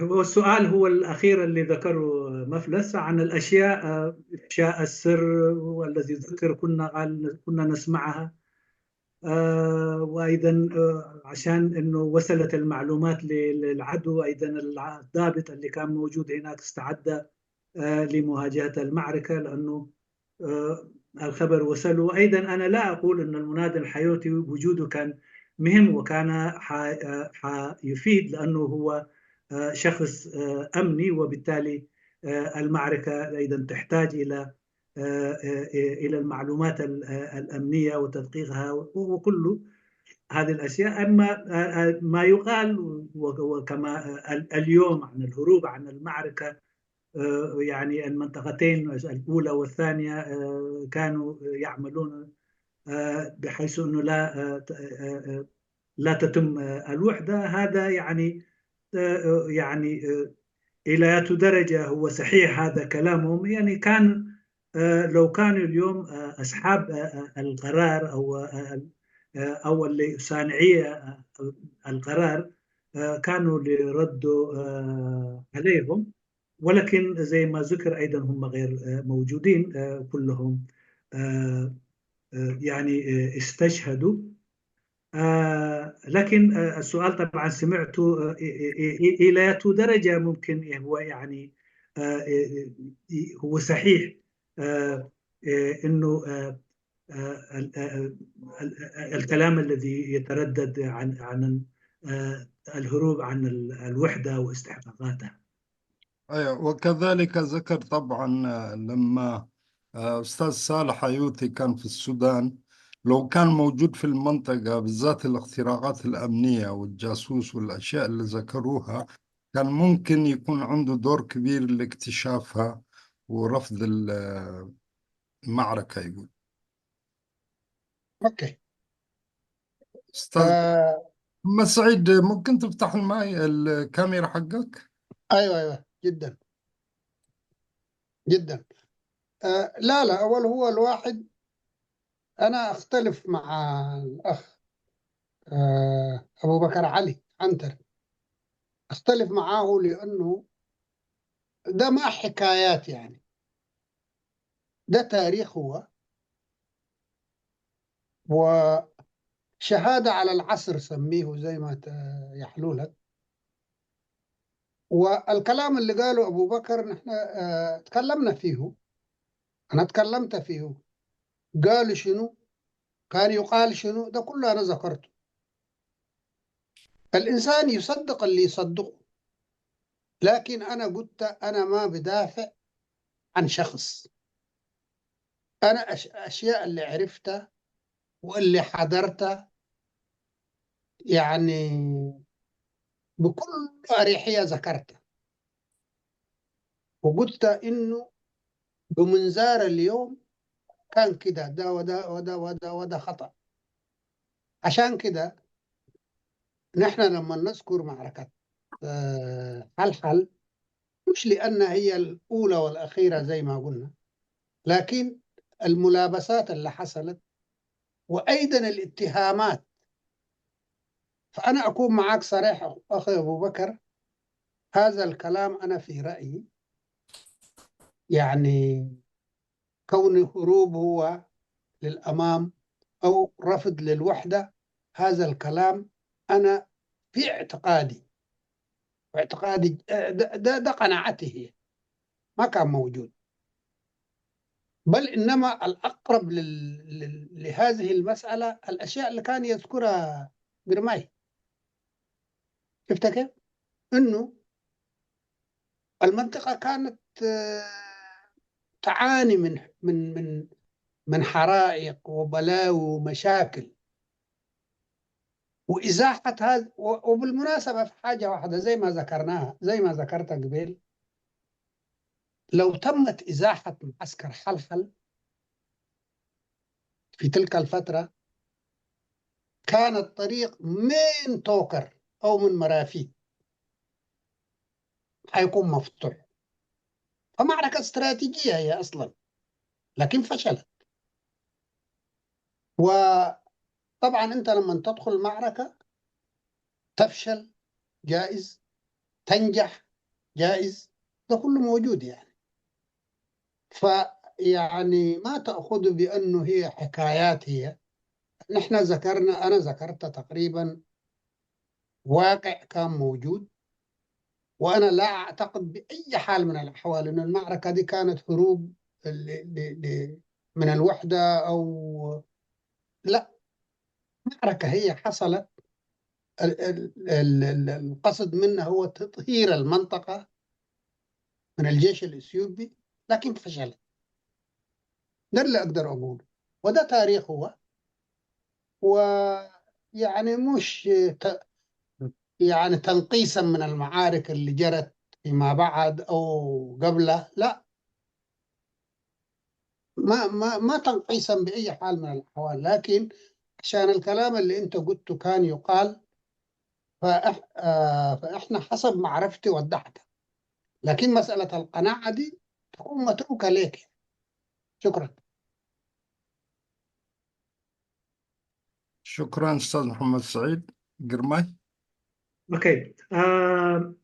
أبو بكر علي أبقلي أي سمامعن كالأي تي زبلو زلخون كالأي ترخاوي حبريتا أيكونن انتاي دقا نايزو عالكوون نايز نبركوون نايز رئيخوون حبريتا أيو زي بزي زخون سكرتا دما أي قليس أيو اتزنبر حسرت كم زلو حسرت نيرو إلى قليس أيو انتي كاب حدنت مهدام زبلقن ببزح مخنياتات قبول أيكونن اتزنبر كوادا توقع استراتيجيكا وقع يونيرون السخاء نحل حل كابت بوتا انت دا ابتحت مكساركا اتخا بزح قول في بوتاتات كتب قصاصرن نميدا ارتراخا بخليلو ناي كل رخكبات مسنوتات زخفتن سلازنبره ازي اتي ابل علتي حزبنا زورد زنبره ناي متصالن ناي محرادن ناي مقتالن مسو حويسكا مالتي أنا أتي كله بعقبتي زبلو إيليو أتي أتحقي تزنبرك وجن حقيو أتخالق جن ولا من بمتنتان زبهال أتي بترخات راي كم الكازي كونه أتي عقبتاتي وين أبو جليسة اللي هو إذا عقبتاتي كم عقبت أتي عقبت زقبلوك اللي يخل زي قبلوك اللي يخل أتي شبوت حبريتا قد نسويو كالي كبهال زكال نجر يلا نعوخا أتي قنوع شنخاتو كم زلو غمتيو أتي نابعوت نخيل بس انكفاس سخونا حسرتاتنا وين قريس أيو خم تزنبركون كم تزريقون. أستاذ صالح حيوتي، إذا عندك شيء إضافة لأن اسمك كان مذكور في بعض التعليق. الحقيقة يعني سمعتها، وشكرا لأخونا وابننا أبو بكر علي عنتر. الحقيقة يعني هو وجود الإنسان اللي هو يعني في الأمن يعني وجود ضروري، هو ضروري جدا جدا. لكن أنا شرحت شنو كانت الأسباب. بعدين بالنسبة أنا أولا أعتذر يا جماعة، اليوم أنا شوية تكلمت بانفعال معاكم، لأنه كل الأشياء دي صارت تحرقنا نحن كمنطقة تانية. لما كنا في الوقت ذاك شباب وتغار ومخلصين وفدائيين وكل شيء، وفي النهاية تتقلب فينا وكأننا جريمة نحاكم فيها حتى في آخر عمرنا ونسمع الكلام ده. فأنا شوية يعني صرت يعني أتألم من الأشياء اللي كنت بسمعها، ومن الأشياء الناس للآن اللي يرددوها بعد السذج، يعني بعد الناس اللي يعني ما عندهم إلا هذا التنقيس من الأشياء يعني. المهم فاعتذر اولا على طريقه كلامي بالنسبه للانفعال ده. وانا حقيقه يعني اقول لكم ما احب يعني انسان يخدش في كرامة إنسان مناضل، وبالذات في رجل زي عمر حامد إزاز. هذا أنا أبوي قائدي، ويعني في إريتريا كله يمكن، يعني أنا ما أقلل من نضال أي واحد، لكن في إريتريا كله لو كان حيطلع الأول بالنسبة للإخلاص والذكاء، يعني لما كنا في الوقت ذاك يمكن هو كان حيكون الأول. فالحقيقة يعني دي أشياء مؤثرة يندى لها الجبين، يتمزق لها القلب، عشان الواحد يعني يقدح في إنسان اللي زي ده وفي معارك اللي زي ده. بالنسبة كان يتكلم قرماي بالنسبة للحرائق وما الحرائق وكده. الحقيقة المنطقة الثانية كل المناطق طبعا حرقت، لكن المنطقة الثانية اللي هي يعني تضررت كثير، لدرجة انه نحن يعني صار عندنا ردود فعل، فقلنا لازم نعمل شيء. فدخلنا، ممكن اذكر لكم كده شيء بسيط كده. مع انه انا كنت مسؤول المخابرات، والمفروض ما ادخل كفدائي، كنت بدخل كفدائي قبل ما اكون مسؤول المخابرات. فعمر زاد منعني انا، لكن اسريت ودخلنا يعني عمليه فدائيه فيها. والجاسوس اللي كنا عايزين ننتهي منه ما كان، يعني لما دخلنا مدينه كرن هو كان في اجتماعات في اسمره، وبعدين اخذوه لاثيوبيا لبهردار في اجتماعات، وبعدين هاي لانه جنن كرن كان اسمه اماره، يمكن يعرفوه ناس استاذ عيسى وناس زين شوكاء، ناس ابناء كرن يعني يعرفوهم. فاستنينا مثلا، يعني هذا عشان احكيها لكم من كثره اخلاص عمر إزاز يخلينا ندخل ونحن ناس مسؤولين كفدائيين، بس عشان يعرفوا ان نحن 100% حننفذ يعني. فتأخر مننا يعني حكاية بتاع أسبوع ودخلنا مع راجل اسمه صالح عمر، كان انفرمير زي ما نقول بكرن يعني، والممرض يعني. وبعدين قال لنا يا جماعة عشان ما تكتشفوا امشوا في محمد علي الرباط، اللي هي جنب الكنيسة الكاثوليكية في كرن يعني. فقررنا هناك يعني برضه استنينا زي 3-4 يوم ويأكلوا فينا، وكنا صرنا سمان أكثر مما كنا في كرن تقريبا، وصرنا لوننا تغير وجسمنا وكل شيء. وإذا به يوم من الأيام عمنا محمد علي الرباط يقول لنا يا جماعة استعد. فنحن فرحنا، قلنا أماريا ده جاء جاسوس، ده جاء هو كان كورينير أعتقد في كرن، جاء فرحنا قال لنا استعدوا. أبو يا محمد علي مسألة جاسوس، جد جاسوس. قلنا له لا هي مسألة إذا أنتم بتفكروا خلاص يعني دول حارسوا.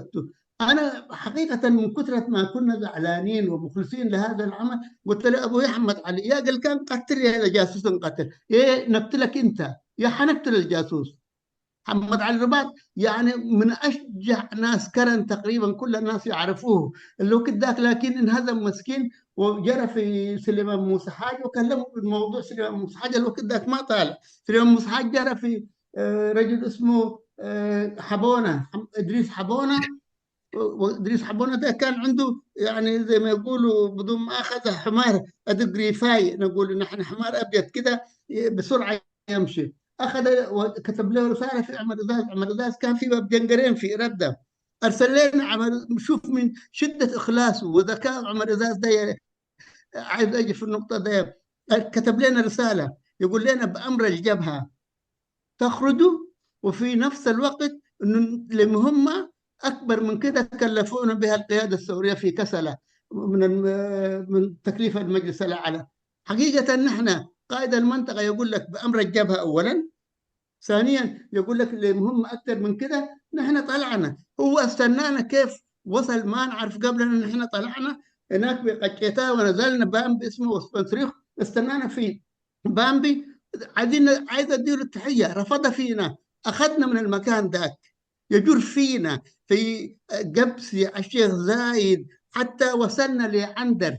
بعد كده يعني ونحن يطلع مننا الدم، لانه يعني ما متعودين نمشي لاسبوعين كده وثمان يعني.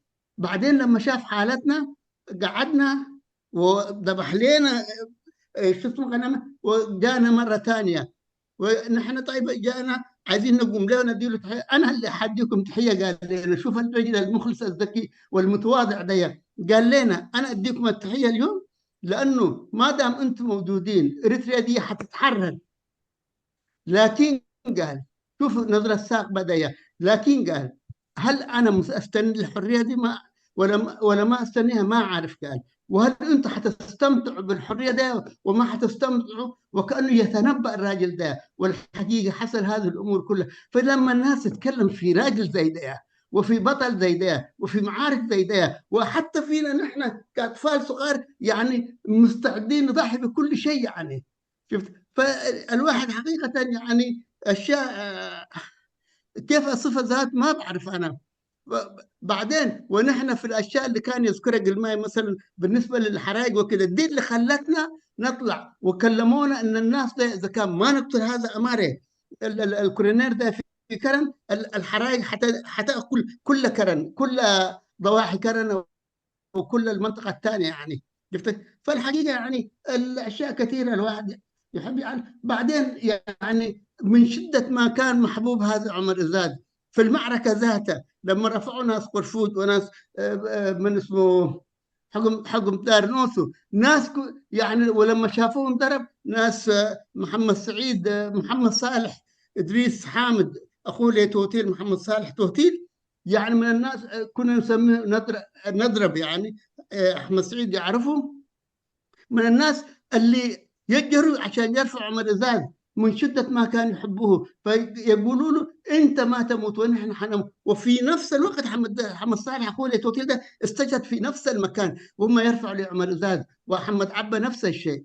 فالحقيقة يعني الأشياء اللي زي ده اللي تحصل وبطولات اللي زي ده اللي تحصل الناس تقدح فيها، وللآن يا أخي طفوليات هذه. وبعد كده نقول يعني نحن متوحدين ونحن معارضة ونحن إيش الحقيقة يعني ما أعرف والله ذاته كيف نعبر عن الأشياء اللي زي ده. فسامحونا على الانفعال، ولكن سلامات يا أخي، نسمع يلنان يا أخي، نسمع يلنان. هو طيب تقول كنت رجوم الكان ديوم صنع سبر قبر. كمل أستاذ صالح بس أختم الكلام. خلاص طيب كمل بعدين ترجم أستاذ قرماي. اوكي بتي على عنتر كم تزبلوتي نايس تام هلا واقداسي ينيرو جن أنا نحنا أبتي وانتي أبتي نقصات وابز بمبارنا ني ناس إنت بتعمي هرفان نيرونا بكل عقمنا بكل سمعتاتنا بكل حواساتنا إنا ننتساقف نيرنا لومي جن بأنصارو أنا لومي أبزق وانزي كم تفاتنياتات نمرحينان عنان بخمسة عينة أقلالسا خقلس مسمع بتعمي بسمعيت كزاربكا زخيل يسلز بسمعيت بمزرابي يقريتها أبتي شعوز كايد زنبر أوانات أبتي ناي كوماندو سرحيتات وين تخوني نعنا عمر نخينا أتو نتوم كفصمو زلو شنخات ولا كون احنا اتينا نفصم زرقاقص انت نبري كي قطبنا يحسب نيرو سلازي يكالاخل ليروس قابزي اب حد اوان كاب ذكرو اماريز بحال كورنيل بتعمي ابتي زكايت زنبر تذكري ناي زتقاصله مريت ፖለቲካዊ ፖሊሲ ኣብ ምክያድ ኣብኡ ዝለዓለ ኢድ ኣብ ዝነበሮ ንዕኡ ንምቕፃል ኢልና ንከተማከረን ኣቲና ካብኡ ኣብ ሓደ ከባቢ ነርና ካብቲ ከባቢ ድማ ናብ ካልእ ከባቢ ስዑን ብምትሕብባር ናይ በዓል ስሌማን ሙሳሓጅ ስዑ ስሌማን ሙሳሓጅ ኣይወፀን ነይሩኒ ሜዳ ናብ ካልእ ቦታ ኸድና ኣብዚ ቦታታት እዚ ንዕኡ ንምርካብ ንዕኡ ዝምችእ ቦታ ስታይ ንምባል ንነዊሕ ግዜ ስለ ዝፀናሕና ንገዛእ እሱ ክብደትና ወሲኹ بتعمي وين انت هم تيات بمبارنا بتعمي نهوخ نيرنا نتو قداين بسان كابو وين علي الرباط زبهال كابتوم كندين اي كتمات حبابرتنا مسيو تدالو مسبلنا مبار نتي كنبصحو دلينا زنبر زلنا نحن علامة بس احنا انا حجي كنوقعينا بزبل مسمصانا يو كنوصي يو تئزاز وي حبيرونا مخنيا اين نعو اي نوصنينا مسبلنا كاب وين ملختي ካብ ዑመር ብትእዛዝ ቀዳይ ነገር ብትእዛዝ ካልኣይ ነገር እውን ንዓቢ ጉዳይ ናብ ካልእ ቦታ ክትለኣኹ ስለ ዝኾንኩም የውፅእ ዝብለኩም ዘሎ ኢሉ ከም ናይ መውፅኢና ካብቲ ከተማ ነቲ ጉዳይ ዋላ ከይፈፀምናዮ ንክንወፅእ ስለ ዝገበረና ድሕሪኡ ከምኡ ምስ በለና ወፂና ክጥዕመና ይከኣለን መፂና እውን ሰላምታ ምስ ሃብናዮ ብሕርቃን ሰላምታ ኣይመለሰልናን ግን ድሕሪ ቁሩብ ነቲ ኩነታትና ርኡ ንሕዋውን ጣዕሚ ደኺምና ስለ ዝነበርና ካብኡ ድሓን ዝኾነ መግቢ ክንገብ ገይሩ ብድሕሪኡ እውን ኣብ ምትብባዕና ንስኻትኩም ሃለኹም ኤርትራ ነፃ ክትከውን ኣነ ግን ናፅነት ኤርትራ ዝርኢ ኣይመስለን ንስኻትኩም ግን ናፅነት ኤርትራ ክትርእዩ ኢኹም ኩን ከዓ ክትገብርዋ ኢኹም ኢሉና ስለዚ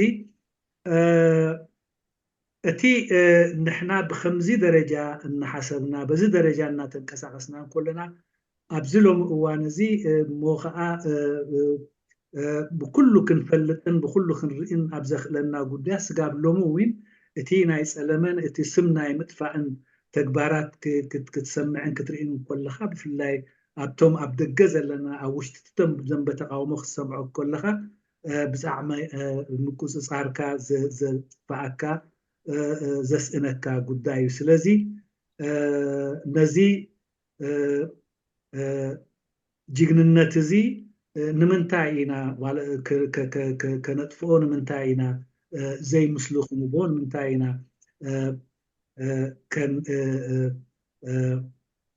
ኣብ ዘይከውን ቦታ ከነቐምጦ ንደሊ ፈፂምካ ክርዳእካ ዘይክእል እዩ እዚ ከዓ እዩ ብስምዒት ዘዛረበካ ሓደ ግዜ ይክርድፀን ኢኹም شكرا أستاذ قرماي طيب أستاذ كمال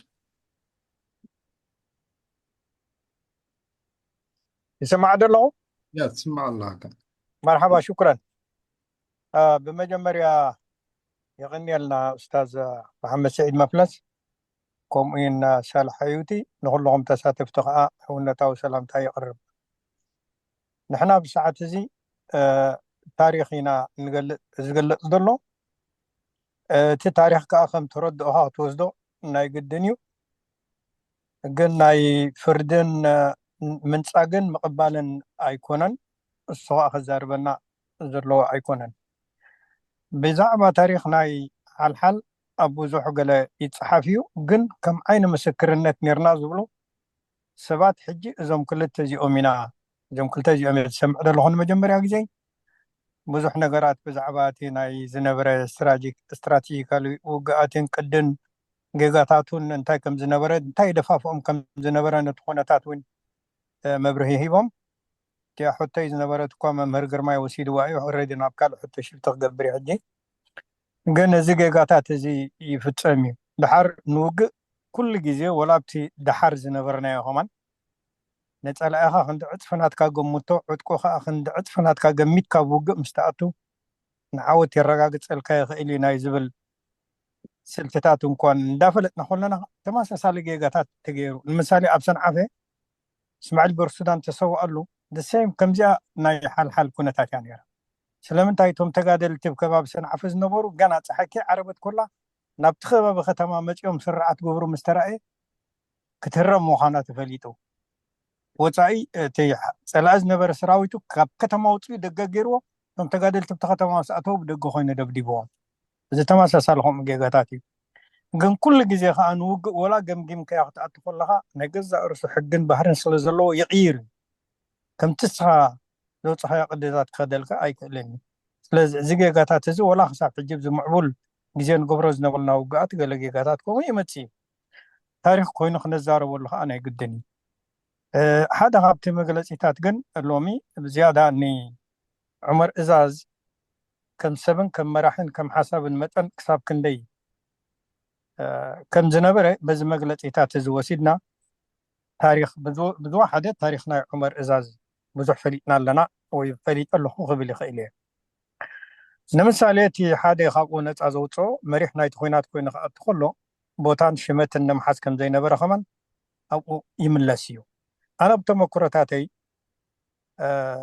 لعلوت مرحة أبالات كتلاوي بايتو أب كينات مريحهم كأتو زرع أخوة مالو مثال حدا غاب سو عبد القادر رمضان أبتيعو خنا أتخل لنا زنبري قدامي تمسرع تأتوز نبرس نعامر حوا قدمي تقوي كسابنا تم تقادر تبزح نقرات الزاري بوهم في اسلام تايب دحريد دي كون اسلام دا كمزي دبل أزار أربعتاتي متسي قنت وايف توفاي نت نايتهم ما راح تخترق خلها بوتا خم زيد اليوم ويسلطان كم زيد اليوم أو يتاتي الرقا قصول كام كان لايتو عدة زبرنا على محمد إبراهيم أبال قد لايت بايتو بعلو مريحونا توقعتي سلازي تريقها بزيتاتسي توفاي ناتهم ريقها ناتهم سبات كساب كندي تاريخهم تايكم مخانات الرقا استغئلها هجي اتي بزعبانا حال بمطعنو بقلي يتصحفيو سوءات وينا بمزاقب ناي سوءات ناي تقادلو حرنت ارتراز صحف وتو مصحف او وينا اللو ولا قلو قدلتات ويني هلو يخوني وي قدلتات نسي ناي قدنا اللو مالتيو هجيقن ازوم كل تسابات ازوم كاب هالو كساب حجي خابي هوتم هذا عدلن راح سنن ديو تحطي حجي انتي هتكون الصوم اب حدا عديهم تأمتو اب شودنهم تلي تقاقي دحر أقول تمكرتات علمتات نالكم جزيء أنت رخبت خوني هم ما زخلوا تقولكم ويكال كله بأتقل لي نحل حل زميلكم بدايسي أما صاحب صحيحكم كتقربوا مدى بالكم دو يغني اللي. أوكي. المنادي الكمال أولا يشكر على الغرفة ويشكركم أنتم أيضا. هذه الذي سمعناه اليوم يعني هو تاريخ، والتاريخ طبعا ممكن يعني أخذه حسب فهمه الواحد. كنا نسمع عن معركة حلحل، ولكن اليوم سمع يعني من نقل يعني من شخص، ولكن اليوم كان لأول مرة نسمع من الذين حضروا والذين شاركوا في صنع هذه المعركة، وهذا هو شيء جيد. طبعا نحن يعني أي معركة لها إخطاءات، وفي المعركة أيضا أحيانا يتطلب مننا أن نضخم يعني حجم وإمكانيات وقوة العدو حتى نستعد لها بنفس المستوى. أيضا أنا بتذكر أنه في معارك يعني حصلت مشابهة لهذه اخطاءات، في معارك حصلت مشابهة لهذا. بتذكر معركة في سنعفة، أنه الظهور في دواحي تلك المنطقة لفترة طويلة أدى إشعار للعدو أنه يهاجم في وقت ما، فبالتالي عسكر خارج معسكراته وانتظر الهجوم قبل أن يقع عليه، فباغت الناس في أماكن لم تتوقعها وحصل فيها خسائر.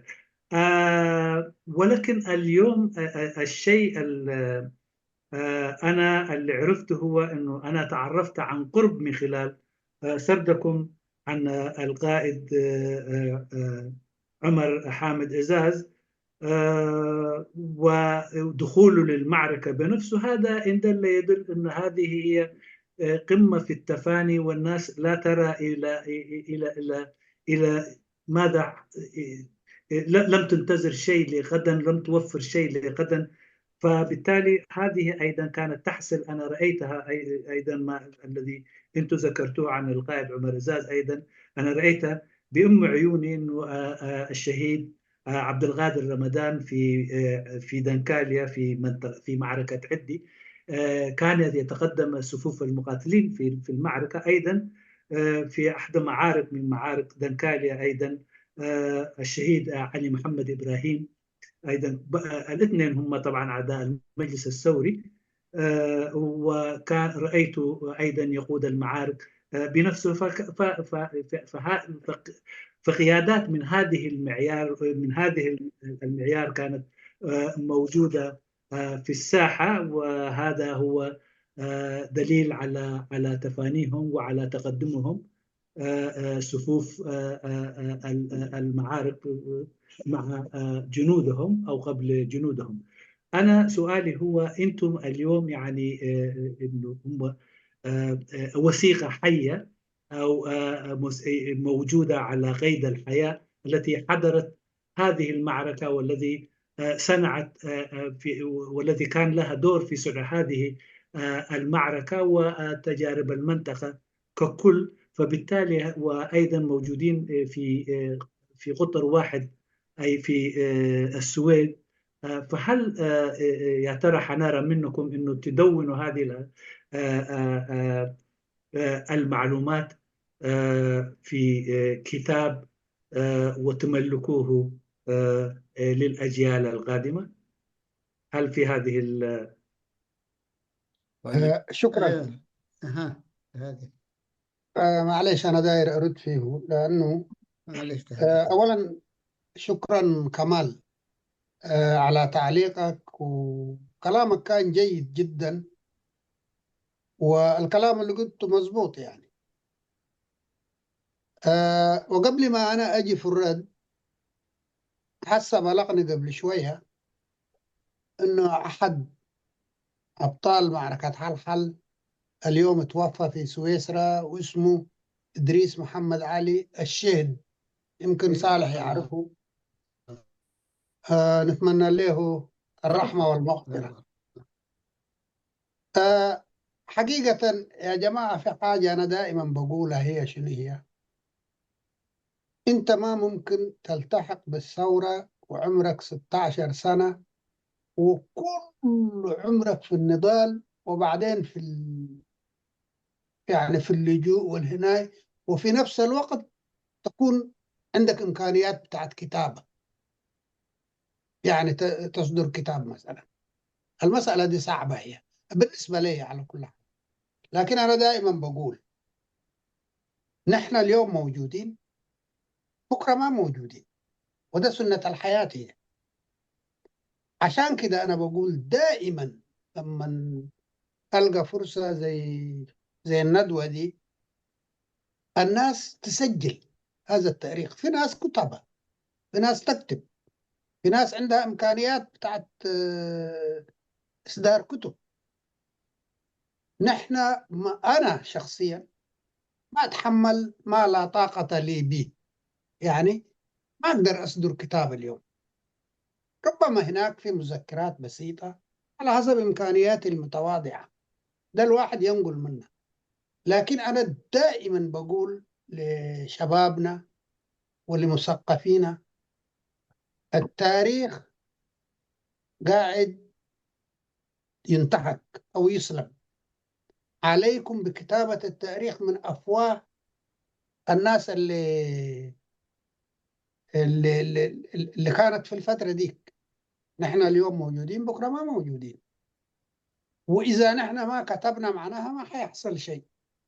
عشان كده أنا أوصي، ده توصية هي للناس اللي عندهم إمكانيات الكتابة ياخدوا بس نحن برضو مطالبين بتقديم الشهادة زي دي مثلا، اللي حصل ده هو خلي الناس تكتب. ده اللي أحب أقوله. لكن نحن نعم في منطقة واحدة، أبو صالح يمكن يكون عنده إمكانية كتاب وهنا أنا لكن ما عندي هذه الإمكانية. ويقول بارك الله على من عرف قدر نفسه، يعني مستعدين نقدم شهادتنا، لكن مسألة الكتابة والتوثيق والبتاع الكبيرة دي مسألة صعبة شوية. وشكرا لك يا كمال. بس أكمل في الموضوع ده. الحقيقة هلو مسموع أنا؟ مسموع أستاذ. أيوة. الحقيقة يعني كتابة التاريخ شيء مهم هو، وأنا شخصيا كتبت من ضمن مذكراتي، وإن كان أنا يعني كان عندي ناس يعني طبعا عايزين يكتبوا عني ويكتبوا عن النضال وكده، فأديتهم بعض الأشياء عن هذه الأشياء اللي كنا نتكلم فيها هذه الأمسية يعني. وسمعت أنه بعض الأخوة ما عارف اسمه نأمن ولا يكتب، مثلا كتب عن إبراهيم سلطان وعن إدريس محمد آدم. فأنا كان عندي اقتراح، ما أعرف هو في الغرفة الآن معانا ولا صححوني ما لو هو موجود ولا ما موجود، فنديله معلومات وعندي مذكرات كاتبة، لكن أنا من ضمن كتابي أو من ضمن مذكراتي حاطيها أنا، لكن يعني كان عندي شعور لازم نكتب كتاب خاص بعمر إزاز فقط وبمعركة حلحل. لا، كان عندي هذا الشعور لأنه هذا الشيء يعني يترك للتاريخ زي ما قلنا كلنا. فنديكم يعني الأشياء اللي انتم تطلبوها والأشياء اللي نحن نعرفها واللي نحب نديها كمان. في بعض الأشياء طبعا الواحد يحتفظ بها لنفسه عشان يكتبها في مذكراته أو كمان ما تليق في الزمن اللي زي ده. فالمهم أنا شخصيا مستعد إن شاء الله أتعامل مع أي إنسان عايز يكتب عن حلحلة أو معركة حلحلة أو عن عمر إزاد أو يعني بصفة عامة عن جبهة التحرير في الفترة اللي نحن كنا فيها. يعني فعلى أهبة الاستعداد بقدر المستطاع. وزي ما قال محمد سعيد مفلس، أنا دائما أقول كتاباتي دي فعلا أكتب بعض المرات. يعني لما تجيني كده حالة بتاع كتابة كده فأكتب يعني. يعني الواحد يعني زي ما قال محمد سعيد مفلس، نحن ندي وانت اكتبوا، لكن لو يطلب مننا نحن اللي نكتبه برضه، نحن زي ما قلت لكم ادينا لبعض الناس واللي عايزين يكتبوا مذكراتنا وعن التاريخ وكده، اديناهم هذه المعلومات او معلومات اكثر من كده. ف...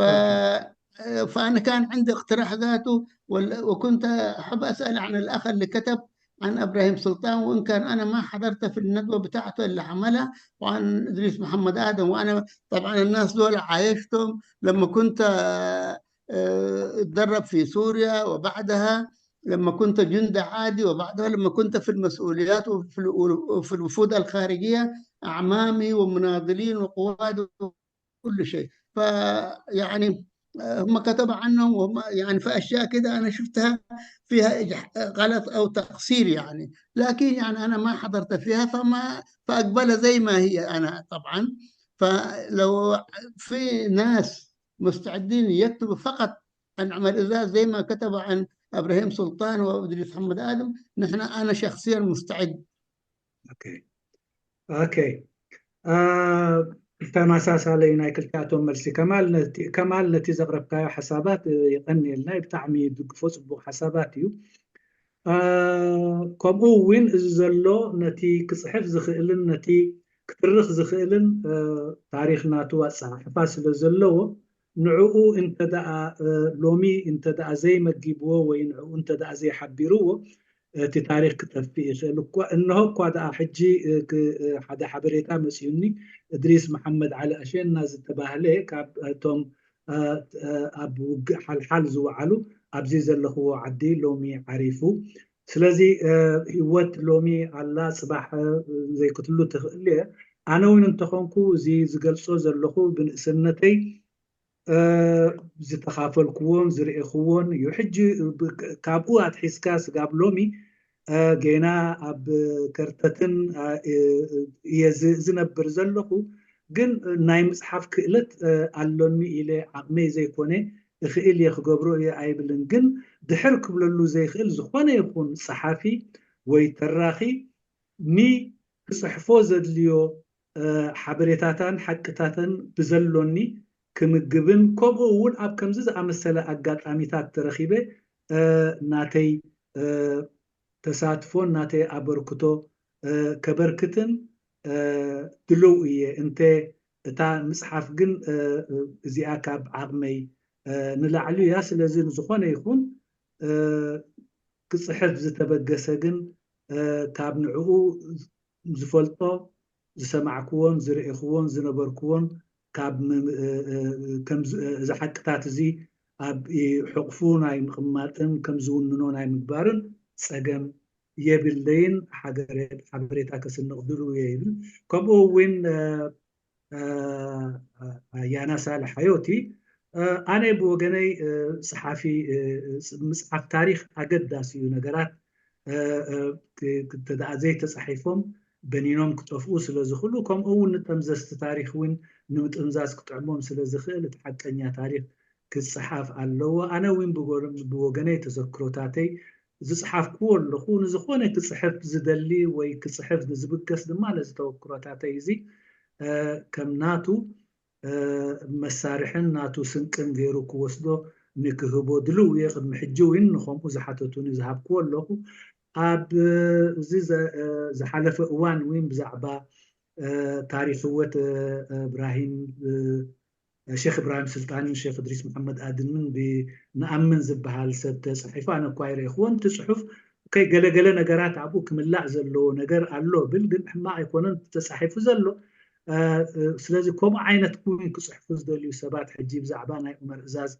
تاريخ وتنا بصحف زي اللي وين أنا كله إتيك وهاب زلون كي زفلتون بزي زخونة يكون مقطابن بزي زخونة يكون تدلبانتن كهبدلو إيه إتي زحف وصحفات وين بزي زخونة يكون سب كصحف زتبقسي نخم تقدم حجين قال سبات زحف واحد جوين كهبدلو يزبل يغني لنا أحمد هبتس. لا قبل أستاذ أحمد أستاذ ما نعلو أنا تتر هسيزر نزل عيسى السيد إيدو حفك بليك أهلا أستاذنا. أوكي تقل ملكين دحري الأمين عبد الله اللو. أوكي أستاذ عيسى السيد إذا تسمعني أستاذ عيسى الزهر رح يقول له مسلمنا المايك. اوكي وي ابياتولا وي دحان سقاب زدالو قزي اي يا احمد هبتس دحان كمان مسال. تفضل. بسم الله الرحمن الرحيم. السلام عليكم. عليكم السلام ورحمة الله. مسموع أخ أحمد. اوكي. بسم الله الرحمن الرحيم. أيها الأخوة الأعزاء، إدارة الوعي المشترك أحييكم على هذه المجهود المستمر في تقديم عدد متنوع من العمل والآراء المفيدة. ثم أتقدم بجزيل الشكر للأخ المناضل محمد سعيد مفلس، شاهد عيان لمعركة حلحل. ثم أشكر القائد الكبير المناضل صالح سيد محمد حيوتي على هذه المداخلة القيمة. وإن كان عندي ملاحظة في نقطة واحدة في مداخلته، ونقطة مهمة سنأتي إليها لاحقا. أولا سؤالي للأخ المناضل الكبير محمد سعيد، برغم أنه من خلال نقاشه تدخل في كثير من أو تناول كثير من الأمور، سؤالي طبعا أنا يمكن سجلته قبل ما هو يتدخل في كثير من الأمور، لكن على كل حال هل كانت خطة عن طريقة الهجوم؟ هل كانت جزء أو مجموعة أو سرية واحدة تدخل واحدة تنسحب، أم كان هجوم عام؟ ده سؤال واحد. سؤال الثاني، هناك يقال أن الشهيد عمر قال في الاجتماع قبل دخول المعركة: إذا فيكما أي شخص يحس في نفسه نوعا من الخوف لا يدخل معنا في المعركة. هل هذه مقولة عندها أي دليل عندكم؟ بل قيلت أم لا؟ لأن سمعنا هكذا. المناضل، فهناك يقال المناضل مناضل محمد عمر أبو طيارة قال للمؤتمرين في اللي هو في الوحدة الثلاثية، قال لهم: نحن نمثل المنطقة الثانية. هل كان هذه النقطة صحيحة أم لا؟ الشهيد عمر لم يكن، طبعا هنا وردت في كلام الأخ لحق بها الأخ المناضل السيد صالح حيوتي، ودعمها الأخ المناضل محمد سعيد، يقول الشهيد عمر، يعني يقول لأنه جانا شخص والشهيد عمر أداه السر، وهذا السر أفشاه للعدو. وأنا يعني لا أعتقد يعني الشهيد عمر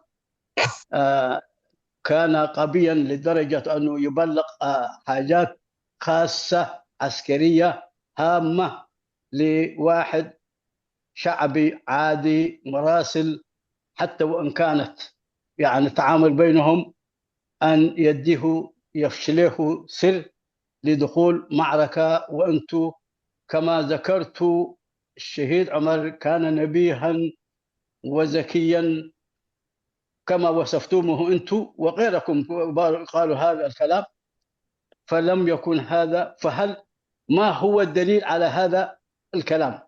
وإنما كانت هناك، اتضح أنه في فعلا كانت هناك خلل في الاستخبارات المنطقة، استخبارات في المنطقة والخلل، وعشان يوضحوا الخلل بتاعهم جاءوا بمبررات بعد المعركة حتى يتقدموا بهذه التقارير ويعني يقوموا على الشعب بشكل عشوائي اعتقالات واغتيالات. وأنا أثبت ذلك، وقد راح ضحيتها عدد كبير من رجالات المنطقة بما فيهم محمد إدريس حامد إزاز ومحمود علي الفكاك ومحمد إبراهيم فكاك وآخرين. ثم تمت اعتقالات عدد كبير، وقد استمرت أشهر هذه التسفية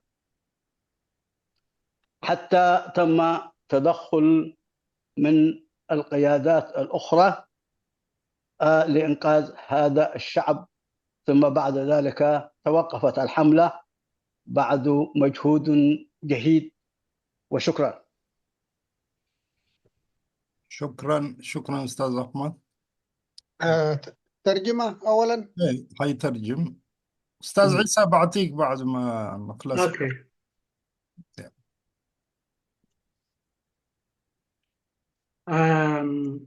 زتنا حبراوتم حق بمجمريا مسجنكم كون مسجانان محمد سعيد مفلس قيلوا مسجانايني تقادا لا يسال حياتي غرب انا ابت زقربو قال زبلو علوني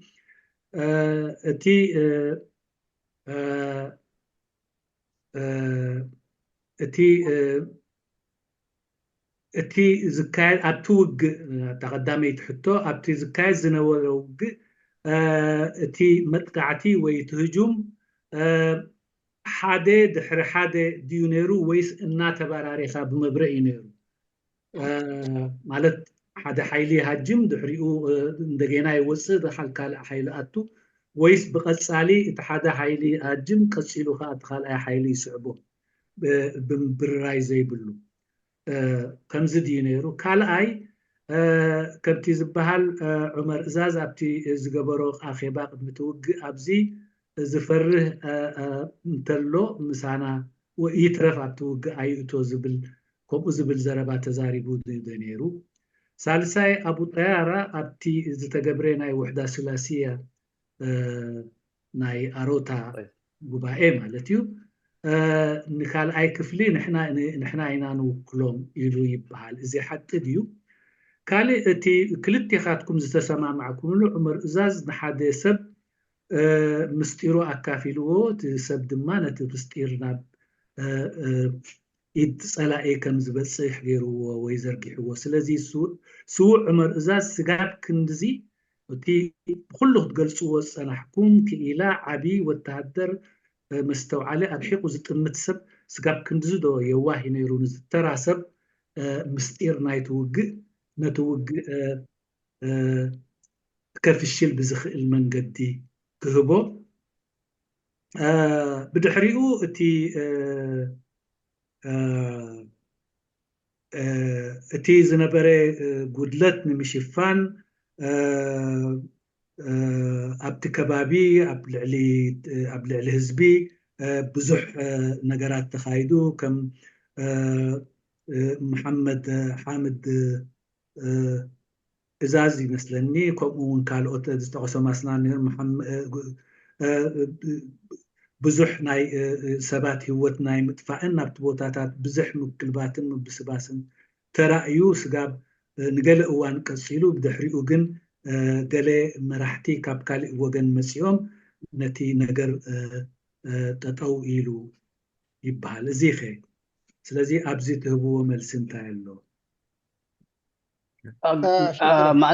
معلش ملاحظة واحدة عند دقيقة بحث يعني برضه في نقطة اللي هو يقولوا لما رأى عمر المعركة ليس في صالحهم قالوا ننسحب ورفض الانسحاب آدم أبو بكر فاستمرت المعركة دي نقطة برضو من هل هذا برضو يعني إذا جميل جميل بس ايوه كالي وانت وسق حبريتها زلو تي وجه ناب ربحا ناي كالي تكفلو وين ناي صورة إرترا وين ناي تقال بحنا إرترا يخيط سلازي رأي بو خزازم اي كيلن يلو سلاز جم عمر عمر إزاز سوري سو عمر إزاز آدم أبكر مثلا آدم أبو بكر أبو بكر آدم أبو بكر ود بكر فعلو سترديني آدم أبو بكر أي ننسحبن سلازبالي توق قصيلو زبهال زرباوين على زخر حق دي اوكي اساتذه الكرام استاذ محمد سعيد وكذلك استاذ صالح في ردكم يا ريت لو تحاولوا تقتصروا لانه ايادي لا إن شاء الله طويله إن شاء الله كثير قدم استاذ احمد لا خير تفضل. ايوه اولا كيف كان الهجوم؟ السؤال الاول الهجوم كان او بسريه السريه الاولى ثم لما يحصل الأذى في السرية دي السرية الثانية وأخيرا السرية الثالثة اللي هي كانت حقنا بسرية كان ما هجوم يعني بشكل جماعي ده أول ناحية هي هل قال عمر إزاز إذا كان واحد خايف ينتظر؟ نعم قال في الاجتماع لكن المسألة دي كيف هي أصلا؟ في شخص قال له يا أخي لو عملنا كده حيحصل كده مجرد وجهة نظري اللي الشخص قالها وأنا أتحفظ على اسم الشخص ده ما شخص يخاف ولا يحزنون الشخص اللي قدم هذه الرؤية لكن عمر رد فيه إذا كان واحد ما عايز يساهم خلي ينتظرنا هنا ده قال أنا أتذكره لكن أنا بتحفظ على الشخصية والشخصية هذه مش من الشخصيات اللي تخاف ده واحد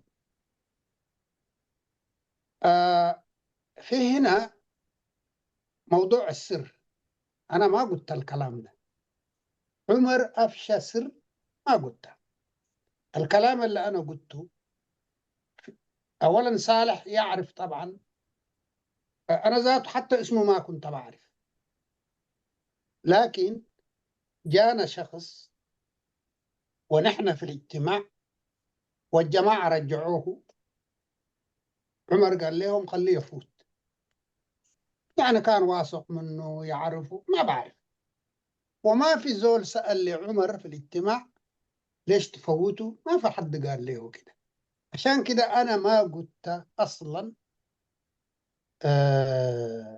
عمر أدى سره لهذا الشخص ما طلعت مني بس قلت في جانا شخص الشخص ده رجعوه العساكر عمر قال لهم خليه يفوت ده الحصل بالنسبة لما قالوا الأشياء اللي حصلت بعد المعركة أنا ذاته بعد المعركة ما كنت موجود بعد ما انتهت المعركة مشيت اتجاه تاني، فما أعرف شنو اللي حصل. الأشياء اللي قاعد يذكرها أحمد أكيد تكون حصلت، لكن أنا يمكن صالح باعتباره رجل أمن هو يرد عليها. أيضا موضوع ما قالوا أبو طيارة برضو أخليه للصالح، لكن أرجو أن نكون دقيقين في الطرح. أنا ما قلت عمر أدى سر لفلان، ما قلت ده اللي قلته وأنتم سامعين. شكرا. شكرا أستاذ محمد سعيد. اوكي يا جرماي. قدامي نجر بزعباتي هجوم ومتقعتي كما ينيرون زبل بب حيلي نيرو قدامي حيلي هجم تقدامي حيلي انتدا تسنفو قال اي حيلي اندجينا ياتو كم اندابلتا يزكايد نيرو بموداتا زاتو تحيلنا هنا نيرو سالسي تحيلي سلازي مالت ببي بحنساب كله بحنساب يكونن ابت هجوم اتيو اتا خلقيت حطو زفره انتلو يترف نزبل قداي نجر اتي حدا سب سموخ تقص يدلي سموخ تعطب يدلي نسو مخنياتات كمزن تخونه خي انتايو خمزن تخونه يزبل عينة حطوتات العيلو زفره سبونا يكونن جن ولك عمر زفره عبزي يصنحنا إلو تزاريبو سالسيت نقبي سو عمر مستير هيبو أنا أي وصلنا تزبلكو بدقيق كنحزون لنا تأنا زبلكو حادثة نابتبوتا مسي خيد نيرو كل كيلومو كي كيد وكي أتو نابتي نيني كتما وين حل كي أتو يمسلني عمر كا يفولطو يخون ويتأمامن اللي يخون يدخون يكون مخنياتو يحلوه قدفوا يحلف يلو زبالكم بر نعقوم مستيرو هيبوه أي بالكم رابعيتي حتى دحرتي وقي أنا أبتي كبابي أي نبركم سلازي زبالتاي نقراتكم أمثل نقر ترخيبو كخوني خلقن سالح حياتي بدحري من أبتبوتاس لازنبرة بقرباو الناس التاس لازنبرة كم اللي صلوا يخلون اتي ابو طياره نحن اينا نخال اي تحيل تخال اي تخفلي نوكل الو زتبحلون انا ابو ملسيه بالليل زفولت انا قرب زعبو زعبا زعبه لزي وين ني صالح حياتي قدفون لذا صالح كلت حتى تعاخات قديفنا له. اوكي بالنسبه للانسان اللي قالوا عنه جاسوس او افشى الخبر، طبعا انا قلت انه هو ود اخوه لعمر حامد الزاز واسمه محمد ادريس حامد الزاز.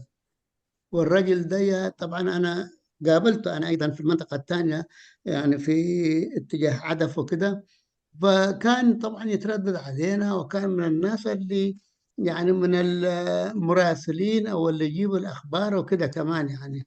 وبحكم انه هو رجل يعني قريب ليعمل ذات، طبعا يعني رجل موثوق فيه يعني.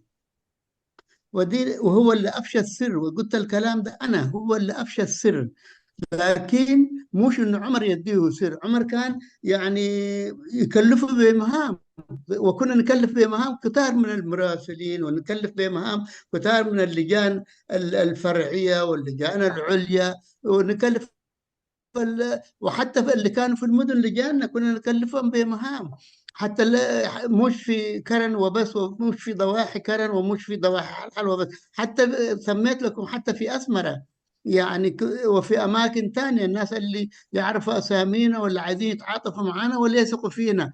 فدي يعني ما معناها إفشاء سر بقدر ما هو تكليف بمهمة لهذا الرجل.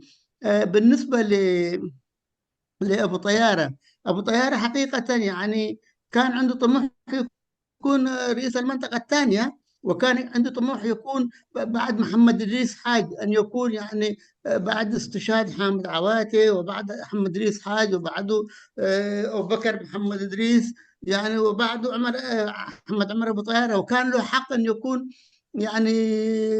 يكون يعني من قواد الثورة. لأنه يعني هو من الأبطال المعروفين في الساحة الإريترية، ومن الناس اللي كانوا مخلصين للثورة لما كان في الجيش السوداني، هو والمناضل طاهر سالم وكده. لكن أعطوها لطاهر سالم بعد محمد إدريس، أبو بكر حمد إدريس يعني بعد أدوها. فهو كان يعني يحب يكون شو اسمه، كان من حقه أي إنسان كده إذا كان الواحد يأنس في نفس الكفاءة يكون. لكن لما شافوا المجلس الأعلى هذه الأشياء، محمد عمر آدم نحن أرسلونا لسوريا عشان نتدرب في عمر صغير جدا الوقت ذاك، يعني سنة 64. فمحمد عمر أرسلوه معانا مع أنه كان من في رتب عليا في السودان وما يحتاج تدريب وكده، تفاديا للمشاكل. وكان رئيس البعثة بتاعتنا محمد عمر أبو طيارة ومحمود جنجر وعبد الله اليمان وعمر دامر، دول اخواننا الكبار يعني اللي كانوا يقودونا لما كنا نتدرب في المعسكرات السورية في قطنة يعني. فالحقيقة يعني هو كان عنده طموح هذا الشيء. وبعدين لما قسموا المنطقة القيادة الثورية سنة 65 بعد ما رجعنا، برضو كان عنده طموح يكون يا قائد منطقة يا كان يكون قائد الثورة ككل وكده. لكن يعني ما أعطوه المنطقة، ده هو ابن المنطقة ذاته، ابن المنطقة الثانية، هو من ماريا، هو المنطقة أعطوها للمناضل الشهيد عمر إزاز.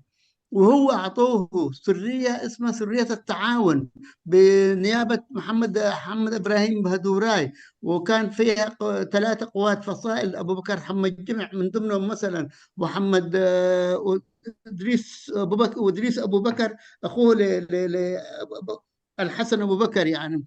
المهم فهو دول يعني هذه التعاون ده كان وظيفته شنو؟ أي منطقة تدخل المعركة التعاون ده ينجزها، يمشي لها ويدخل في المعركة معاه ويكون يعني يحميها يعني. فالمهم يعني هو ما سمعت أنه هو قال أنه أنا أمثل المنطقة الثانية، لكن كان عنده هذه الطموحات، وكان حقيقة يعني بالنسبة لنا كمنطقة ثانية. وفي نفس الوقت هو أول ما يعني بدأت سدوح حيلة، أول ما بدأت عوبر مشى في عوبر على طول. وبعد عوبر أول ما بدأت سدوح حيلة بقيادة عثمان سبي وناس عمر وكده ورمضان حمد نور في سدحيلة في دنكاليا، مشى في المؤتمر ده برضه. وأيضا هو لما كنا في القيادة العامة، نحن كان عندنا مؤتمر كرديبة نسميه عشان نعمل المؤتمر الوطني الأول. هو جاب مشى للمرتفعات والسمهر ب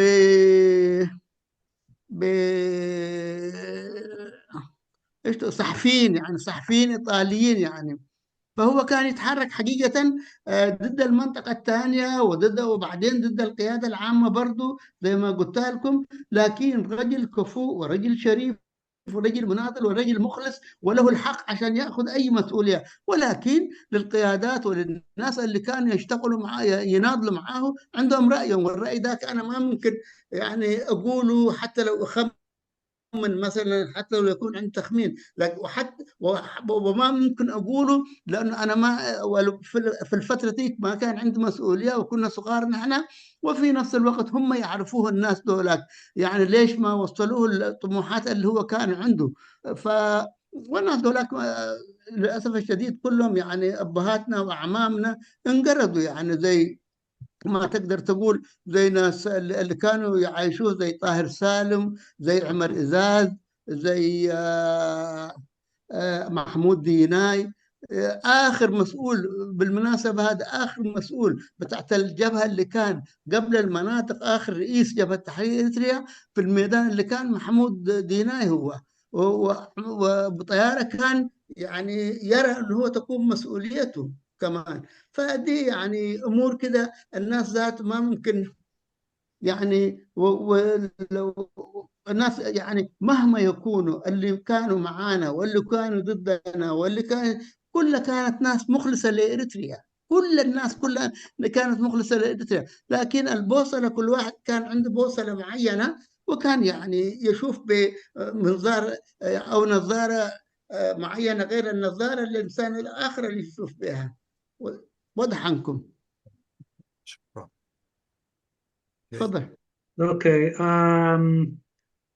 اتي ودحوني مع عمر أزاز محمد إدريس حامد إزاز هو مالت يمالالسنا نيرو كابتي حبريتاتات وين صلايا محلاليفو إذا جن أكافيل كايو زي كونه بحلافنت بوم تلقكم بزحيناكم ونقبل سلازي نتي ذهب كايو انت دا أحليفو هيبو كمو زي كون ايكونن وي زي قبر ايكونن اب كله قلقل نسرحات نخسالتو انهبوم نجر علو جن كله تمستير هيبكايوم مالت ايكونن نبوزحات ينا مدختي نسكب كمون قلقل مدختات اسك هيبو كسدون كلكون يخيل يخون كاب من التبديسو سلازي كمز عينت مستيب تلقكمن مستم زموسخان زقبر زنبر سراحات يو سلازي سب زقم تعي سب عين برن بزخونه اتي بزعبا ابو طيارة زبلكايو ابو كمز خبل اي سمعكوون جن ابو طيارة كم عينت طمحات كلونا يقدنت يو نيروون مناتو اب كله تيجي وعزو مست كله توفاينتون مست كله بقعتون مست كله خئلتون دحري مسواتي ناي جينا حمد ريس عواتي ناي محمد ريس حاج كم وين دحر محمد ريس حاج كوتا سقاب ناي بعلت هرسا ابز كله جزي ابز كله زنبره بوتاتات زي انا يقبعني انا ابز بوتازي كلي نايز بوتاتات زي طموح اي نبرون كن بلاي لكن نيرو وهوب كايو كهلو ناي قدنيو ازي كم مقبارو جن وفوين قدايو عطوق اي نبرن ماله ايكونن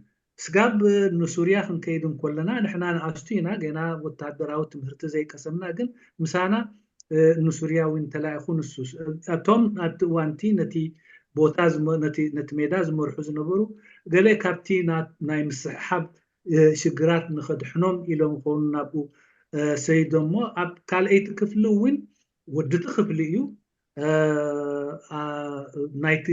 نايت خفلي مريحنت وين يقبعني مبالوين بزخونه يكون تصقم ايكونن كبحال يكاليو سلازي انت اتي انا يزوكل زبلقل اي سمعكم بدحريو وين اب كله ببتي نحنا نريو اقباب بتناتون السوزريو اقباب نتي من تهاجرو زوفيلو ابتن السوزريو مسانا أن تسحبن مسانا أن تسعررن أبتخال إشانخات يخيد نيرو إذا مالت جن هجراوي نبرن وفويا نبرن بقعات نبرن مالت أيكونن وين كم عين الطموح كهلو أي جبان مالت وين أيسمع.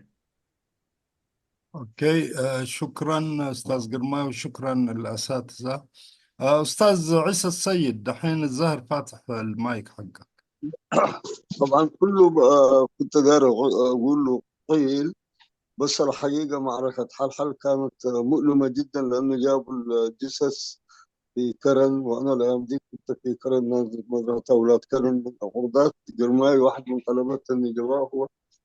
فالحقيقه هزت المدينه وجات مطره وقصرتهم ودفنوهم في دعاري، فكانت مؤلمه جدا. اما الاشياء الثانيه كلها ذكرت وما طبعا يلزم ترديده، فربنا يرحمهم ويغفر لهم ان شاء الله. وده التاريخ هو تدوينه مهم جدا. بارك الله فيكم وجزاكم الله خير. شكرا استاذ عيسى السيد. تفضل قرمه. اوكي من هري دعم خبتهم كلهم كابتم زخبرم مهراني حاديو ممهر عيسى السيد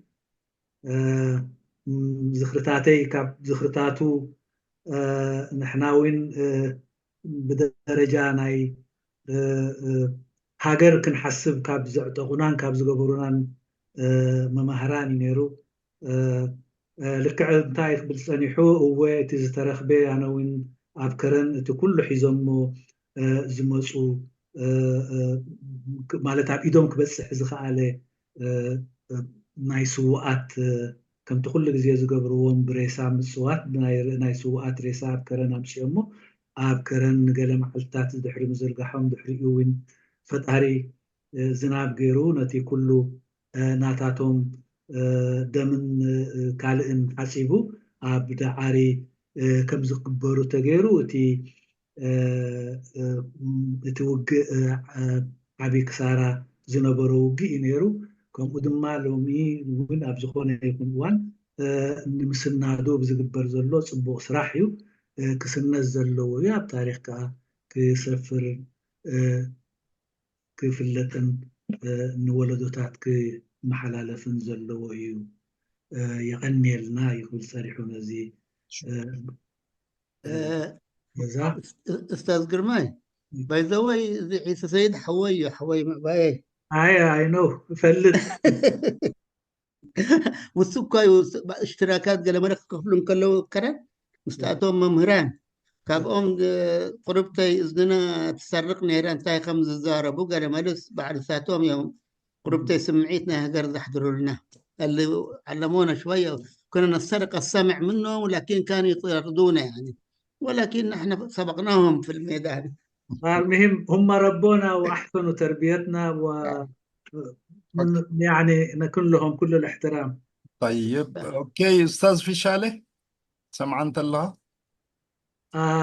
دحري عثمان هو دحر عثمان بلايين ان شاء الله كابو مجرد عافن سمعك له امين انا كنت قبله امين انا كنت لا. قبله موجود انا انت ما زلت موجود قبلك في برهانه مبراتو كمان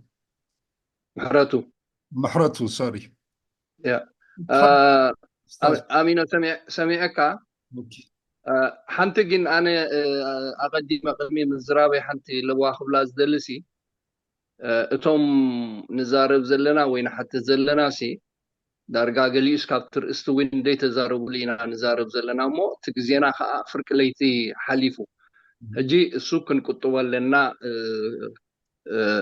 نتهم نزارب زلنا قبل دليه كابتر عندكم لوز دلي زي لو مشيت امسينا زلنا معباي حوي محمد سعيد فلس اياي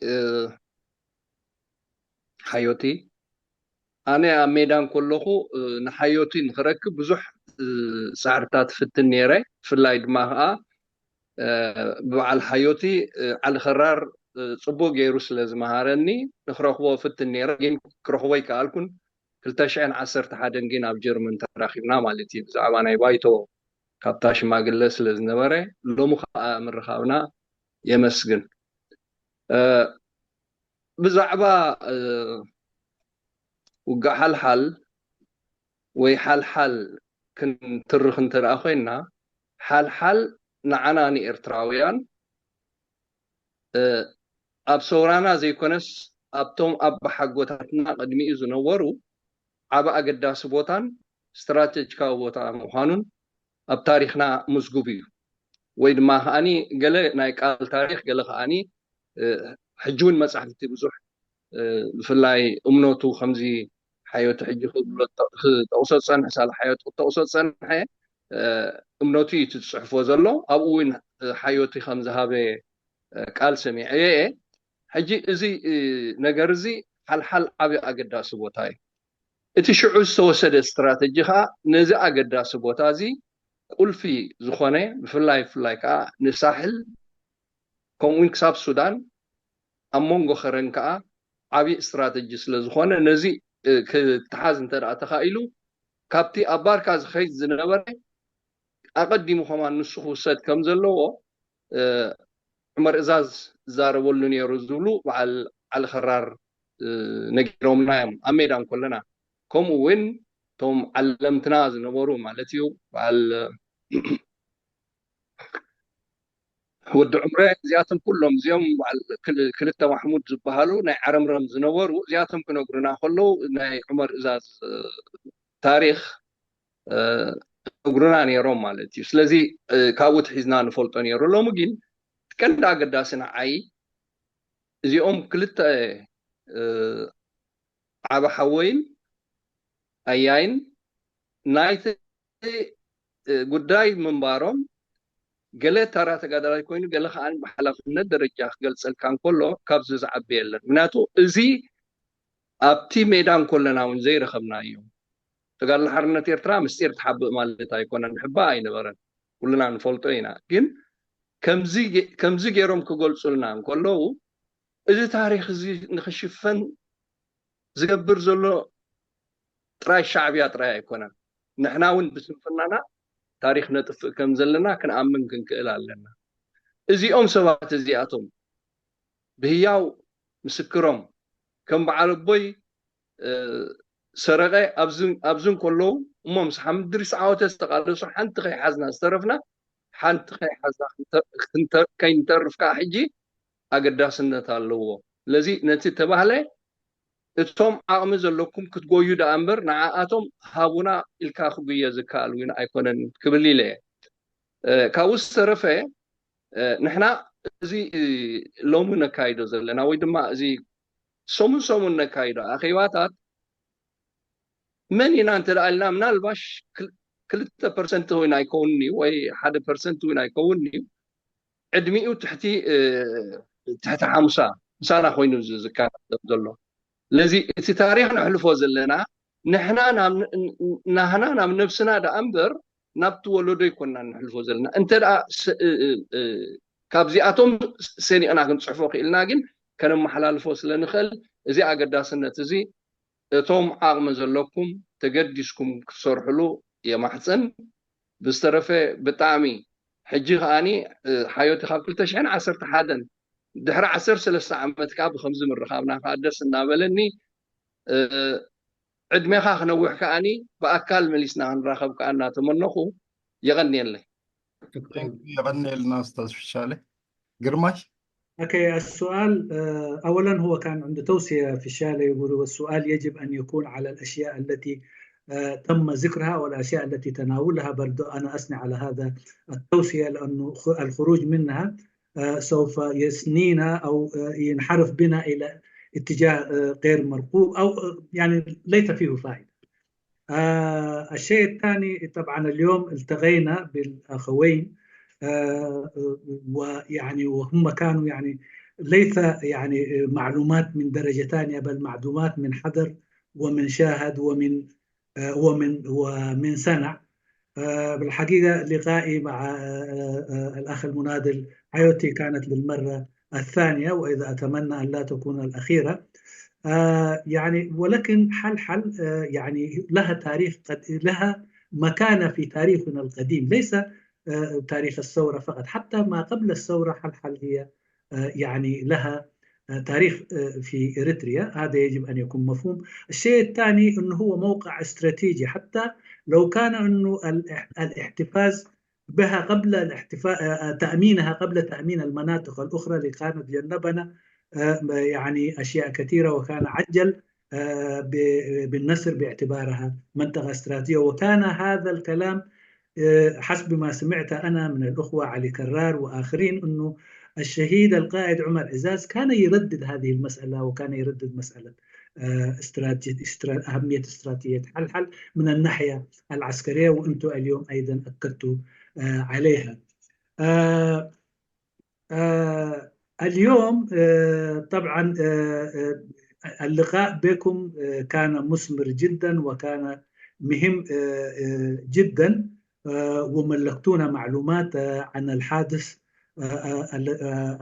عن الأحداث التي حدثت في تلك المعركة وما قبلها.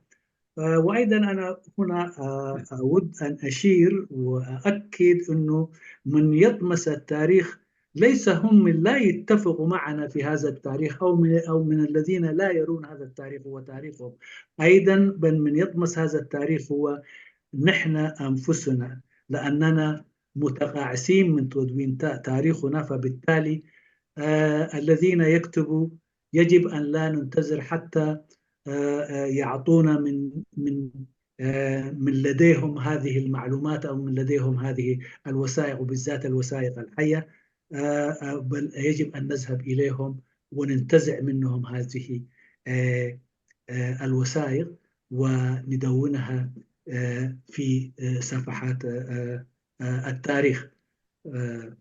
وهذا بالاختصار. بس كان تعليق ما سؤال، فنكمل يعني مع الأخ برهاني. يا برهاني محرته أستاذ برهاني.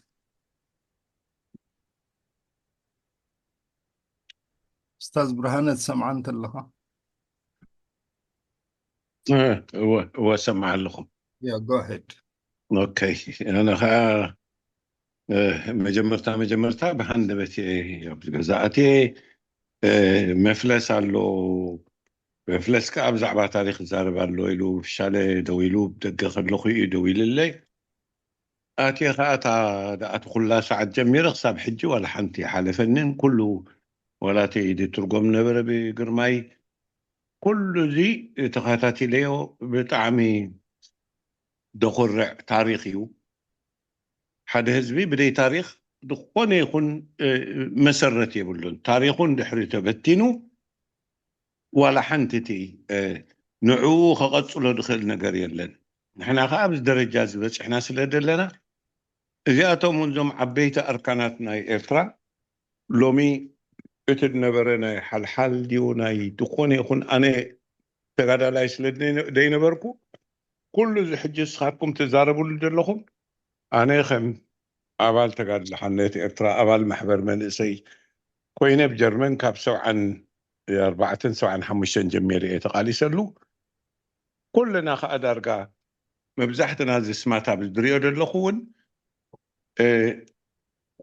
ناي تقاد لحنيت إرترا أسر نبرنا ناي تقاد لحنيت إرترا نبرنا مخانا نفلتنا إتي تاريخون قلوس انديو من يتسددون اب دقة خيدون تتباهلو سي اتي نهزبون هاجرون كقاله سيدو دوصاي نزقال سزي جمري نتوم حجون نزقال سزي كابتي مسرتاوي علامو انلاقيسوم ناب حدا مالتي حزب إرترا ولا حنشعت من عن ثلاثة الناس أن تراجعيس أنت تبهلس انتاي ترجم ناي ناس أنت أبجزية تركي بجزية طليان أبجزية قبسي بجزية حيلة سلاسة بجزية من قصتو دنبرة حزب إرترا خمد الله يدون كاسق أصل دنبرة لومي بديج الرام ورقتنا هيكدف عبد خوني يخون حجر ولا ود حجر كنسخة تاب حنت ختمنا بحنت ختمنا كاسق أستيت خيل زيت الناس أنتنا إرترا حزبنا ده حلفو دلو نحنا خاز كله حجزي تاريخ كزرب دصنحي اقداسي بداي تاريخ حد حزبي دخون يخون نجر مسرت سر كم داي بلو حزب خويني يترف خمس اللي دخون خا اقداسي اذا حجت نجرنا صنحكم تابون لعل قداسي كن حزب إرترا طفالو حزب إرترا يسددالو يشيطالو يطفالو يقتلالو كلنا زوما بزحجب تفعلالي من قسقاسات بتفعلالي مودبات كويننا ونزارب ودلنا انت ايو ترجموت كل سخاتكم بنسنتكم بعل مفلس ود 16 عامت كلها كان سوراوتيكا ود 16 عامت كون كات تقالس كلا هاجر لومي ندخون يكون إرتراوي وحسن الدي بالله هاجر كوينان دحتريفا كويناسي هيوتنا خساب دلاخ انحنا بدك على متن حزب إرترا كانت الندمتون كل حزب إرترا بحاله خوينو سلي دقت أمي إمبري أنصار مولو عالم تقاليشي وبزدرجة زبصحو تانات النت تبهل تاي ترجم على الواقع تانات النت حرنت ندحدي أمسيا بز مسرت زي بطعم يدخرع ناي بحدكي غات حقشي أبزي جزازي خريو خلقوسي كله تحبرة حسب إرترا ملكع ناي حزب إرترا دحازي أخي باير لكم إزي أخياتا دي جمرنا لا سوراخ جمر كله ولا إدريس حمد عوته وندبلو إزي سورا زخ عوت تخين تود خبساخ وصلو خبل كله ترجم له بذا ترجم زي أخينا أبدر جاذبة إحنا حجون كله بزعبات تاريخ نزارب كلنا تاريخ تهزبخا منغو تأفيو وي تدمسيسون دحتريفوس انتاي ترجم له إذن كله من سيئة حجي أب جرمان أنسي ብዙሓት ካብዞም መንእስያት ድኾነ ይኹን ታሪክ ናይ ተጋድሎ ሓርነት ኤርትራ ሓቶም ከለኹ ስቡዕ እንታይ ኢኻ ትብል ዘለኻ ከምዚ ዝበሃል ነገር ኣሎ ድዩ እንታይ እሞ ክብለኩም እየ ናይ ብሓቂ ብድሕዝን መንገዲ እዩ ተጋድሎ ሓርነት ኤርትራ ጀማሪት ሰውራ ኤርትራ ክነሳ ኣብ ሰውራ ኤርትራ ከዓ ታራ ከም ዘይብላ ገይሮም ታሪካዊ ድምስስዋ ከም ዘለዉ ኩልና ንፈልጦ ሓቂ እዩ ብደይ የገድስ ግን ታሪክ ሓቂ ተደምሲሱ ኣይድምሰስን እዩ እንታይ ደኣ እቶም ነዚ ታሪክ እዚ ደገድሰና ሰባት እቶም ነዚ ታሪክ እዚ ዝጀመርኩም ሰባት ነዚ ከዓ ኣብ ዕላምኡ ክበፅሕ ኣበይ ኣለዎ ብፆትና ኩሎም በዓል ኣሕመድ ናስር በዓል ስዩም በዓል ዶክተር ሃብተ በዓል ዶክተር ኩሎም ሓሊፎም እንዲዮም ንሕና ክሳብ ንሓልፍ እሞት ታሪክና ከዓ እንዳተደምሰሰ እንዳኸደ ከሎ እንዳረኣና ከለናስ ክሳብ ንሕና ንውዳእ ዲና ስቂልና ክንርኢ ኣብ መወዳእታ ከዓ ትርጉም ዘይብሉ ኮይኑ ክተርፍቲ ቃልሲ ናይ ተጋድሎ ሓርነት ኤርትራ ተጋድሎ ሓርነት ኤርትራ ናይ ብሓቂ ታድኾር ዓላ ውድብ ፍቕሪ ናይ ህዝቢ ኤርትራ ድማ ሃረትኒ ዋላ እውን ኣሰር ናይ ተጋድሎ ሓርነት ኤርትራ ኣነ ብታ ተወሊደ ዳዕበ ኩላ ዓድሲ እቲ መሬት ምድልዳል ዝገበረቶ ተጋድሎ ሓርነት ኤርትራ ክሳብ ዝዓለት እዚኣ ሻዕብያ ኣይቀየረቶ ደርጊ መፂ እውን ኣይቀየሮን ካብዚ ድሓሸ ዳ እሞንታ ክንገብር ኢሉ ደርጊ ከም ዝገደፎ ፈልጥ እዚ እቲ ኣሰር ናይ ተጋድሎ ሓርነት ኤርትራ እዚ እቲ ታሪክ ናይ ተጋድሎ ሓርነት ኤርትራ ደምታ ግበረላ ስታዝ ብርሃን የቀኒየለይ ነዊሕ ህይወት ክዛረቦ ሰምዖ ደምሰኹን ክዛረቦ ደልን ሰማይ ንምድሪ እንዲፍልልዩ ግን ዳርጋ ፍርቅሬቱ ንሓሊፍና ስለ ደለና ብጣዕሚ እንዳተሓጎስኩ ደው ኢልካ ኣብዚኣ ደእትኻ ንፍሻለ የመስግነካ እዞም ብፆት ኣብዚኣ ዝረኸብኩም እውን በዓል መፍለስ ብጣዕሚ ደኽብረካ ኩልኩም ቶም ኣብዚ ኣስማትኩም ዝሪአኩም ዘለኹ እውን ሓደ ብሓደ ዋላ ክገልፀኩም ተደይከኣልኩ በዓል ጀውሃራ ከዓ ኣለና ይትረስዐዮ ኣብየት ጀውሃራ ከዓ ኣለና እዋ ንመን እሞየ ክዝክር ንመን እየ ክርስዕ ትፈልጥ እንድየ ዛዕምታይ ይዛረብ ከም ዘሎ ክፈልጥ ኣለኹ ግን እዚ ኩሉ እዚ ታሪክና መወዳእቱ ክበፅሕ እንተኮይኑ ኣንቱም ሰባት ህዝቢ ኤርትራ ሓንቲ ዕላማ ጥራሕ ኣደላትና ብኣውራጃ ብሃይማኖት ብገለ ድመፅእ ፍልልያት ዋላ ሓንቲ ትርጉም የብሉን እዞም መንእስያት ከዓ ኣብዚ ሕጂ ወዲቆሞ ዘለዎ ደረጃ ንሕና ኢና ከነድሕኖም ዝግባአና ነይሩ ኣብኡ ከይበፃሕና ከዓ ክሳብ ሕጂ ኣብ ተፈላለየ ምንቅስቃሳት ኣብ ተፈላለየ ውድባት ክሳብ ሕጂ ኮለል ንብል ዘለና በጃኻትኩም እዚ ተረዲእና እቲ ድወፃናሉ ዕላማ ንቃልሲ ኣብ መወዳእቱ ንኽንብፅሖ እንዳተላበኹ የቀኒየለይ ኣብዚኣ ወዲእ ኣለኹ يغني أستاذ برهاني أوكي أستاذ جرمايلو باختصار بس ترجم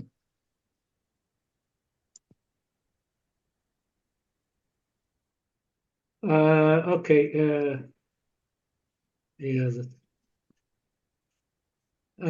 انا دخلت صدفه بعد ان علمت من الاخ في الشارع على انه مفلس سوف يتحدث عن معركه حلحل هذه الامسيه وحيقدم شهاداته بخصوص هذه المعركه واذا دخلت مباشره ولم يفتني شيئا سمعت كله واشكر الاخ مفصل على الاخ مفلس على تفضل اليه الان وملكنا هذه الامسيه يعني احداث من تاريخنا وتاريخ الجبهه الذي انا افتخر به لانه انا لم اكن مناذل في الميدان لكن كنت في المنظمات الجماهيريه التابعه للجبهه ومنذ ان كنت في هذه المنظمات وانا اعمل في هذه في القضيه الوطنيه حتى هذا اليوم ايضا تم تحرير كل المواطنين ولكن كل المواطنين الشرفاء الذين نادلوا من الوطن اليوم موجودين في الخارج. اذا ما هو طعم وفائده التحرير اذا كان لم تحتدم اصحابها الذي نادلوا من اجل هذا الاستغلال وافنوا حياتهم من اجل هذه الارض بدون حريه الانسان حريه الارض ايضا ليس لها معنى ويجب ان نعمل بكل ما لدينا من امكانيات ومن قوه الذين نتواجد في الخارج من اجل تخليص شعبنا ووطننا. هذا يجب ان يكون مهام هذه اليوم وان يكون من اوائل الاولويات. والتاريخ، ولكن التاريخ لا يمكن أن يزال ولا يمكن أن ينمس، لكن تحت شرط واحد: إذا وجد من يدونه ومن يحتفظ به، وهذا اليوم ما رأيته وأنا فخور به. وأيضا فخور بأنه كنت عضو في جبهة التحرير الإريترية، لأنه جميع الأشياء التي عملتها أيضا، حتى الأنظمة التي أتت بعدها بما فيهم نظام الدرق على سبيل المثال في حيازة الأرض، لو رأينا أنه لم يجدوا يعني توزيع حيازة الأرض بالطريقة التي قامت فيه الجبهة، وإلى يومنا هذا مستمرة هذه الطريقة. وفي الختام أنا ليس لدي ما أقوله، بل إنما أشكر هذه الأمسية وأشكركم أنتم الذي قدمتوا لنا إفاداتكم حسب ما رأيتم وحسب ما عشتموها وحسب ما ساهمتم في صنعها. طبعا كان تعليق فقط. أستاذ محمد مفلس وأستاذ صالح، أعتقد كان تعليق، يعني نعطي فرصة للآخرين عشان نكسب. نعم ممكن يعلقوا في الأخير بالنسبة لي. في الآخر إذا هم يقدروا في الختام يعطونا إن شاء الله. أستاذ الأمين عبد الله. السلام عليكم، مسموع إن شاء الله؟ مسموع حبيبي.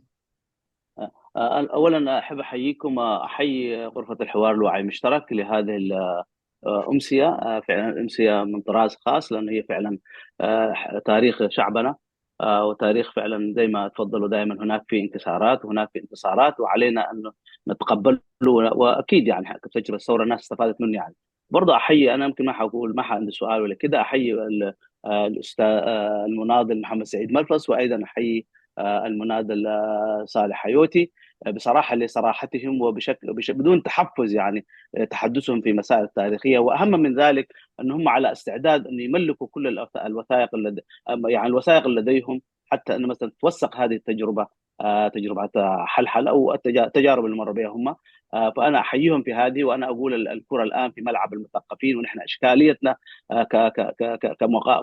كشعب إريتري أو كمقاومة بشكل عام، بنلقى أن نحن هناك في غياب المثقفين أن يلعبوا دورهم في توثيق القضايا هذه.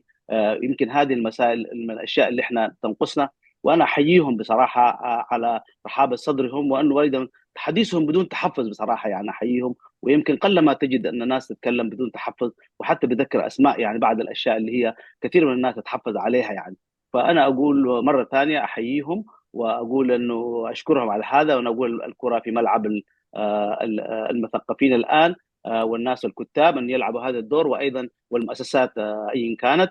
وأيضا أنا أقول برضو للمناضل صالح حيوتي أن يسرع بإصدار مذكراته، لأنه في حديثه يمكن كان هو في رغبة في إصدار مذكراته، فيا ريت يسرع، لأنه دائما إحنا الكتب تجي بعد ما قادرت يعني مناضلين كبار وقامات كبيرة، وبالتالي الناس ما يكون عندها فرصة أن يكون في هناك تاخذ حقها يعني. فالإنسان قد يكون يصدر كتاب وهو موجود فعلا في الوقت ده، يكون الناس ممكن تعطي وتأتي، وبالتالي إثراء التاريخ يكون بهكذا الشكل. يعني بعض الأشياء الآن اليوم كنا نتحدث عنها، والشهيد البطل حامد ريس، الشهيد البطل عمر إزاز لم يتواجد بيننا، وبالتالي بعض الأشياء قضية كان يرد عليها الآن، ولكن بالتالي شوف هذا أقول يعني. وأنا أحب أقول يا إخواننا، إحنا ما نتكلم بالتاريخ وكأنه نقول نحلل التاريخ، لا، ده موضوع ثاني. التاريخ بيحكيه الناس ان هم هؤلاء هم يعني شهداء عصر يعني بتاع الثوره، قاعدين يحكوا. نحن حناخذ اللي نفهمه، اي واحد قد يكون يفهمه بالشكل اللي هو، بالتالي ما نتحاول نسال بشكل، لو عايزين نستوضح ممكن نستوضح وكذا، لكن ما نحاول نحلل ونقول ونتكلم زي ما اقول بانتهاء عين الزرب. يعني تاريخ راي سمعنا نانات ناتر تاكل وناخل نانات مش مخروج سكه ونخلينا قل ما نتكلم بانتهاء، يعني خمسه خينو خمسه قوي نيرو، يعني ما نتكلم بالتاريخ، لانه التاريخ تختلف غير التحليل يعني. وانا اكتفي بهذا القدر واشكركم مره اخرى، والسلام عليكم. حخلي الترجمه ليك انت، معلش يا استاذ. لا انا والله ابت نفسي ولا اقول الكلمتين هذول، انا في وضع بصراحه مفروض امشي يعني كده، لكن بس حبيت اقول واخلي الترجمه للاستاذه جرماي. اشكرك يا استاذ جرماي، لان انا والله اليوم بس عشان الكلام بس حبيت اقول رايي يعني. قرماي يتحط شكرا أستاذ الأمين، شكرا لك. قرماي اذا كان سمعتوا انا قمت طبعا ايمانا انه ثقة انه حيقوم بالمهمة. لا ناي بحكي نسو بحفش شوي ونتي ناي لو مشيت بروجرام يكون نتوما قايشنا خبرات ونقربو بطعمي مقا زخونة يشوفن فين بزي بلو قلو بزخونة أقباب زقربو بطعمي مسقونهم يزبل درقاتي زربا أب مسقانا نفتي ناي لو مشدم سنالو تاريخ كبال كل جيزي من البات قلق متتاوات كم زنيرو انت الدخون انت الكا حجي نحنا تحليل يكوننا نقبر دلنا نتي تاريخ نتي تاريخ كم زلو مقاني بأكل زنبروس لزقونا نتي تاريخ نعو بقبو جيرومنا كقلت لنا نكبلنا نتسانيحهم تحليل كبال كله جن كاليو أستاذ صالح قد ما نتي مذكرات ناتكا أبقربا جيزي غلطيفكا توتصو بتصحف درجة زرقح كأني زئا إلا بوكا مخنياتو مبزحتو صحفاتنا مصحفتي دوت توم سب تاريخ كم زخماكم مسكودو ويكا أبزيل لو اللوجيزي يخون جن كلكم رب المعد من تعناني هاكم نزي كتكالات فوق أستاذ صالح يلا بوكايد بالدرجة حفشاوي ناي مسقانا إنيرو دحر أستاذ عبد الله تقل ملكين الله أستاذ تقل ملكين يغني له اسمع له خصبه هو تسمع الله اوكي ነዚ ገዛና መስገንኩ ብፍላይ ድማ ነዞም ናይ ሎሚ ጋይሽ ናይ ባሕቂ የመስግኖም ኣሽማቶም ውሩ እዩ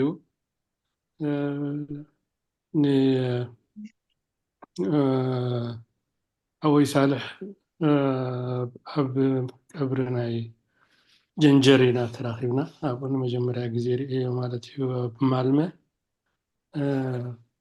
ብዝተረፈ ምስ ተራኺብና እንድዒ ንፈልጥ ኣይመስለንን ዘቕረቦ መፍለስ ወ እንድዒ ብፈልጦ የፀቢቐ ብወረ በፅሑፍ ብገለ ኤኒዌይ ግዜ ከይወስድ ዝተዛረቦ ናይ ባሓቂ እታ ቀዳመይቲ ዘቕረባ ናይ ባሓቂ ስሒባትን እያ ማለት እዩ ትቀራርብኡ ንፅህና ዘለዎ ንፁር ኣቀራርባ ቀሪቡ ተወሳኺ ድማ ብሳልሓዮቲ ዝቀረበ ድማ መሊእዎ ማለት እዩ ንዓይ ትርጉም ሂብን ሽዑ መወዳእታ ማለት እዩ መጀመርያ እዛ ኣርእስቲ ምስ መፀት ስቂለ ኮምፒተር ይፅቅጥ ኣቢለስ ከዕምር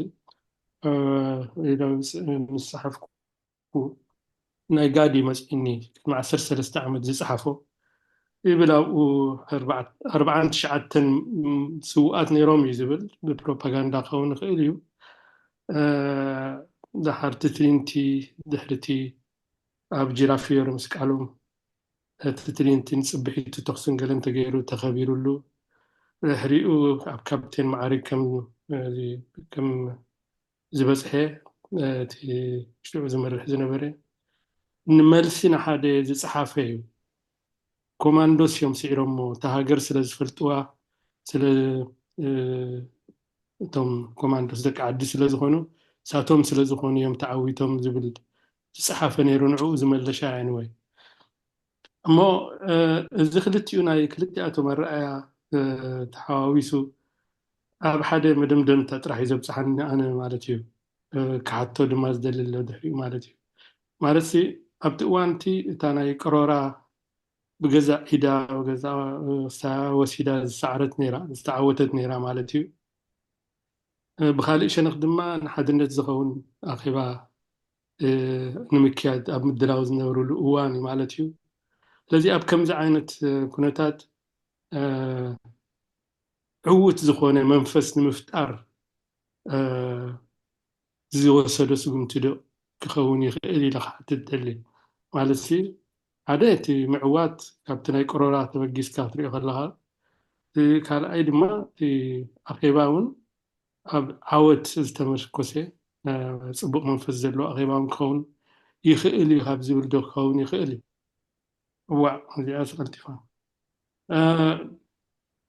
እቲ ቀንዲ ግን ክብሎ ዝደሊ ኣብቲ እዋን እቲ እንታይ ዓይነት ኣካይዳ ነይሩ ኮን ክኸውን ይኽእል ሓዮቲ ኣኼባ ከይተገብረ ኣብ ውግእ ኣይንእቶ እናበለ እዩ እሞ ናይ እስትኽባራት እንከሎ ኣብ ውግእ ተኣትዩ ማለት እዩ ስለዚ እቲ ቁርብ ውድባዊ ኣሰራርሓ ስታይ ጉድል ዝበሎ ኮይኑ ይስምዓኒ ግን ነናይ ገዛእ ርእሱ ምሕዳራት ስለ ዝነበረ ነፍሲ ወከፍ ሸነኽ እሱ ስዒሩ ክኸውን ይኽእል እዩ ማለት እዩ ስለዚ ኣነ እንታይ ክብል ደልየ ተሓቶ እሲ ንፅቡቕ ሓሲቡ ብዓወት ሲ ነቲ መንፈስ ናይ ሓድነት እውን ክሕግዝ ኢሉ ዶ ገይርዎ ክኸውን ይኽእል እዩ ዝብል እቲ ሕቶ እዩ ማለት እዩ ካልእ ከይዛረብ ታደወል ተደዊላ ስለዚ የቐኒየለይ ብጣዕሚ ፅቡቕ ምሸት እዩ ከምቲ ዝበልኩሞ ተስፋ ንገብር ዝፅሕፉ ክፅሕፉ ንዓይ ብዙሕ ነገር ኣብርሂለይ ካብቲ መፍለስ ዝበሎ ካብኡ የሰምዕ ነይረ ከምቲ ንሱ ከምዚ ይበሃል ዝበሎ ከምኡ ሰምዕ ነይረ ሎሚ ግን ብዙሕ ስለ ዝተነፀረለይ የቐኒየለይ ክብል ፈቱ ቻው ثانك يو يغني أستاذ تخل ملكي أوكي كرماي نابخمة اوكي تحت خطكر انت تحته اولا انا يعني اضفت لي اشياء كثيره من الاشياء التي ذكرتموها ولكن ممكن استخلص من هذا الكلام الذي سمعته ألم يكن يعني هل يمكن أن نقول أن دخول المؤتمر بنشوة الانتصار كانت الدافع لخوض هذه المعركة أو بمعنى آخر لدفع الوحدة بروح مملوء بالنصر فهل ممكن أن نقول أنه هذا كان من ضمن دوافع لخوض هذه المعركة؟ أنت قدمي نبرت عاوتون أنت أبنت كتكون لأنه قبلها كانت انتصار في نفس المنطقة في أورورا. ممتاز. طيب أستاذ محمد سعيد أو أستاذ أيوة يا تفضل. أوكي أنا في حاجة ما ذكرتها قبل كده أو ما قلتها لكن دائما هي في بالي وهي أنه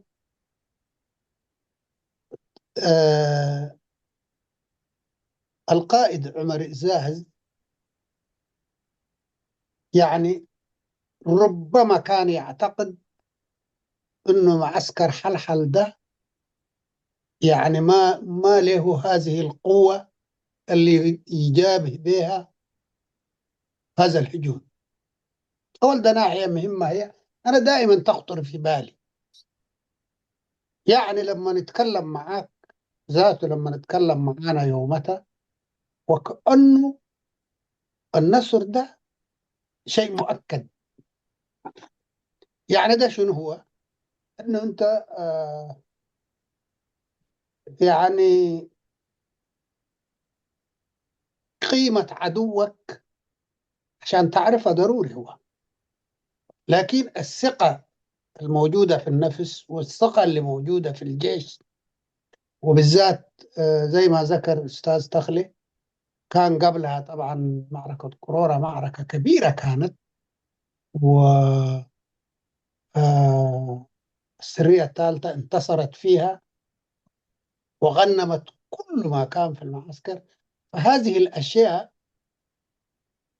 زايد أنه هو احتمال كبير أنا زي ما قاعد أقول أنه يعني استثقال المعسكر أو النصر المؤكد الاعتقاد بالنصر المؤكد ده أنا بقول كان له دور ده كان له دور والإنسان طبيعي طبعا يعني يجي منتصر ممكن لكن الشيء الأساسي واللي أنا ذكرته هو شنو هو إنه دائما كان يقول زي ما ذكرت إنه شوكة حوتية الكلام ده قاله في 67 أنا قاعد أكرره يعني إزالة معسكر حلحل بالنسبة لعمر إزاز كانت مهمة لابد منها، والاحتمالات كلها واردة. ده اللي أحب أقوله.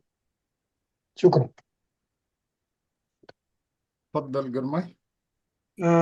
حدا نجر على كل جزية المحجي زي بالكوغن كل جزية عبر سي زمالالس ني سو تجادلاي عمر إزاز مدبر حرحل كقاوم زخيل عقمي يبلون زبل النت نيرو كم أون عود قرورة بسالسي تحايلي تحويسو حدا مخنيات كوينو كخوني خيليو أب حابو حال عود كم زرقاقس جن لعويل امنت كم زنبرو زنبريو سلازي ازي كم مخنيات كقرب يخيل يخون يبل أنا سلازي اتي لعل امنتو نايس على عقمي نزي شعو زنبر عقمي حزو زنبر عقمي زدارد عقمي اللو سلازي اتي عوت بزخونه يخون ايملتن ايو زبل امنت زي حدا كابتي نتي وقتي مؤتاو كالا اي كمت زقلسكو نعو عبتي وتهدراوي استراتيجية أكمامتا ناي حل والثاني يوتي سورا انت داك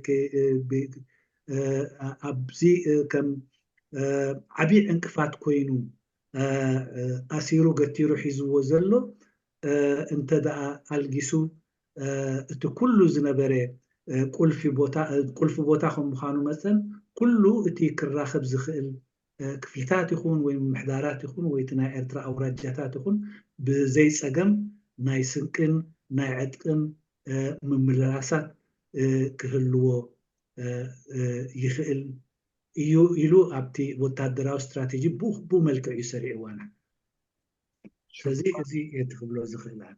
شكرا. اوكي استاذ تادسي.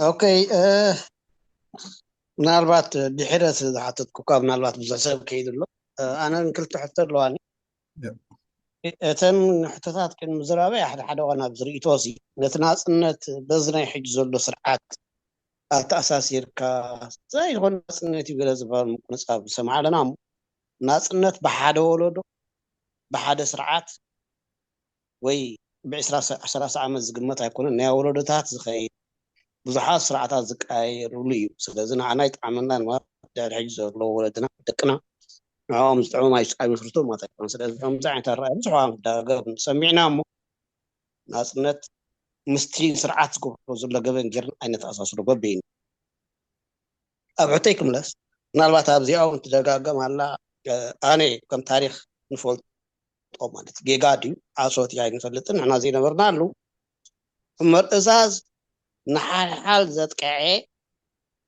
ነቲ ናይ ሓድነት መደብ ስለ ዝነበረ ዋሕዳ ስላሴ ድዩ ንፈልጦን ሽዑ ዝነበረ ካብ ነቲ ሓድነት ንምዕንቃፍ ብመደብ ኣብ ዘይተፅንዐ ኩናት ኣትዩ ንሱን ሰራዊቱን ኣብኡ ተሪፉ እታ ታሪክ ንፈልጣ ንሕና ኣነ ሕጂ ከም ሓደ ተጋዳላይ ይኹን ክንዛረብ ዘለኹ ሓደ ሽዑስ ቆልዓ እየ ምናልባት ሻዕብያ መንባሪ ብዙሕ ተኣስሩ ሕጂ ኣብዚ እውን ዝዛረብ ኣሎ ዝረብ ኣሎ ኣብቲ ቅድሚ ኩናት ኩናት ከይንኣቱ ተባሂሉ ነይሩ ዝብል ከዓ ደጋገምካ ሰሚዐ ስለዚ ምስታ ብመደብ ምርእዛዝ ሓድነት ንክኸልፍ ናብታ ኩናት ኣብዚ ተፀልዐ ኩናት ኣትዩ ምስቲ ቀዳመይትን ካልኣይትን ክፍሊ ዝገብርዎ ዝነበሩ ዕንቅፋታት ኣንፃር ሓድነት ተባሂሉ ዝውርዕ እዩ ኣብ ዘይነበርናሉ ግዜ ታሪክ ኢና ዝደግም ዘለካ ንዝተባሃልኩ ምናልባት እስካልእ ሕርቀይትሉ ገሊኹም ካልኣይቲ ስለዚ ክንፅር ኢለ እየ ዝዛረብ ዘለኹ ምናልባት ገሊኹም ክወድ ኮይኑ ዝስማዓኩም ይኽእል ካልኣይቲ እንታይ ኢኻ ሓታት ደልየ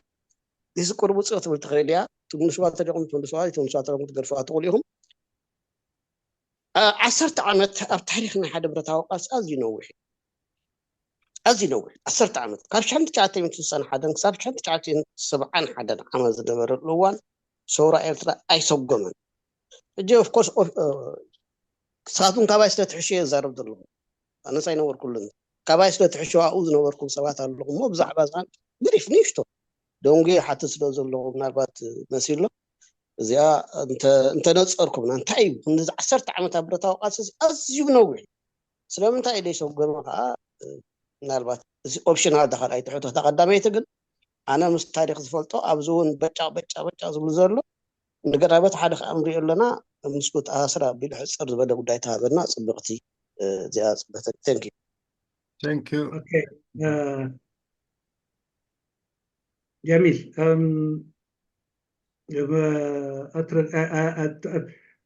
اولا عنده راي بيقول ان الحريه يجب ان نقيمها بوضع اليوم، لانه صحيح اليوم قد لا تكون يعني مريحه لكثير من الناس، ولكن يعني هي حتكون موجوده وحتستمر وحتنعم بها اجيال واجيال اخرى.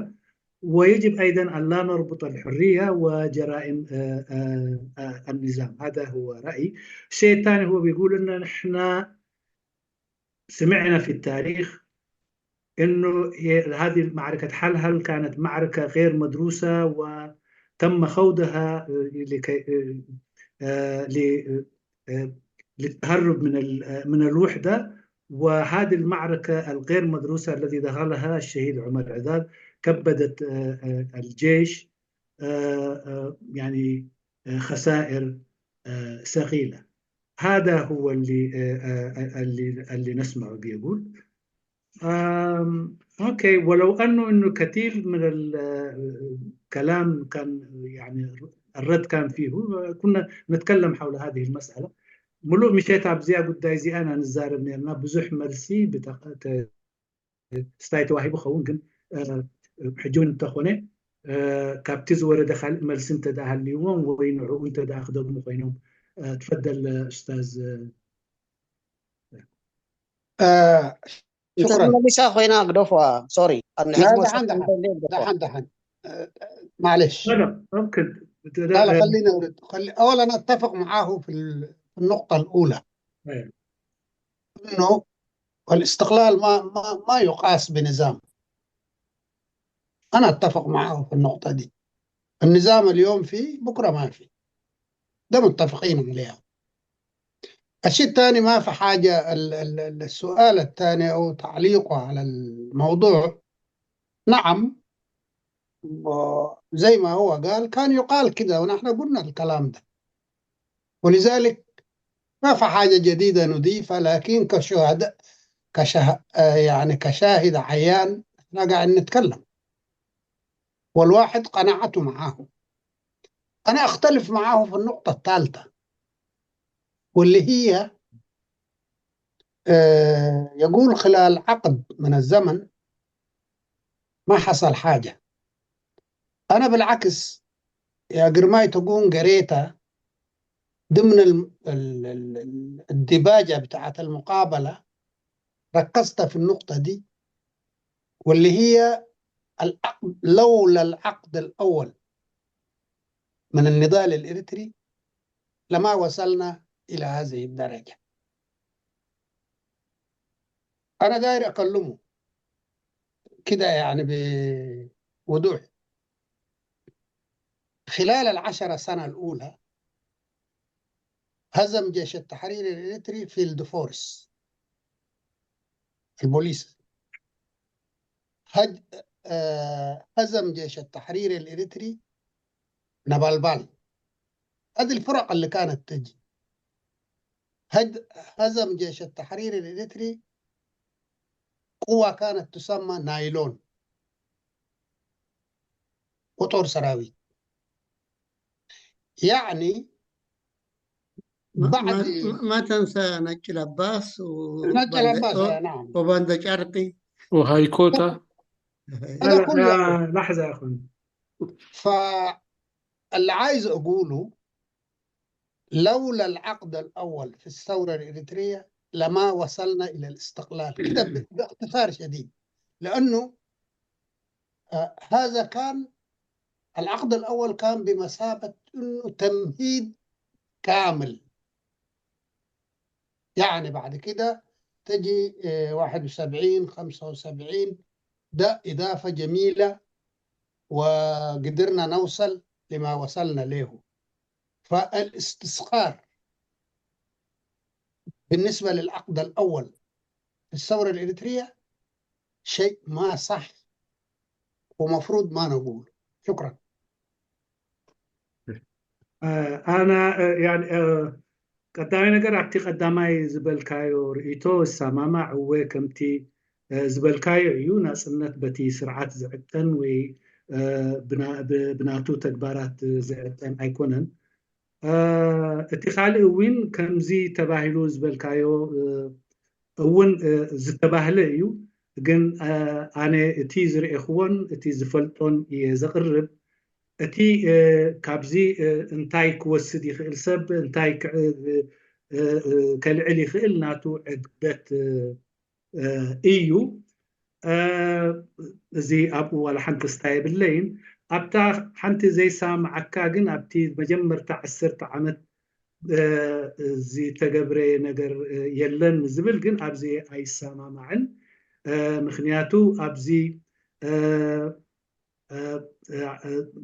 بب معلتو زنبر قدم نتقادلو حرنا إتراز قدم في الدفورس نيرو في الدفورس تساعيرو دحريقون نبل بالمسيو نايلون زبهال ديو حيلتات مسيوم كمون ترسراويت مسيو سلازي عودنا حدا عمد تأكيبو نابتخال أي عود زسقر زنبر أيو عبزي مالت أنصار بعزو ناي تاريخ كيكوننا تزربا عود أقدم أبيلون أنا جلس نيرانو فنكل نخد هلوس حال نير أفعبت نخد هلو تجربان نير سلازي النات خمرز مسابق عتنا يسور عترا بخلو شنخاتهم بر بحادز مسأ كوما أبا هلا زبلون تدا هل اليوم مالت عيا بهلا أيقونن بوا مبالي حيش كال ستايل كال أجندة له كم مبال سلازي كوروكون بتاريخ كونن قدم كابشكوا سلاسة زو أخلا برت انت زي وسع مستزنة بر حسرتنا برت عبسسان سلستن ناي بوليس وتعدر حلاف حزوان تزيوس نسون قندفلن زمر حوزنا بروق ناي هاي كوتا عوت هاي مخونا ناي هاي كوتا سلت تعوتن دقينا تحسرت ناي برس زنبرة برت ناي هاي كوتا توسيدو خا ناي تقربا اتين مجمر تاقزيه كل تساعينو سراويت إثيوبيا كوز نبرة خن تقول شوز نبرة في الدفورس ديم كالوت التيت أرسراويت وين تساعير سلازي إنها تولا لدز مسء يوتي نايب كتمات تجبر عوتاتنا يخون نايمن يتعوتات بزي قد سلازي ولا يمكن قرصون كلنا بتمجمر تانت دعنيك إذا وقعد حال زخسر كان تخسرك كتسبر يبلكان دويل كاخد كيد على كاميراتون هزب إيرثنا نساس اللي زخونت كأكلت عبيت خساراتات وين دحرزتا 10 عامتات أقاتلون حدا وبارنتو نيرو كم تزد اللي تعوتالنو بزح كسيرنا كالاي قدام ناي باسع نيرو إذا كله انتاي مهيرونا دحريت تمليسنا نتي خدميت زخسرنا له قن كاز سقرنا وقعت سكرنا ندقينا نزوين كنسقروا اللاين كنسقروا اللاين خيدنا خانا وبأفعباتنا فنقلنا بسيحنا سلازي تعوتات نساس الكازر ايكونن تي اب قدامي عامس زنبره بك عمتو بزحيو ግን ኣብ ካልኣይ 10 ዓመት ከዓ ክትዕቅኖም ከለኻ ዝዓበየ ነገር ስለ እተሰርሕ እቲ ንኣሽቱ ቅድም ዝሰራሕካዮ ኣይጠቐመን ኢልካ ክዝረብ ዝከኣል ኣይመስለንን ብዝኾነ ናብ ዑስማን ክኸይድ ድሕሪኡ ባሻይ ሓነኽትም لا دحر عثمان بلاينش الله مخنياتو حاب كتب بلاي كالتني اوكي خلاص ابنكو باشاين بلاينشن باشاين عيفتم أنا لي من على أخوه بس حفا بكون دعي أي بلالي مثلا درت شاهن كتصولي يا جماعة لأنه أي نوحزنا يوم قايش درجة 6 ساعات قريب له أوكي سلام يا جماعة، سلام لكم. يا هلا السلام عليكم جميعا. عليكم السلام. التحية للحضور جميعا، وخاصة الشكر والتقدير للأخوة المناضلين محمد سعيد مفلس والأخ صالح الحيوتي، وذلك لتمليك الأجيال الحاضرة والقادمة حقائق تاريخ النضال الإريتري، ولا سيما تسليط الضوء على معركة حلحل التي تعبر عن عن الإخلاص عن الإخلاص الوطني. وهذه المعركة حصلت كما قرأتها في أكثر من مناسبة يوم 6/9/1968، وهذا اليوم كان يوم الجمعة حسب التاريخ. والأخ محمد سعيد قال أعتقد كانت في 67، لكن في سرده لمعركة قارورة قال معركة قارورة كانت في أكتوبر أو نوفمبر أو ديسمبر 1967، والشهيد عمر إزاز كان حي، لذلك المعركة حتكون في 68 وليس في 67. أنا عندي سؤالين. السؤال الواحد للأخ محمد سعيد، بما أنه حضر المعركة، أنه من كان يقود قوات العدو التي كانت خشية المعركة مع الثورة في حال هل هم الكوماندوز والترسراويت مع بعض أم الكوماندوز والفيلد فورس، ومن هم ومن كان يقودها، وهل هم أحياء، وهل هذا كاسة اللي كما يطلق على واحد من القادة اللي يذكر أنه كان في المعركة أو كان يقودها موجود في أسماء الآن يعني. السؤال الثاني للأخ صالح حيوتي، قال صالح أنه المنطقة الخامسة بعد التسليم والدايك حساي كان يقودها الشهيد جيلاي قرماي لفترة قصيرة. سؤالي كيف استشهد جيلاي قرماي ومتى وأين؟ لأن هناك غموض في استشهاده أو في وفاته. هناك من يقول هذا الشخص كان يريد أن يسلم للعدو وقتل من قبل الجبهة، وهناك من يقول لا استشهد في معركة. فأرجو أن تبينوا لنا هذه الحقائق. ملحوظة أخرى أنا سمعتها من بعض الأخوة اللي يسأل يقول أنه هذه الأحداث حصلت وقال هذه الأحداث توفوا، ولذلك لا يمكن أن نتحدث عليهم لأنهم غير موجودين، ولذلك في قيامهم لما نقدر نحاكم تجربتهم. والله هو كل التاريخ كده. التاريخ إما أنت تكون حاضر هذا التاريخ وصانع هذا التاريخ وتشرف عليه بنفسك وتعرفه، إما يسرد إليك من صنع التاريخ أو تقرأه أو تسمعه. هكذا هو التاريخ، غير كده ما فيش تاريخ. وإلا ما كنا نقول يعني هتلر ما موجود وبالتالي نحن ما نقدر نتكلم في مذبحة ولا جينوسايد بتاعت اليهود في بولندا، أو نقول يعني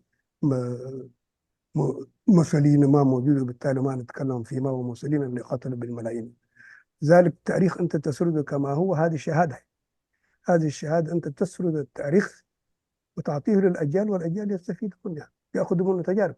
نحن هنا لسنا في محاكمة أو تقييم معارك، نحن هنا لكي نأخذ عبر من الأحداث التي حصلت في الثورة الإريترية من الذين صنعوا التاريخ. ودي فرصة كبيرة جدا أن نستمع إلى تاريخ الثورة الإريترية من صانعيه، وهذه فرصة لا تتكرر ومن الفرص النادرة. وسؤال آخر أو مش ملاحظة، الأخ آدم بتس الأخ آدم بتس سأل الأخ محمد سعيد سؤال، قال له يا أخي المعركة لما اشتدت كانوا عايزين ينسحبوا، لكن الأخ آدم أبو بكر الشهيد، آدم أبو بكر، وهو بالمناسبة آدم أبو بكر سوداني تعاطف، وكان من محبي الثورة الإريترية، واستشهد مع الإريتريين بجنسية السوداني.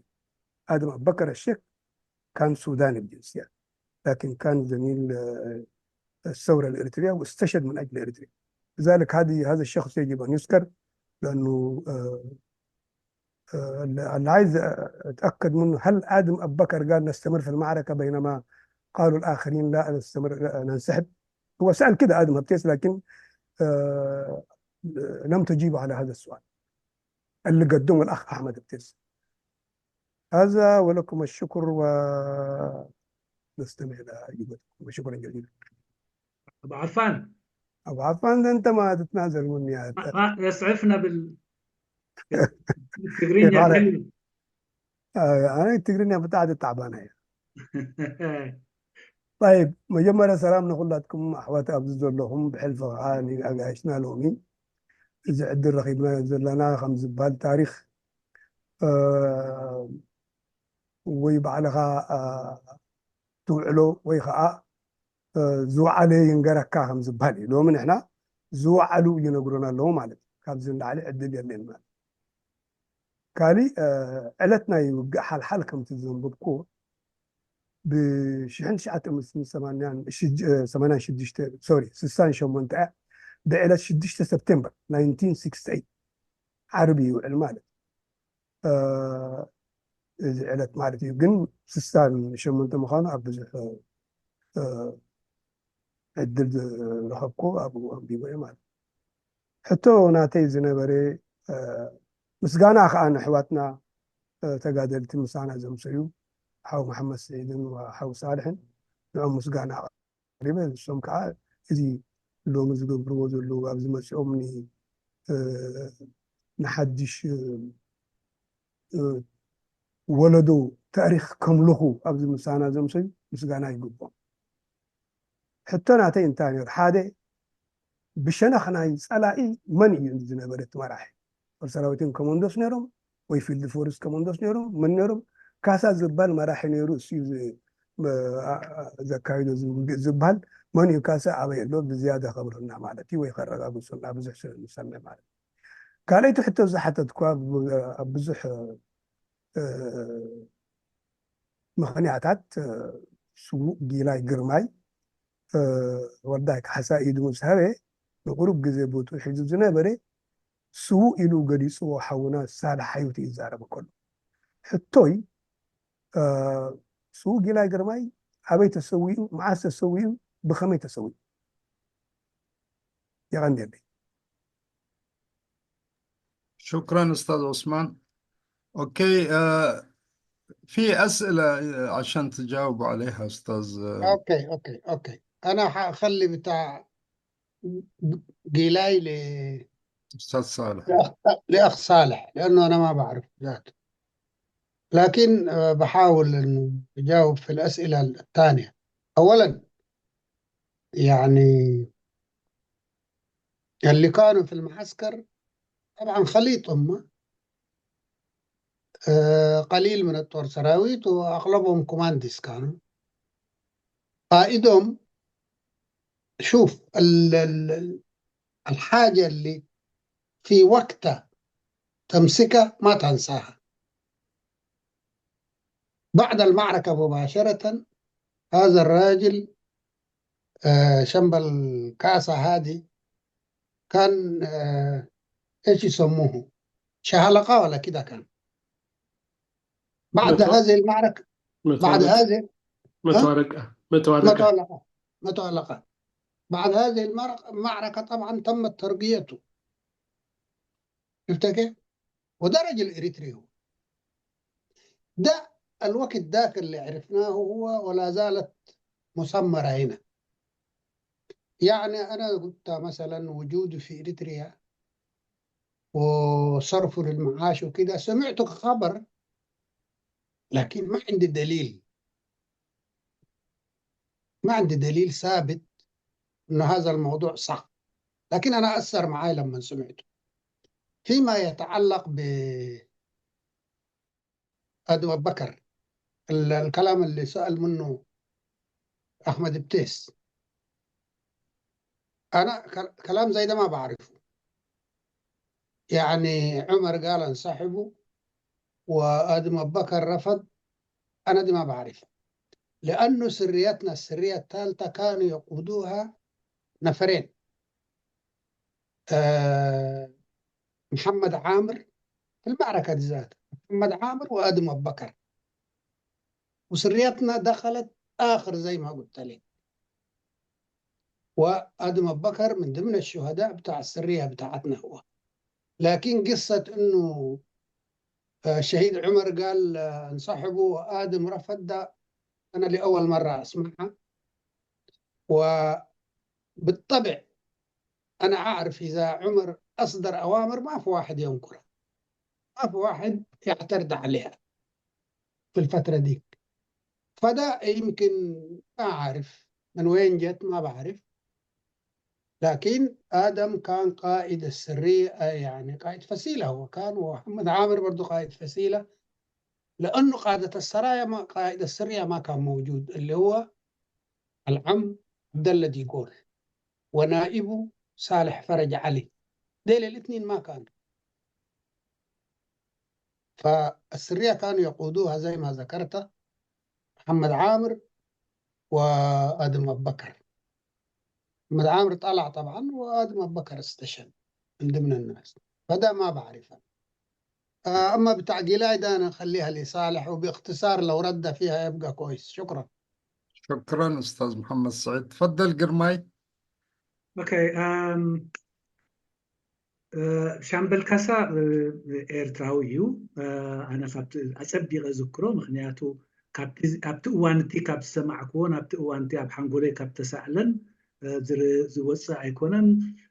እቲ ኣብ ጌና ሎሚ ኣብ ኤርትራ ኣሎ ናይ ጦታ ኣበል እንዳተቐበለ ኣብ ኤርትራ ይነብር ኣሎ ዝብል እዚ ከም ወረ ሰሚዐዮ ሓክነቱ ዝፈልጦ ነገር የብለይን። ግን ከምኡ ስመሳዕኩ ብዛዕባ ኣተሓሳሲቡን ይብል ብዛዕባ ኣደም ኣብከር ዝበሎ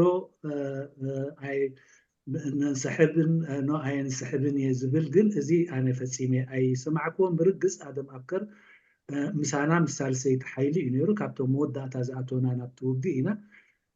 መራሒ ናይታ ሓይልን ምክትሉን ኣይነበሩን። መራሒ ዓብደላ ዲጎል እዩ ነይሩ። ስለዚ ኣብቲ እዋንቲ ዝመርሕዋ ዝነበሩ ንሱን ከም መራሕ ተሲላ ኣደም ዓምርን እዮም ዝመርሕዋ ነይሮም።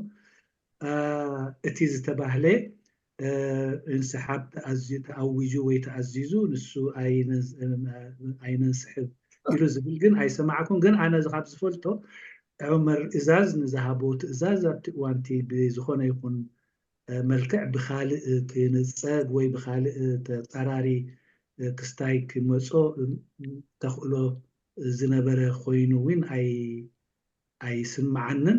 እንተይቲ ብዛዕባ ናይ ጊላይ ሕዝባይ ወይ ጊላይ ክፍላይ ሕዝባይ ይመስለኒ ሕዝባይ ኣላቶ ውሽጢ ወይ ቤቶም ዝኾነ ቅድሚት ያደ ብዛዕባ ዝፈልጦ ስለ ዘይብለይ ጊላይ ግርማይ هو ጊላይ ግርማይ ሕዝባይ ዝፈልጦ እንተደኣልይዎ ብዙሕ ካብቲ ክስታይና ካብ ወፃኢያ። ግን እንተደኣ ናይ መስዋዕቲ ድዩ ወይስ ናብ ኢድ ናብ ፀላኢ ኢድ ክህብ እንከሎ ድዩ ወይ ኣይነወ ከምታ ተሕቶ ሰሚዕካ ኣለካ كيف استشهد يعني؟ صح. بالنسبة لجلاي ما كان بعد ما سلم والداي هو ما كان قائد المنطقة يعني حتى ليوم واحد، لأنه كان قائد المنطقة النائب اللي كان هو حشال عثمان الوقت ذاك، يعني هو كان المفوض السياسي. وطريقة استشهاده حقيقة أنا ما تابعته، وزي ما يقولوا يعني بعض الناس يعني وهو ماشي يسلم استشهد، ويقولوا بعض الناس كلام كثير يعني تأويلات كثيرة يعني، لكن أنا ما في شيء مؤكد أقول كيف استشهد جلاي ده. لكن الشيء اللي أكده كانوا رجل واعي ورجل ذكي ورجل يعني كان مخلص. يعني مرتين قابلته أنا، مرة في حشيشاي قابلته ومرة قابلته في موساو. فيعني رجل لمست فيه الوعي والذكاء والشجاعة وكل شيء يعني، والإخلاص بالنسبة للوطن. لكن بعدين أنا كيف هو استشهد والله ما بعرف، ما عنده هذه المعلومة يعني المؤكدة يعني. وشكرا. اوكي هذا بزعبا مسواتو بزح زفلتو نجر يبلين قلنا أبتي وان ولداي يدون سلاي أبزهابلو بوليتيكال كوميشنر ناي خمشيتي كفلي يو نيرو بزعبا بزحي تزبهال بزعبا إيدو كله ديو تقتلو وي وين تسوي زبلو هالون بقن أنا برقص زي زبلو نجر يبلين تمسد كلتا جزيري أي اللهو ترخيبير اللهو بتعمي نقوح وفوي هاجراوي ملبان مستوعلن سب كم زنبرة إيك زفلت إيبل. طيب أستاذة بلاينش راح تصير بلنا جماعة مثلا اوريدي 6 ساعات غيرنا إيشان قد أهوار كم زجرتهم نزل عبيتي تجادلتي هم وترو التاريخ كم زلوا نظرنا الأول تسندون تتسند هم سمع بحكي دسم لك كمؤمن بساي حاربنا كبرت على ساي بساي محمد سعيد مفلس أبزي كمزيلو بزي المجيء تاريخ نحن قررنا نتزوع على جركا صحة جركا بحر نتزوع على أبزي مش حابين فقاد لا جديد فقاد لا صالح حياتي مجيء ما بزي قلت لنا خلونا بحكي دس لك مهنياتي كم صحف تنبو إخا كم تاريخ وانت سمعان بها جن كافتم زوع علو إدمنت أنان في بواب نزي تاريخ إذا فسنا دالو مقدر علو ويلكو أبزي من صاحو بحكي إذا عبي موقس صاحبكم إدمنت أنان واني حبكم بهذه أبتمأتوي بزاي كبر حاو قرماي أسفيحو الناس زعتوا نعوم كي مسلون كوخ حل سايد اللي تعب تصب بتصفف لي ربما أرابو سلازي نازي سنة جزي في الوقت كي حلفوا من بزحت تاريخ والتعبيط وبزح علي فيه سلازي نازي كم أول مخالقات عبنتكم نت تاريخ زفلتو نامتو نازي حدش ولدون كم زنا بقولوا كنا خلوا ما بحكي زحوق سيمو أنا 5 سنين راح يلاقي أكيد بحكي تنكي عدنا أنا نحكم سال حياتي حدا مسايز نبرو أبو خبر أبوي ميكيل حسن مع طائس كاين سلازي ما بحكي أبوي ميكيل مسانا نيرا ما بنروي وربيتي يا منيرا عقومي بزاي من عالبيتي سلازي لا بحكي لا تمسم بنسمع طبعا ورعد تسمع النمو تنكيه لله ثانك يو. لاينش كان شكر طبعا أولا بالنسبة لي أشكرها جدا هذا كان عطاء المقل طبعا. الشكر أيضا كل الشكر للإخوة الذي حضروا اليوم الأخ محمد سعيد مفلس وأيضا الأخ صالح حيوتي وقدموا لنا التاريخ كما حضروه وكما شافوه وكما عاشوه وهذا هي طبعا تعتبر شيء جيد. لا يسعني إلا أن أشكرهم جزيل الشكر. شكرا لها. شكرا لها. اوكي ما باقي لنا الا اي ثينك استاذ بشاي 4 دول لو بزحريو اي ثينك قرمايا بتناي دردشان قبروت شدشت. اوكي انا كمان قرب كستايك عرفت الليل. اوكي أنا بخو يا جماعة خيار والله خيار قبلك موجودة جوهرة وآيفون، وكذلك أبو بكر علي. زي ما أنت شايفة يعني 6 ساعات مشينا، فشوي صعب بالنسبة للضيف، عذبناه معانا والله. فأستاذ بشاي آخر واحد حيكون، وحنوقف اللايف، بعدين تقدروا تكملوا إن شاء الله. الشيء الثاني برضو اللايف كمان ما يتحمل شو اسمه أكثر من الساعات هذه، كمان يجب أن تكون في الحسبان، ما ينزل في اليوتيوب. يا بشاي. اوكي. معركة حلحل مثل الحكاية.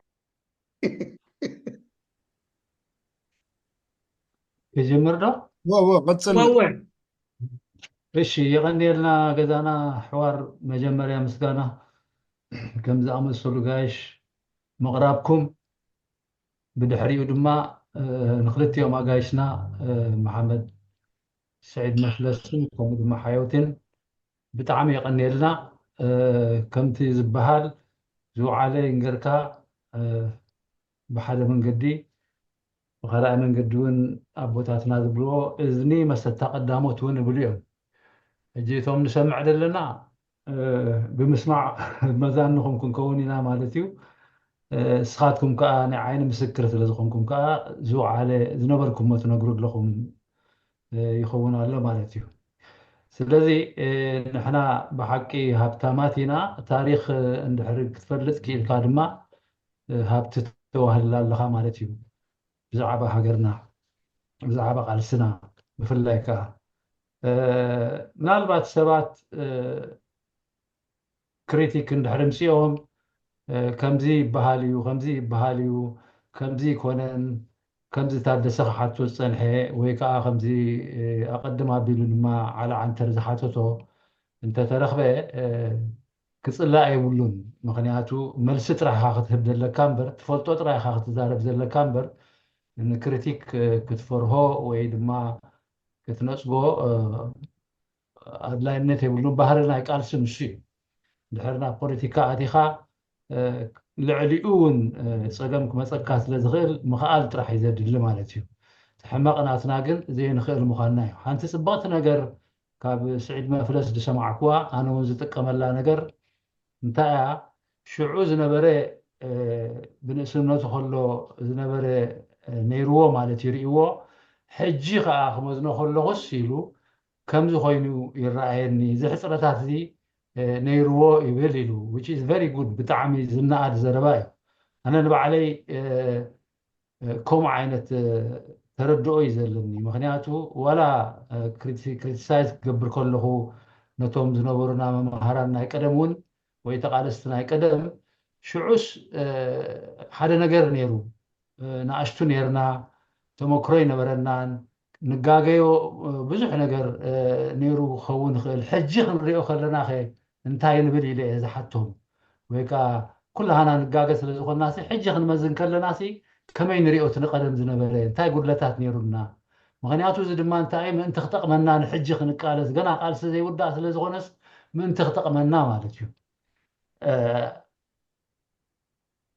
ምናልባት ሰባት እቲ ሕፅረታትና ብዙሕ ስለ ዝነበረ ታሪክና ሓያሎ ስለ ዝነበረ ሲ ዘይተዓወስና መስሎም ይኸውን ግን ተዓዊትና ኢና እቲ ኩሉ ውግእ ናይ ሓልሓል ይኹን ከምቲ ግርማይ ክተቕሶ ዝነበረ እውን ቅድሚኡ ዝነበረ ውግኣትን ድሕሪኡ ዝነበረን ንናቱ ሕፅረታትን መንፋዓትን ነይርዎ ተዋሃሊሉ ግን ኣብ ሓደ ነገር ኣብፂሕና እዩ ቅድም ዘብፅሓና ነገር እንተልዩ ካብ ብደይ ሕንፃፃት ምኻድ ብሕንፃፃት ከም ንኸይድ ገይሩና እዩ ብፍላይ ከም ተጋድሎ ሓድነት ኤርትራ ካብ 71 ከዓ ቀዳማይ ሃገራዊ ጉባኤ ክትገብር ክኢላ ሓንፃፃት ክትገብር ክኢላ መራሕቲ መደብ ሒዞም ክኸዱ ክኢሎም እዚ ኩሉ ኩነታት ተገይሩ ማለት እዩ ብድሕሪኡ እውን ካልኣይ ሃገራዊ ጉባኤ ተገይሩ ብድሕሪኡ እውን ካልኦት ውድባት እውን ተመሳሰለ ዝኾነ ኣኼባታት እንዳገበራ መራሕተን ክመርፃ ክኢለን እየን ማለት እዩ ሓደ ካብቲ ዓበይቲ ጉዳያት ክሳብ ሕጂ ዓለምና እውን ትጥቀመሉ 4 ፖዚሽንስ ኣሎ ኣብ ዓለምና ሕጂ እውን ቨሪ ኢምፖርታንት ዝኾነ እዚ ሓደ ቸርማንሺፕ እዩ ከምዚ ንሪኦ ዘለና ዋላ ትማል ኣብ ኣሜሪካ ዝኸይድ ዝነበረ ኤሌክሽንስ ፕሬዚደንት ምምራፅ ማለት እዩ ወይ ኣቦ ወንበር ከም ቃልሲ ኮይኑ ካልኣይ ድማ ወተሃደራዊ መራሒ ምግባር እዩ ኪ ፖዚሽንስ ሳልሳይ ከዓ እቲ ናይ ፀጥታ ሴኪሪቲ ኣመን ዝበሃል ነገራት እዩ ራብዓይ ከዓ ናይ ወፃኢ ፎሬን ሪሌሽንስ ወይ ሚኒስተር ምምራፅ ማለት እዩ እዚ ኣብ ውድብና ነይሩ ኣብ ካልኦት ውድባት እውን ነይሩ ማለት እዩ ስለዚ ብዙሕ ዓወታት እዩ ተረኺቡ ዕንቅፋታት እኳ ይንበሩ ኣብ ውሽጢ እምበር ብዙሕ ዓወታት እዩ እኩብ ድምር ናቱ ድማ ተዓዊቱ እዩ ትውግኣት ናይ ሓልሓሉ ኹን ቅድሚኡ እንድሕሪኡ ዝነበረ ሃገራዊ ናፅነት እውን ከምፅኣልና ክኢሉ ማለት እዩ ተደሚሩ ተደማሚሩ ማለት እዩ ብዛዕባ ጉዳይ ዲሞክራሲ ክንዛረብ እንተኮይና ግን ገና ኣብ ቃልሲ ዘድልየና ንኸሮ ዘለና መስርሒ ማለት እዩ ኣነ ሕጂ ከም ሓንቲ ርእሶም ክህብላ ዝደልዮም ነገር እንተልያ እዚ ናይ ሽግራት ናይ ሰልኩታት ናይ ክድዓታት ናይ ፅልመት ከምኡ ዝኣመሰለ ኣርባዕተ ፖዚሽንስ ዘቐመጥክዎ ክሳብ ሕጂ ክንዕወተሉ ዘይከኣልና ዘሎ እዩ ብካልእ ኣዘራርባ ንሕና ተኣወቲ ኢና ቶም ድሕሪኦም ዝተሰለፍናሲ ንሕና ሃማን ክንፈትሖ ይከኣልና ትረፍዶ ንሳቶም ስለዚ ንሕና ንባዕልናሲ ዓበይ ዕዳ እዩ ዘለና ክንከፍሎ ዝግባአና ማለት እዩ ግን ንሳቶም ከም መዛዘሚ ሕጂ እውን ኣርኪቦም ስለ ዘለዉ ዕድለኛታት ኮይንና ኩላትና እምበር መሳቱ ኢና እኮ ዳርጋ ብዕድመ እንተኮይኑ ብቃልሲ እዮም ዝቅድሙና እምበር ሕጂ ክብሎም ዝደሊ ንዓኣቶም ግን ንመዛዘሚ ዝኸውን ሲ ሕጂ እውን ኣብ ሽግር ንርከብ ስለ ዘለናሲ እንታይ ስለ ዝጎደለና እዩ እንታይ ስለ ዝኾንና ኢና ሕጂ ኸ ኣብ ሸንኮለ ንርከብ ዘለና ቅድምሲ ተመክሮና ታሪክና ማለት እቲ ትምህርትና ይኹን ተመክሮና ይኹን ፅብብ ዝበለ ስለ ዝነበረ ሽግራት ፅዕነት ከብደና ነይሩ ክንብል ንኽእል ኢና ሕጂ ግን ምስ ኩሉ ትምህርትና ምስ ኩሉ ዓቕምታትናን ተመክሮናን እናሃለዎ ከሎሲ ስለምንታይ ኢና ነቲ ዝወደቕናሉ ተመክሮ ሕጂ ከመይ ጌርና ከም ትስጠፍ ኢና ዘሎ እሞ ክትመክሩና ትኽእሉ ወይ ምኽሪ ከተመሓላልፍዎ ትኽእሉ ዘሎ ወለዶ ንኩላና ብሓፈሻ ብፍላይ ከዓ ዘሎ መንእሰይሲ እንታይ ዓይነት ምኽሪ ትመኽርዎ ስለምንታይ ኢና ኣብ ሸንኮለ ንርከብ ዘለና ስለምንታይ ኢና ነቲ ዘውደቐና ነገራት ንክልተ ወለዶ ዝኣክል ካብ 61 ክሳብ ሕጂ ሲ ካልእ 60 ዓመት እዩ ሓሊፉ ዘሎ እሞኒ ንክልተ ወለዶ ዝኣክል ሲ ድኽመትና ከነሸንፍ ዘይከኣልናስ እንታይ እዩ ትብሉ እሞ እንታይ ምኽሪ ኸ ተመሓላልፉ ትኽእሉ ባህላ እሞ ይቐኒየለይ شكرا باب شاي أبو صلاح نباخة يترجمها أول قرماي لو تسار أولا شكرا حوار الوعي مشترك لتقديم الضيوف وأيضا أشكر الضيوف الذي يعني أعطونا فرصة لكي نعلم أو ننظر إلى تاريخنا من خلال تجاربهم ومن خلال معاشاتهم للتاريخ والتاريخ هو طبعا دائما يعني يا إما يبلغك الذي حضر يا إما يكون في مكتوب وأنت تقرأه فبالتالي بهذه الطريقة الناس تفهم عن التاريخ وإلا سوف لا يكون هناك تاريخ إلا إذا الذي ينقل التاريخ هو بس من حضر هذا يعني يكون من الصعب وأنا نعتبر نفسنا محظوظين أنه اليوم أنت أتيت ويجب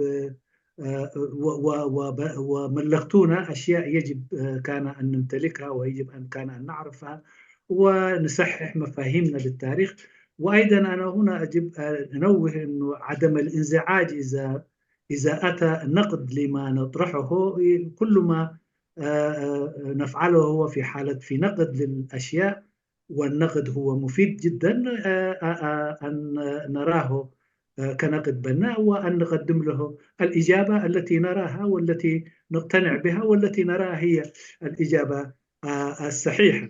الشيء الثاني الذي أحببته اليوم هو من الأخ الفلس أنا أيضا بستخدم هذه المسألة إنه أن ننظر يعني ما كنا نراه بالأمس وكان لدينا نظرة إليه أن ننظر إليه بمنظار اليوم ونصحح أوضاعنا ونصحح رؤيتنا لهذا الشيء وهذا هو شيء جيد.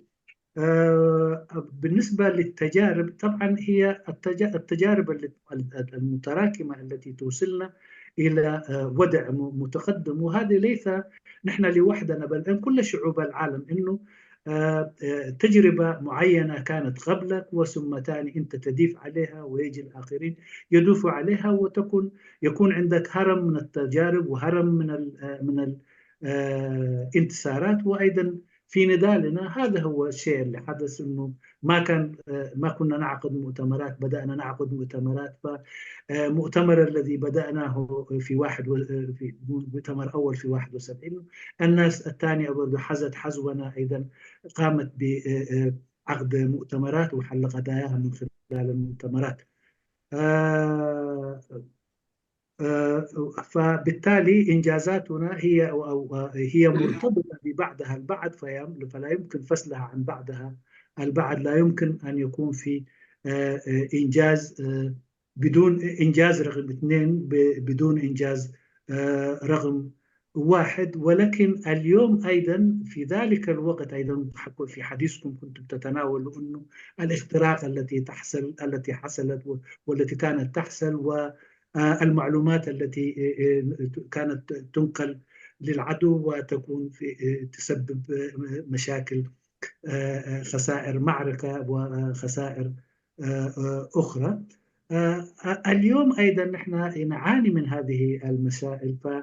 فبماذا ننصح أو بماذا تنصح اليوم للخروج من هذه المشاكل، وأن نولي كل اهتمامنا أن يكون التغلب على المشاكل التي نعيشها والتي قيدت حركتنا ويعني أوجدتنا في الوضع الذي نحن موجودين فيه. أيضا تقديم النصح من خلال التجارب في هذه المسائل أيضا هي مهمة جدا، وأرجو بماذا تنصحون في هذه المسألة. هذه هي بالاختصار اللي قدمها الأستاذ المنادل باشا. كلام شوية ولا تفضل نفوته؟ شكرا. أولا كلام معقول الأخ اللي تكلموا يعني، وطبعا يعني هذا من منطلق حرص، وفي النهاية لما يشيد بأنه الإنسان يعني اللي كان يعيشه في الوقت ذاك لما يقيمه الآن قد تكون عنده نظرة أخرى، لأنه لكن لكل وقت فقهه، ولكل وقت زي ما يقول لكل مقام مقال يعني. ولذلك يعني تختلف الأمور طبعا. بالنسبة للنصائح، الحقيقة الناس يجب أن تمسك بعض. إذا كان نحن مرضنا واحد يجب أن يكون علاجنا واحد، فيجب الناس أن تمسك بعض يعني. وكان هذا انطلاقنا نحن زمان لما كنا يعني في الميدان، كنا نجري في أي واحد، حتى الناس اللي ما عايزين، اللي كانوا يمشي في الكومندوس أبنائهم وكذا، كنا نمشي لهم في الأماكن اللي موجودين فيها، في مثلا في اتجاه حماسين أو اتجاه سرايا، على أساس أن الواحد يقول لهم أنه نحن جسد واحد ومهمتنا واحدة هي، وكل واحد يجب أن يقوم بمهمته. يعني إذا كان الجسم ده فيه مثلا يعني اللسان اللي قاعدين نتكلم فيه مهمته هي الكلام، وإذا كان يعني الرجل مهمته المشي، إذا كان الضفر مهمته الحك. ولذلك كل واحد لو عرف مهمته ما في اختلاف. بالنسبة للنصيحة، الحقيقة أنا بنصح أنه نحن يعني يجب أن نكون جادين جادين جادين جادين. ولذلك يعني إذا كان نحن ما جادين وما عايزين نضحي بشيء، هي التضحية والتضامن يعني. زي ما كنا يعني كان هدفنا لما كنا في الميدان، وبالذات في الستينات يعني، كنا بنسمع يعني أغاني بتاع كيف الوحدة وكيف الناس اللي تقدر تتوحد والناس كل جسم واحد وكده. من ضمن الأشياء اللي كنا نسمعها مثلا يعني أسلام ما يخستانا يودق ولا دقا نخرج على أي تهب واقع كي تكون عداقة، ولكن نحن اليوم صرنا عداقة حقيقة باختلافنا. فأنا أنصح إذا كان هو عايز لكلنا يعني أنصح أن نتوحد ونؤمن بحاجة اسمها تضحية وتضامن. تضحية شنو؟ إذا كان عندك فلوس، إذا كان عندك بقلمك بتفكيرك، زي لقاءاتنا دي كمان نحن حسب قاعدين فوق ال6 ساعة، هذا برضو جزء من التضحية ودي جزء من توعية بعضنا البعض. الناس يجب أن تفكر كلنا مع بعض، يجب أن نفكر ما هو المخرج. أوكي، والتاريخ طمس، لكن التاريخ عمره ما ينتهي ما دام نحن قاعدين نسرد الأشياء اللي زي ده، سواء يكون شفويا كما نحن موجودين، أو كما سواء مذكرات معينة، أو كما رجوع للتاريخ يعني، لأنه في كتب كثيرة كتبت يعني. التاريخ طبعا قاعد يزيف زي ما هم يقولوا يعني الفئة الحاكمة اللي ماسكاه. ولذلك نحن لو عايزين حقيقة نصل المحطة اللي عايزين نصلها، يجب نؤمن حاجة اسمها تضحية وتضامن ونكران الذات، نكران الذات بالذات يعني. ومهما اختلفنا في يوم من الأيام يجب أن نلتقي في إحدى محطات الدرب الطويل. وين المحطة دي؟ وين متين حنصل إذا كان نحن ما وصلناها اليوم دي مثلا؟ والعمر ينتهي والوقت يمشي زي ما يقولوا يعني. قذن كله كقذاية السبة يعني. أنت الآن قد يكون عندك فرص معينة، بحيث أنه ذات هذه البالتوكات اللي قاعدين نتكلم فيها دي جزء من الفرص، لكن يجب أن تنتج، بس يجب أن لا تكون فقط كلام. نحن حقيقة يعني زي ما قال محمد سعيد مفلس يعني مقدرتنا قد تكون محدودة، لأنه إخواننا أصغر مننا وأكبر مننا دخلوا جامعات وعملوا في أمور كثيرة، لكن إحنا جامعاتنا كانت أغلبها بعد السنة واللي درسنا. جامعاتنا كانت أنا بالنسبة لي أنا خريج جامعة أدوبحة. أدوبحة هو مؤتمر عسكري يعني، أنا خريج هذيك الجامعة يعني. فلذلك في ناس خريجين يعني قوانين، خريجين المهم يعني يجب أن ينقبوا ويفتشوا في القاسم المشترك اللي يجمعنا، وننطلق انطلاقة صحيحة، ويعني إيد في بإيد تجدع بعيد يقولوا السودانيين. نحن إذا كان حقيقة يعني بإخلاص زي ما كانت جبهة التحرير، زي ما كنا لما كنا صغار وشباب، ويعني الإخلاص اللي كان عندنا والله عشان نبالغ لكم يعني، لو تقول لنا هل تقدر تجيب السماء في الأرض، كنت ممكن أقول لك عندك طلب أكثر من كده، دي بسيطة يعني، ودي شيء ما يكون، دي مستحيل إكزاجريشن، هذا قمة المبالغة عفوا. لكن يعني كان في الإخلاص والنية الصادقة، فيجب أن نرجع في هذه المحطة دي ونستمر حتى نصل المحطة اللي قاعدين نرجوها كلنا يعني. وشكرا. شكرا. ብዙሕ ፅቡቕ ዓቢይቁም ነገር ዘለዎ ዘረባ ኢኻ ክትዛረብ ፀኒሕካ። ብፍላይ እቲ ትማሊ ዝነበረካ መዐቀንን ትባሊ ዝነበረካ መነፅርን ነገራት ሎሚ በቲ ናይ ትማሊ መነፅር ክትሪኦም የብልካን። በዚ ናይ ሎሚ ዘለካ ምዕቡል ኣረኣያን ዘጥረኻዮ ምዕቡል መዐቀንን ብኡ ኣቢልካ እቲ ጉድለታት ናይ ምምዕርራይ ክህሉ ኣለዎ። ጉዳይና ንሕና ሓደ ስለ ዝኾነ ክንተሓባበርን ክንተኣሳሰርን ኣለና። ወላ ነቶም ከምቲ ቅድሚ ሕጂ ንገብሮ ዝነበርና ወላ በቶም ዝፃብኡና ዝነበሩ ብምርዳእ ድዩ ብዘይምርዳእ እናሰዓብና ከነረድኦምን ናብቲ ናይ ሓቀኛ ቦትኦምን ንክትመልሶም ክፃዕርታትና ክነካይድ ኣለና ከምቲ ሕጂ ዝግበር ዝነበረ። ብፍላይ ከዓ እቲ ዓብይ ነገር ጎዲሉና ዘሎ እቲ ተወፋይነት ድልዋት ክንውፌ ክንከውን ኣሎና። ከምቲ ትማሊ ኩሉ ዝሓተተና ነገር ንጉዳይና ክንከፍል ኣሎና ኢልና ንንቀሳቀሶ ዝነበርና ሎሚ ብኡ ደረጃ ኣይንንቀሳቀስን ዘለና እኳ ደኣ ብኣንፃሩ ኣብ መንጎና ዘየድሊ ምፍላያትን ዘየድሊ ምርሓቃትን ተፈጢሩ ከምቲ ዝበሃል ዕዳጋ ኢና ኮይና ዘለና። ኣብ መዕረፊና ክንበፅሕ እንተደኣ ኮይና ብፅቡቅ ዝበለ ናይ ዘረቡ ክንበፅሕ እንተደኣ ኮይና ክንውፈን ዝጥለብ ዋጋን ክንከፍል ኣሎና። ብፍላይ ከዓ እቶም ናብ ኩሉ ኣካደሚካዊ ትምህርቲ ዘለዎም ኣብ ሕጊ ድዩ ኣብ ካልእ ትምህርቲ ድዩ እዚኣቶም ኩላቶም ግዲኦም ክፃወቱ ኣለዉ ኣነ ብወገነይ ንዓይ እንተ ሓቲትካ ኣነ ውፅኢት ናይ ቤት ትምህርቲ ኣዶባሓ ክብል ካልእ ዘትረኽብዎ ብድሕሪኡ ዓብ ነገር ኣብ ኣካደሚያዊ ስታይሎም ግን እቶም ምሁራትናን እውን ኣላይ ግደ ክፃወቱ ጉዲኦም ከበርክቱ ብዓቢኡ ግን እቲ ጉድለት ናይ እቲ ትማሊ ዝነበረ ንጉዳይካ ውፉይ ምዃን ሎሚ ኣቦትኡ የሎን ብተኻለ መጠን እዚ ኣቦትኡ ክምለስ ኣለዎ እዚ ኣቦትኡ እንተደኣ ዘይተመሊሱ ከዓ ኣብ መዕርፎና ወይ ኣብቲ ክንበፅሖ እንደሊን እንሓልሞን እንሪኦን ክንበፅሕ ኢልና ክንዛረብ ከፀግመና እዩ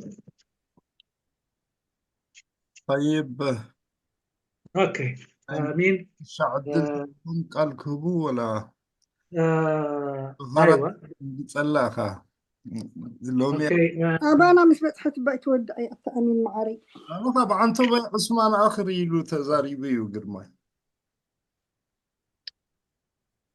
بحربا شيء أنا ندينيري بسم الله الرحمن الرحيم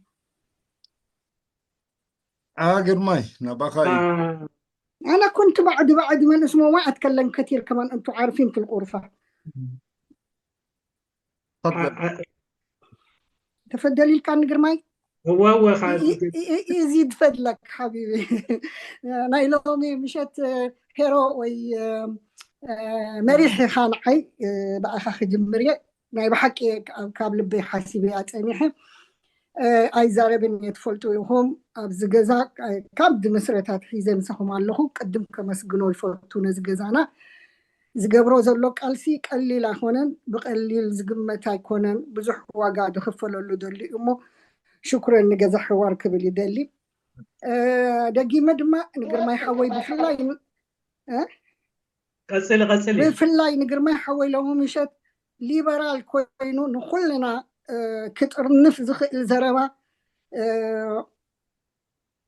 هناتو كن الزارب كلنا راح من دفرع الدخول خيبل ناسي بملؤ بعد ماس قالسي حزب ارترا توجيرو مالتيو أب كل شيء نخدي كفلا سبك أيبلنا سمعنا مستسرعت رحنا نبقى سنبر مستي زتقال سي أي نبقى سنينا قال نابزو محواتي كبرات أياتاتي كمل سيدلي حيوتي ولا محمد سعيد ونحجون ما قالستي أبقوني مساي ما بخيتي مسحرتي بحادو هنا نقال سالنا كمسجنكم يفوتون زي بنصحنا كتزاربوا زمسهم دحري ردئي بلاينش دحر ماتي وقداي دما تبحال مدقام اي فوتوني تنكبلن زدلخو قالات بنقر بلوم وسيدهم لي مالكي ناي تبحان ساعة معباي كخون يخيليو بتعني تاريخنا كم زجرنا مفلاتنا ولدنا محلاف بجاهم نولدنا محلاف أنا بالبواي كحلفه أنا ولدنا كان حلف لنا بتأي حياتكوا نزوم فيترانين نزوم حبيت تقالستي كتر نفنا حدا نقول بحدا نمزع حدا نقبريلو تعيرو أي كألن جن أي سمعنا يون كم قدما برهان حوينا مجمرة جزء لومي أبز جزانا إن شاء الله كم لمود كل جزء مسانا كهلو والدبوي مالو ينسون حابي مسوقات زخفة الجزاء كابني جمر أبز أدما إحنا بعلنا 4 كلتين عمد كوين اللوجنا أبز سدد كوين نخاب نقالس كابتوم نزودب ودق كله كله بقنع عندها وتقطعوا زبلوا حدا كاب أمي برهاني في شالي زي كم محور مال سيسي كم أون كالوت كي تقيموا لي شو ديال عالكو زي أتومون كيوم جوسكو ما يحلفن معلسي بزي محلال تقاليسهم زي جزاء بتعمي صبو أمسيو كبلو زي دلين تلي هوينو كبابينا لأننا أنقت لمن تفوترو عازرو لما يبتي لما محارو نحناسي أبي عدي إنا رئينا كل التحوات بحبار كخودو حجون أدماتو من دافسس خلو حدا كخونو زي قالوا أحزاب نرئ لنا نحد حدو كبالع نرئي لنا نابانا راح زترخبي أيكونن حدا كنقبرو من إسينا كنت أرنف بحدا كوينا كنقالس كنفتنا لنا جن زي ترعية ترئيو أيكونن كجيرو كم دحلف سومن دتنكفني نجر نيرو عبيت صحفت ناي جبهة أسكولار شب حاتيت ناس كم زيلومنا خمس جيرومنا بسنكو دبجرنا قال إلكا نت تاريخ الناس علم كم خد نتولدو كم تسأل أكا إساس كم ديفلت أن جيرونا كم برهان كزارو ودت أنحي قال سبات دما بقولك سبات كزارو بمو نتود دبات نتود بفلاي نتقادلو حرنت إثرا إندا تنكف كم خد نعي تنكفنيو كم محمد سعيد ود 16 عمت تقالسه أنا وانكساب حجر قال 15 عمت قال عب كبدي أنا بتقعد له حرنا تسليفه ندي دربيد ما عندك أنا مليسة تمليسة كساب حجر ما 5 عمت كوينو مالتيو أبطال سكاب نهلو سلازي أب إدنا دول ورقي كم شرقي عين دربيو بتاريخنا عين تصوتي خبل زدلمو تاريخهم محمد سعيد حيوتي حوي يمو دوبلو لنا كم زخ كل سب تاريخ قلت إنت كلونا تحققات بحبار كوينا كنزارو لمو كمسجن يددلمو تانكيو جرماي بزي ليبرال كونكا بكلنا مجمار كالو مشت بتعني خوري علكا يعني لنا جز حواري يعني لنا كبرات أجايشنا شكرا شكرا أخي جوهرة كم تلمود كل جزية بقولنا لخبز قالس زيو وبقولنا خلنا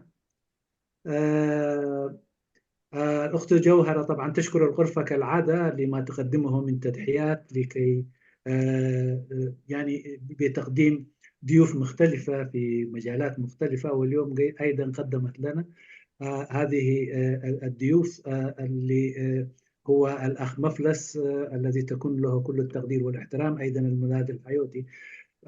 خصوصا المنادي الحيوتي عمل الكثير لجمع الشمل ولكن لم يتوفق حتى الآن لأنه هذا أصبح حالنا الشتات. أيضا أخص بالشكر للإخوة الذين تحدثوا قبلي، الأخ برهاني محرتو أيضا هو منذ زمن طويل يعني يعمل في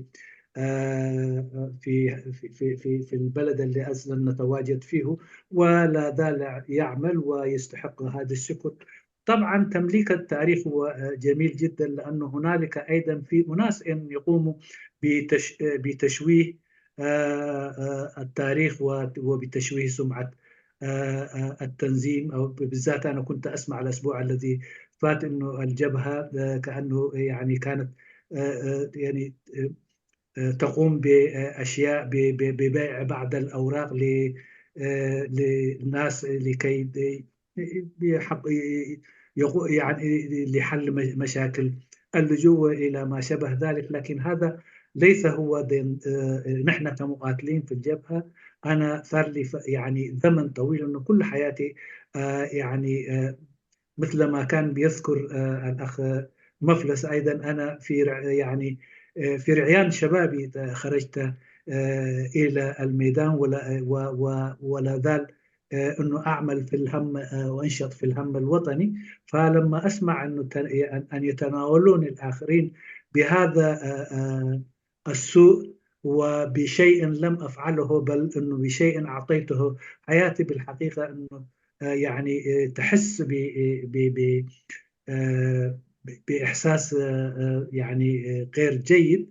وأيضا يعني تمليككم لكثير من التاريخ الذي نعرفه والذي لم نعرفه، ومن خلال يعني حضوركم لكل هذه التاريخ الذي يكون يذكر اليوم، أنا سعيدة. وطبعا ليس لدي كلام طويل وكثير أقوله بل إنما رفعت إيدي لكي أقدم الشكر والامتنان لكم. وأيضا أنا بدوري أشكر الأخت جوهرة انت يعني اسم على مسمى زي ما يقولوا جوهر.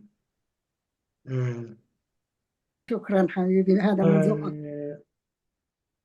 دلوقتي أنا حأدي أخيار يعني امرأة أخرى لما لنا من تقدير للمرأة الإريترية المناضلة. فبالتالي يعني بس سؤال، أتمنى أن يكون السؤال مقتضب ودون يعني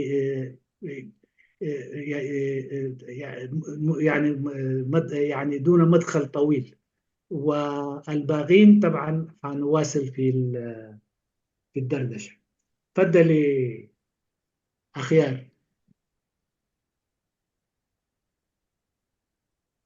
مساء الخير. مساء النور. تحياتي لكم جميعا وللمنبر، والتحية للمناضلين الأستاذ المناضل صالح حيوتي والأستاذ المناضل محمد سعيد مفلس.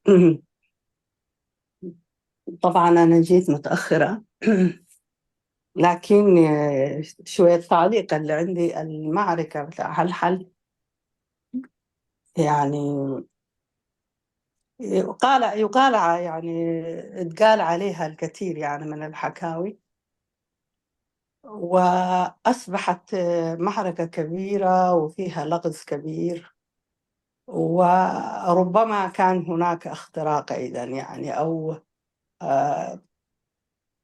وهي أيضا تفسر ما حدث لجبهة التحرير الأريترية، زي معركة بارونتو يعني متصلة به، واختراقات أثيوبيا كانت كثيرة يعني، وجواسيس كانوا كتار يعني. لكن المعركة بحد ذاتها أصبحت موضع بتاعت على طول بتاعت تشويهات يعني، لأن لو قيل شيء وخلاص، ولكن استمرت في التشويه يعني، وكأنه يعني حصل فيها نوع من خيانة، وهي يعني برضو موضع بتاع دراسة يعني، يجب أن تدرس هذه بكل أبعادها. أنا حضرت مرة يعني الله يرحمه الشهيد عثمان صالح في مدرسة الكادر، كان يشرح في تجربته النضالية بالتحاقه لجبهة التحرير إلى ذلك اليوم يعني لفت نظري كلام هو قالوا. أول الشهيد عمر إزاز ما كان عنده اسمه يطلع من ضمن الناس اللي كانت تقود صراعات، أو من ضمن الناس اللي كان عندها بعض الأشياء اللي ممكن يقال عليه يعني. رقم 2 برضو قال الشهيد جمع القادة بتاع السرايا والفصائل، وناقش معهم الموضوع بخصوص المعركة وبخصوص لماذا هم غاشين المعركة يعني وكده. النقطة الثانية برضو يعني لفتت نظري، كان الشهيد عثمان من الأشياء الغريبة قال أسياس أفورقي كان كثير التردد بالمناضل تسفاي تخلى في تلك الفترة يعني، لدرجة إنه تسفاي براه قال لهم إنه هذا الشخص يحاول يجندني يعني، إنه كإنسان مسيحي وكده يعني. فيعني المعركة فيها كثير من علامات استفهام، وبالتأكيد حتكون موضع دراسات، ويعني لأنها ما معركة عادية، وإلا حتى الآن التشويه مستمر يعني، وده يمكن قد تكون هناك رؤية ثانية يعني ليها يعني. فحبيت بس في أقول هذه الملاحظة، وشكرا.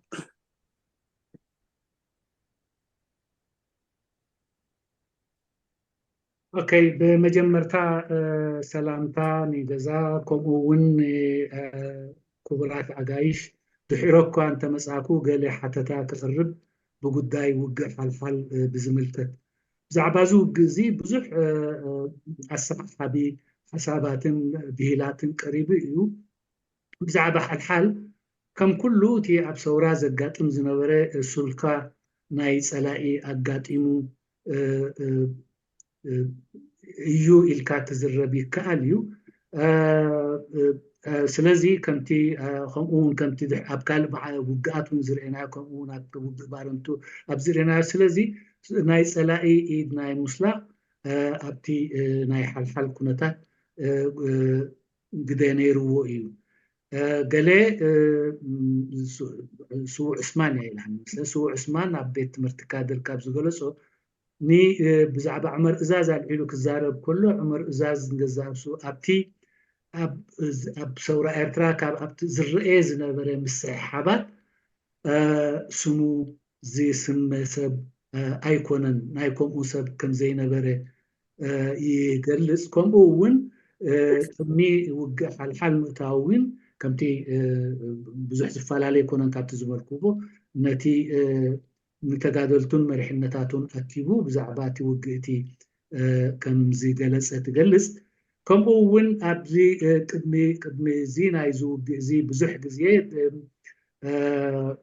تسفاي تخلاني ني عمر إزاز إساس بزحي مالالة سني سلزي معي أبقونو كسر عني دلي قالو زبلوين كم زعم السلة حساب كم زنبري قاليسو نيرو تبل سلزي بزعبا قداي الحال جينا سقاب حجي كسنا عزلو بزح قونتات ويشنخات كم زلو يخاطر إيات باللي راس لذيذ تعزبتي ناي كبرتي حاتيو بزا أبلنا نزينا يلوم مشيت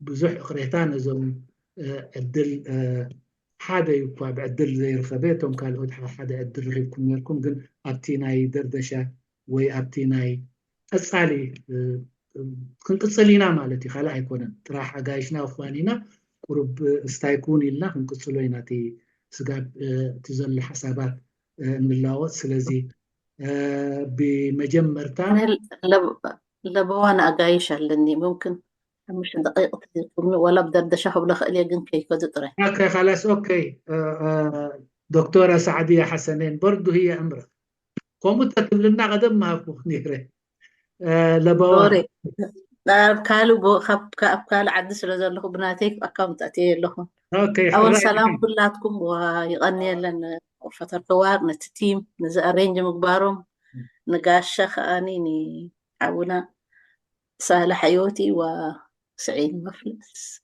شكرا لكل تزبل أنا قلت حجي أتي أبقزي حتوتاتي أتي قن تالبوانا أتي إنتايا خمتي حفتنا أخيار زبولة تقدمي أبني حل وقع حل ويب حل بزحينا نسمع تزان تبدعم بزحيو طبعا حجي أنا يكون عيناي جيجا مالتي أخوكم وصبوا بتات كأي اللي عن نيرو أفتقزيت تسنتاي متجبره تجيجاتايت ناي تجزيت خمي متأرم زبلي هنا تزخون نجر جزيم بوتان قدس لزلوا أبنخون نجرتي مسرح مالتيو ناتي لو بوا خمزة لو ميزم قاشنا زغربوا كم أخمان تهزب حل تبوتان انتاي قدين يروا بزنا قرزي انتاي خنيرو رئيتو انتاي خينيرو افتقد لانتاي رئيتا نيرو افتمت تحببار انتاي قدين يروا التهزبي كمان أدلاين بغير يرئي أنا مخنياتو تاريخ الصحافة لو وزبل حتى لعيكم نيركم وما نسكري لنا تعيلهم اللو خلتيهم حاتب خلتيهم حواتنا سعيد محمد سعيد مفلس وصالح أبزي تقدنا يتهزب خمان مسلمي بطعم أدلايو مخنياتو حانت خاف تملسي كاب حونا أحمد بتيزة حتتا ود حوبون تقاد علي عمر إزاز السيوتي نقاد مستير زوج تباهي المسلم نجيغان تلهو خارمونا بزيا بقى كافتو بود بوتا مخانو بوتا أقدر له كم تزبلكو وبحلف حبرة السبنة دماني بكلانس بقولو قال لنا ولا كن سمين تزيد لنا بقى زنقرات زكفلت خينو حج تاريخ سلزقني نحنا ون اتهم انببتن اتهم سمعتن بتي زلنا جاج كي كبرنوي كيف فردنا مستجزين مستعد من مستكونتاتن جينا كنفلطو كوخ اتردي انا يد ما انا نفتز مت جنريشن زلد مخ حلف زبريتو يا يغني اللي بلكم اوكي تلبواني نقول لها انا اوكي تجمع يكونن انتاي نيرو كالي بوغن هزبدي بوغن التعددي بوغن كوتا زخونه زمص نغرسي نتي تاريخ مفتمي انت زي كوينو ملكعو خاد ناي مودا تملكعون متحازو حجازته زي كوينو كل زرب زمسيلو موين بملؤ صقم ينبرن شجر ينبرن الكا نتي حقتات قدلس زنبرو قدلت ابزنيرو تقنع ابزنبرو قنع ابزنيرو اتبزعبو كمز تباهله تخكل يكونن كوبو ينبرن زبل نيرو سلازي زوين توساخي ستاي سلازي زرب زلون ازيت ناي مودة تاريخ مالتي يكون ازي سندات نترخت خطقمهم زخيل تابزو وسيدهم كمي تاريخ يصحفو كمي يصحف تاريخ انت عانت ميثودولوجي وتناي تاريخ الصحافة نتوم مهراتنا نتوم ناي تاريخ موياتاتنا زي ملتتي وسلازي والحانتي قبولي تلبوا زبلي استايدلني اغايشنا نزل لبوا هي انت يكتبوا له تدخلوا اوكي اما كابز قصيله ناي مودعتا ناي مفانو قال نخلت تيخوم كهبيه بعدمه كجمر صالحاته دي عبد مسلني هو اي مسلنين ايه اي مسلنين محمد سعيد يعني. اسمع الايام دي كنا نقول له عم صالح طيب خلاص عم صالح امشي سنه سنتين فرق يا ولد وين كان فعلا كنت منجوس انت ها وين كان هو طبعا بحدا مع التزق قدامك بعمد كما زياده بس هذا الكلام المعقول.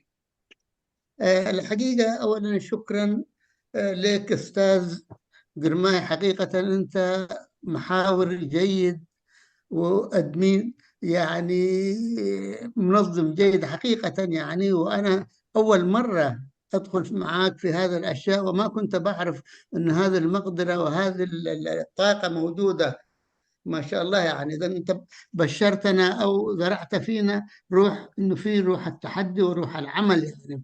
فأنا يعني أحب أشكرك شكر جزيل، وإن كان هذا واجبك وصاحب الواجب ما يشكر طبعا، لكن اللي يعرف واجبه في الزمن ده يشكر، لأنه في الزمن ضاع فيه ذاته حتى يعني الناس اللي تعرف واجبها. فشكرا لك أنت وشكرا على كل المتداخلين، حقيقة مداخلات كلها كانت راقية جدا جدا جدا، ما في شتائم، ما في سحب قطط زي ما يقولوا، ما في يعني التطرفات، ما في تحيزات، ما في يعني الواحد يجر في الجهل ينتمي فيها وحاجة زي دي. وإن شاء الله تكون استفدت من هذه الأشياء، وأنا ما دام شفت هذا الشيء يعني هذه المداخلة بتاعت اليوم، وأنا حقيقة أنت تعرف يمكن طبعا ما تعرفني، لكن أكثر الناس يعرفوا مهما طلبوني في عدة مداخلات أو في عدة لقاءات برفض إطلاقا. أنا ما من الناس اللي يستجيبوا عشان يعني أكون مثلا ضيف في قناة معينة أو في راديو معين أو في يعني تلفزيون معين. حتى التلفزيونات رفضت حقيقة يعني، لأنه يعني كنت أشوف ما جاي بحقه، وما في ناس واعيين لهذا الدرجة أن يستحقوا الواحد عشان يضيع معهم وقته. لكن والله كلكم المداخلين والإداريين في المكان ده عجبتوني خالص يعني، ولذلك شجعتوني للمرة الثانية وثالثة ممكن أدخل معاكم كمستمع أو كأي شيء إن شاء الله، وأكون واحد منكم وفيكم يعني. يعني هذه المداخلة أنا حقيقة يعني أكسبتني شوية ثقة يعني اللي كنت فاقدا من الناس بعض الناس يعني بس يتكلموا ودجيج وزي ما قلت لكم سحب قتت والكلام اللي ما جايب حقه في النهاية. بالنسبة للأخت جوهر مثلا، وإن كان كلهم ذكروا أشياء والمفروض أعلق فيها، سواء يكون للمناضلة أخيار أو المناضلة سعدي حسنين أو باشاي أو يعني كلهم أو بكر هبتيت، لكن يعني مجمل الموضوع اللي أقول لكم إنه أنا مبسوط جدا من بالنسبة للأخت جوهر ذكرت موضوع الرعيل. الحقيقة الرعيل نحن ناضلنا فيه أنا وأولادي ولكل اللي أثق فيهم 24 سنة تقريبا من جيوبنا يعني. والأخ محمد سعيد مفلس يعرف لأنه هو مسؤول الرعيل في أوروبا معنا. يعني في المؤتمر الأخير للرعيل هم انتخبونا، يعني أنا كرئيس ومحمد سعيد مفلس كمسؤول أوروبا، المهم ومجاميع كثيرة الآن ما أحب أذكرهم هنا لأنه ما موجودين معانا، وفي نفس الوقت يعني إن شاء الله في مقابلة ثانية نذكرهم يعني.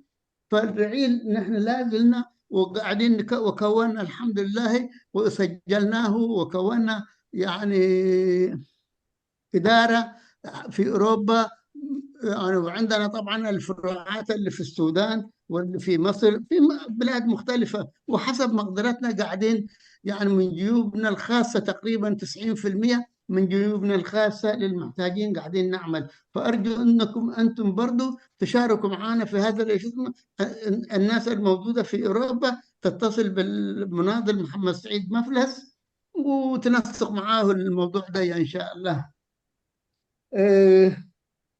أنا يعني زي ما قلت لكم إن شاء الله بعد كده يعني في أي مقابلة ولا أي طلب منكم إن شاء الله تكون رقبتنا سدادة ونكون معاكم ونديكم الوقت اللي أنتم تحتاجوه بالرغم من أتعابنا وكل شيء زي ما أنتم تفضلتوا. كمان أنا ومحمد سعيد يعني الآن قريب 7 ساعات تقريبا، ولكن يعني للوطن ده كنا ادينا شبابنا، ادينا يعني عرقنا، ادينا دمنا، كم مره انجرحنا ثعابين ما في شيء فضل مننا تقريبا، لكن الاعمار كلها بيد الله. ولذلك قال ربنا انكم عايزين انكم تعيشوا يعني لحد يومنا تجي. للاسف بس الواحد حيموت في فراش يعني بدل ما يموت مناضل يعني، ويتقبر في بلاد الثلوج ده بدل ما يتقبر في بلد جدوده والبلد اللي كان يحبها وتولد فيها وجدوده تولدوا فيها. لكن هذا قدر الحياة أساسا يعني. الحياة ما ممكن نقول الحياة غير منصفة يعني إنه نحن يعني نؤمن بكل شيء اللي يجينا، لكن يجب أن نصححه ونتصدى له ونكون متفائلين دائما. فنحن متفائلين بكم ومعاكم قوتنا ومعانا قوتكم انتم ايضا والى الامام، وربنا ينجحكم ان شاء الله. وشكرا جزيلا. واذا كان في اي سؤال يعني او تعليق معين انا مستعد يعني فادخل اترك المجال للمناضل محمد سعيد مفلس لانه هو المتصدر الشاشه اليوم. شكرا جزيلا والسلام عليكم ورحمه الله وبركاته. استاذ محمد سعيد مفلس تفضل. شكرا جزيل. في ختام هذه الحلقة لا يسعني إلا أن أشكر الإدارة كلكم، وخاصة أنت تعبت معانا في الترجمة وفي المقدمة الشيقة اللي أنت قدمتها. شكرا لكم. بعدين بالمناسبة يعني أنا بتابع هذه الجروب، ما تقوم به هو عمل وطني يعني من تقريب وجهات النظر ومن يعني تضييق الخلافات بين الناس بين الأفراد والتنظيمات والأحزاب. هذه الأمور اللي تقوم بها فعلا، وإن كانت واجبكم أيضا تشكري فيها، لأنه يعني سهركم ده ما يقيم بحاجة بسيطة. عشان كده واصلوا، وإن شاء الله كلما نلقى فرصة ندخل وأنا طبعا زبونكم، وبصلاح السقاد يقول الكلام ده المهم نشوفه إذا واجب. فالتحية لكم جميعا كإدارة، والتحية لكل المشاركين، وأشكر الناس اللي قدموا رأيهم، يعني سواء كان نقدا أو قبولا. كل الشكر كل الشكر والتقدير لكم، وتصبحون على خير. ኩላቶም ክልቲኦም ኣጋይሽና ምስጋና እዩ ነይሩ። እቲ ኣነ እቲ ንዓይ ዝተዋህበ ምስጋና ብጣዕሚ የመስግነለይ። ኣብቲ ዝቐረበ ድማ ብፍላይ ክብራ ተጋዳላይ ኣያና ሓዮት ክብሎ ዝፀንሐ ሎሚ ብጣዕሚ ኣነ ኣብ ብዙሕ ቦታታት ተዓዲመ ዋላ እውን ናይ ቴሌቪዝዮን ፈነዋ ዜነት ተዓዲመ ብዙሕ ግዜ ፍቃደኛ ኣይከውንን እየ። ምክንያቱ እቲ ትገብሮ ውፅኢታዊ ዘይብሉ ብክብሪ ንዓኻ ይኹን ንሃገርካ ዘይመልስ ስለዝኾነ ኩሉ ግዜ እንዳተቆጠብኩ እየ። ግን በዚ ናይ ሎሚ ዝርኢኽዎ ምትእምማን ፈጢሩለይ። ስለዚ ብዝተኻእለኒ መጠን ከም ኣካልኩም ኮይነ ኣብ ዕድል ኣብ ዝረኸብኩሉ ክዋሳእ እየ። ከምኡ እውን ነቶም ኩሎም ርእቶታት ዘቕረቡ ብባሻይ ዝቐረበ ይኹን ሳዕድያ ጀውሃራ ኣኽያር እቲ ብዙሕ ዘኽብሮ ርእቶታት እዩ ቀሪቡ። ፅቡቕ ተወሳኺ እውን እዩ ነይሩ። ከምቲ ጀውሃራ ዘልዓቶ ጉዳይ ናይ ቀዳሞት ተጋደልቲ ስጋብ ሕጂ ሓርኮትኮት ንብል ኣለና ብዘለና ዓቕሚ። እቲ ማሕበር ከም ማሕበር ኣመስጊናዮ ካብ ግዜናን ካብ ገንዘብናን ኢና ላዕልን ታሕትን እንብለሉ። ኣብዚ እዋን እዚ ስጋብ ጨንፈራት ኣሙን በፂሕና ናይቲ ጨንፈር ኤሮጳ መሐመድ ስዒድ መፍለስ ኣሎ።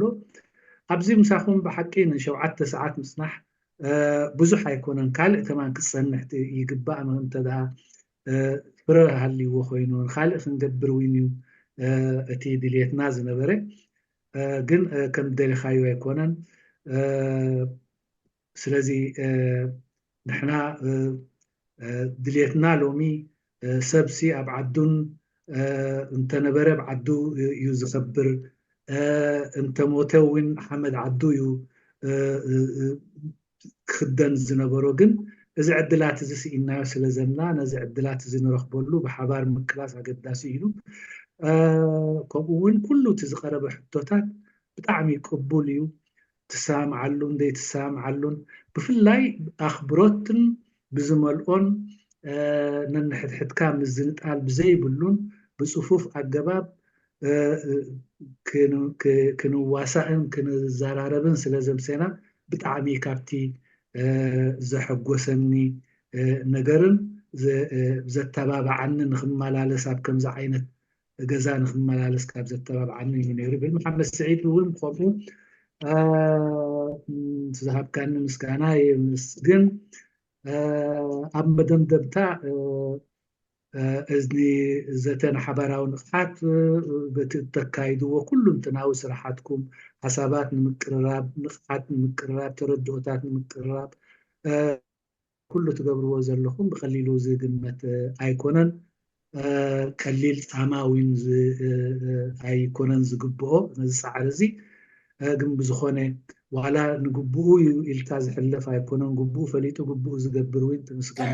ስለዚ ምስጋና ይቕርብ። ከምኡ እውን እቶም ኩሎም ሓሳብ ዘቕረብኩም ሕቶ ዘቕረብኩም እንታይ ዓይነት ሕቶ ብዘየገድስ ብጣዕሚ እየ ዘመስግን። ስለዚ ምስጋና ነዞም ሎሚ ሓቢርኩምና ኣብዚ ዘምሰኹምን ነቶም ብሕቶታትኩምን ብርእቶታትኩምን እውን ነቲ ዝቐረበ ሓሳብ ዝቐረበ ዝነበረና ምሸት ዝህብቶም እሞ ንኩላትኩም የመስግን። ናይ ዝገዛ ኣባል እየ። ኩሉ ግዜ ኣባልነተይ ኣብዚ ገዛ እውን ህያው እዩ። ምሳኹም ኣለኹ የቐኒየልና። ንሕና እውን ብወገንና ማለት ቀሊል ኣይኮነን።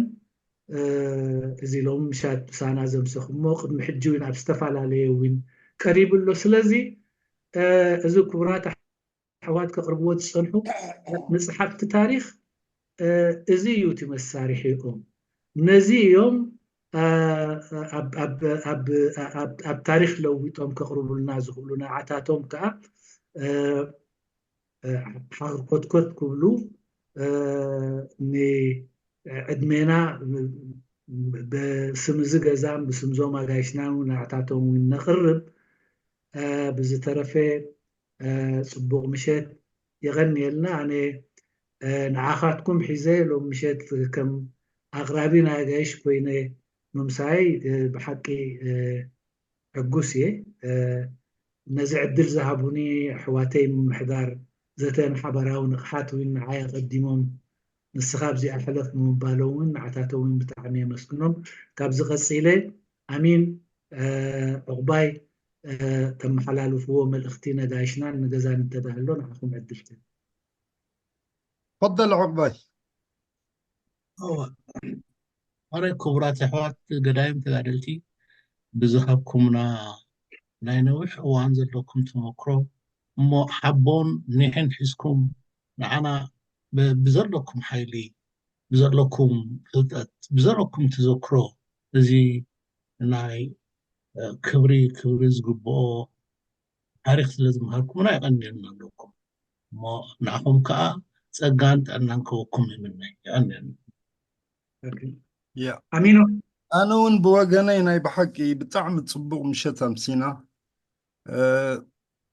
أجاش تفل عليه سباتنا أنا مت كل جزء قال له 3 ساعات رايح تصنح مساهم زبلو قالون 9 كانوا كله مستي كناتاتهم دقام قالون اسمعهم نمجمرة جزء درجان شو 10 ساعات زأكل مخا خمزيلكم بتعقستي كسابتي بروجرامنا ودقون بتعقست تتصبحوا منانا بحكي زمسجنيو وتصبغ مشات أمسينا تحزنا زمسنا أرستون بتعمي أقداسيو أبت تاريخ في اللدلو تاريخ كأني زوعلو زنبرو أفتي وتا كمينيرو انتايونيرو كقلتون كله لحرايتي لك علو مشات بزوح كبال كاب زمسيه بتصحف درجة متصحفتي كجبر زبهاللو زنبرة زون حدا كم متصحفي ونياتو زناي شو 10 ساعات كنزاربلو زمسنا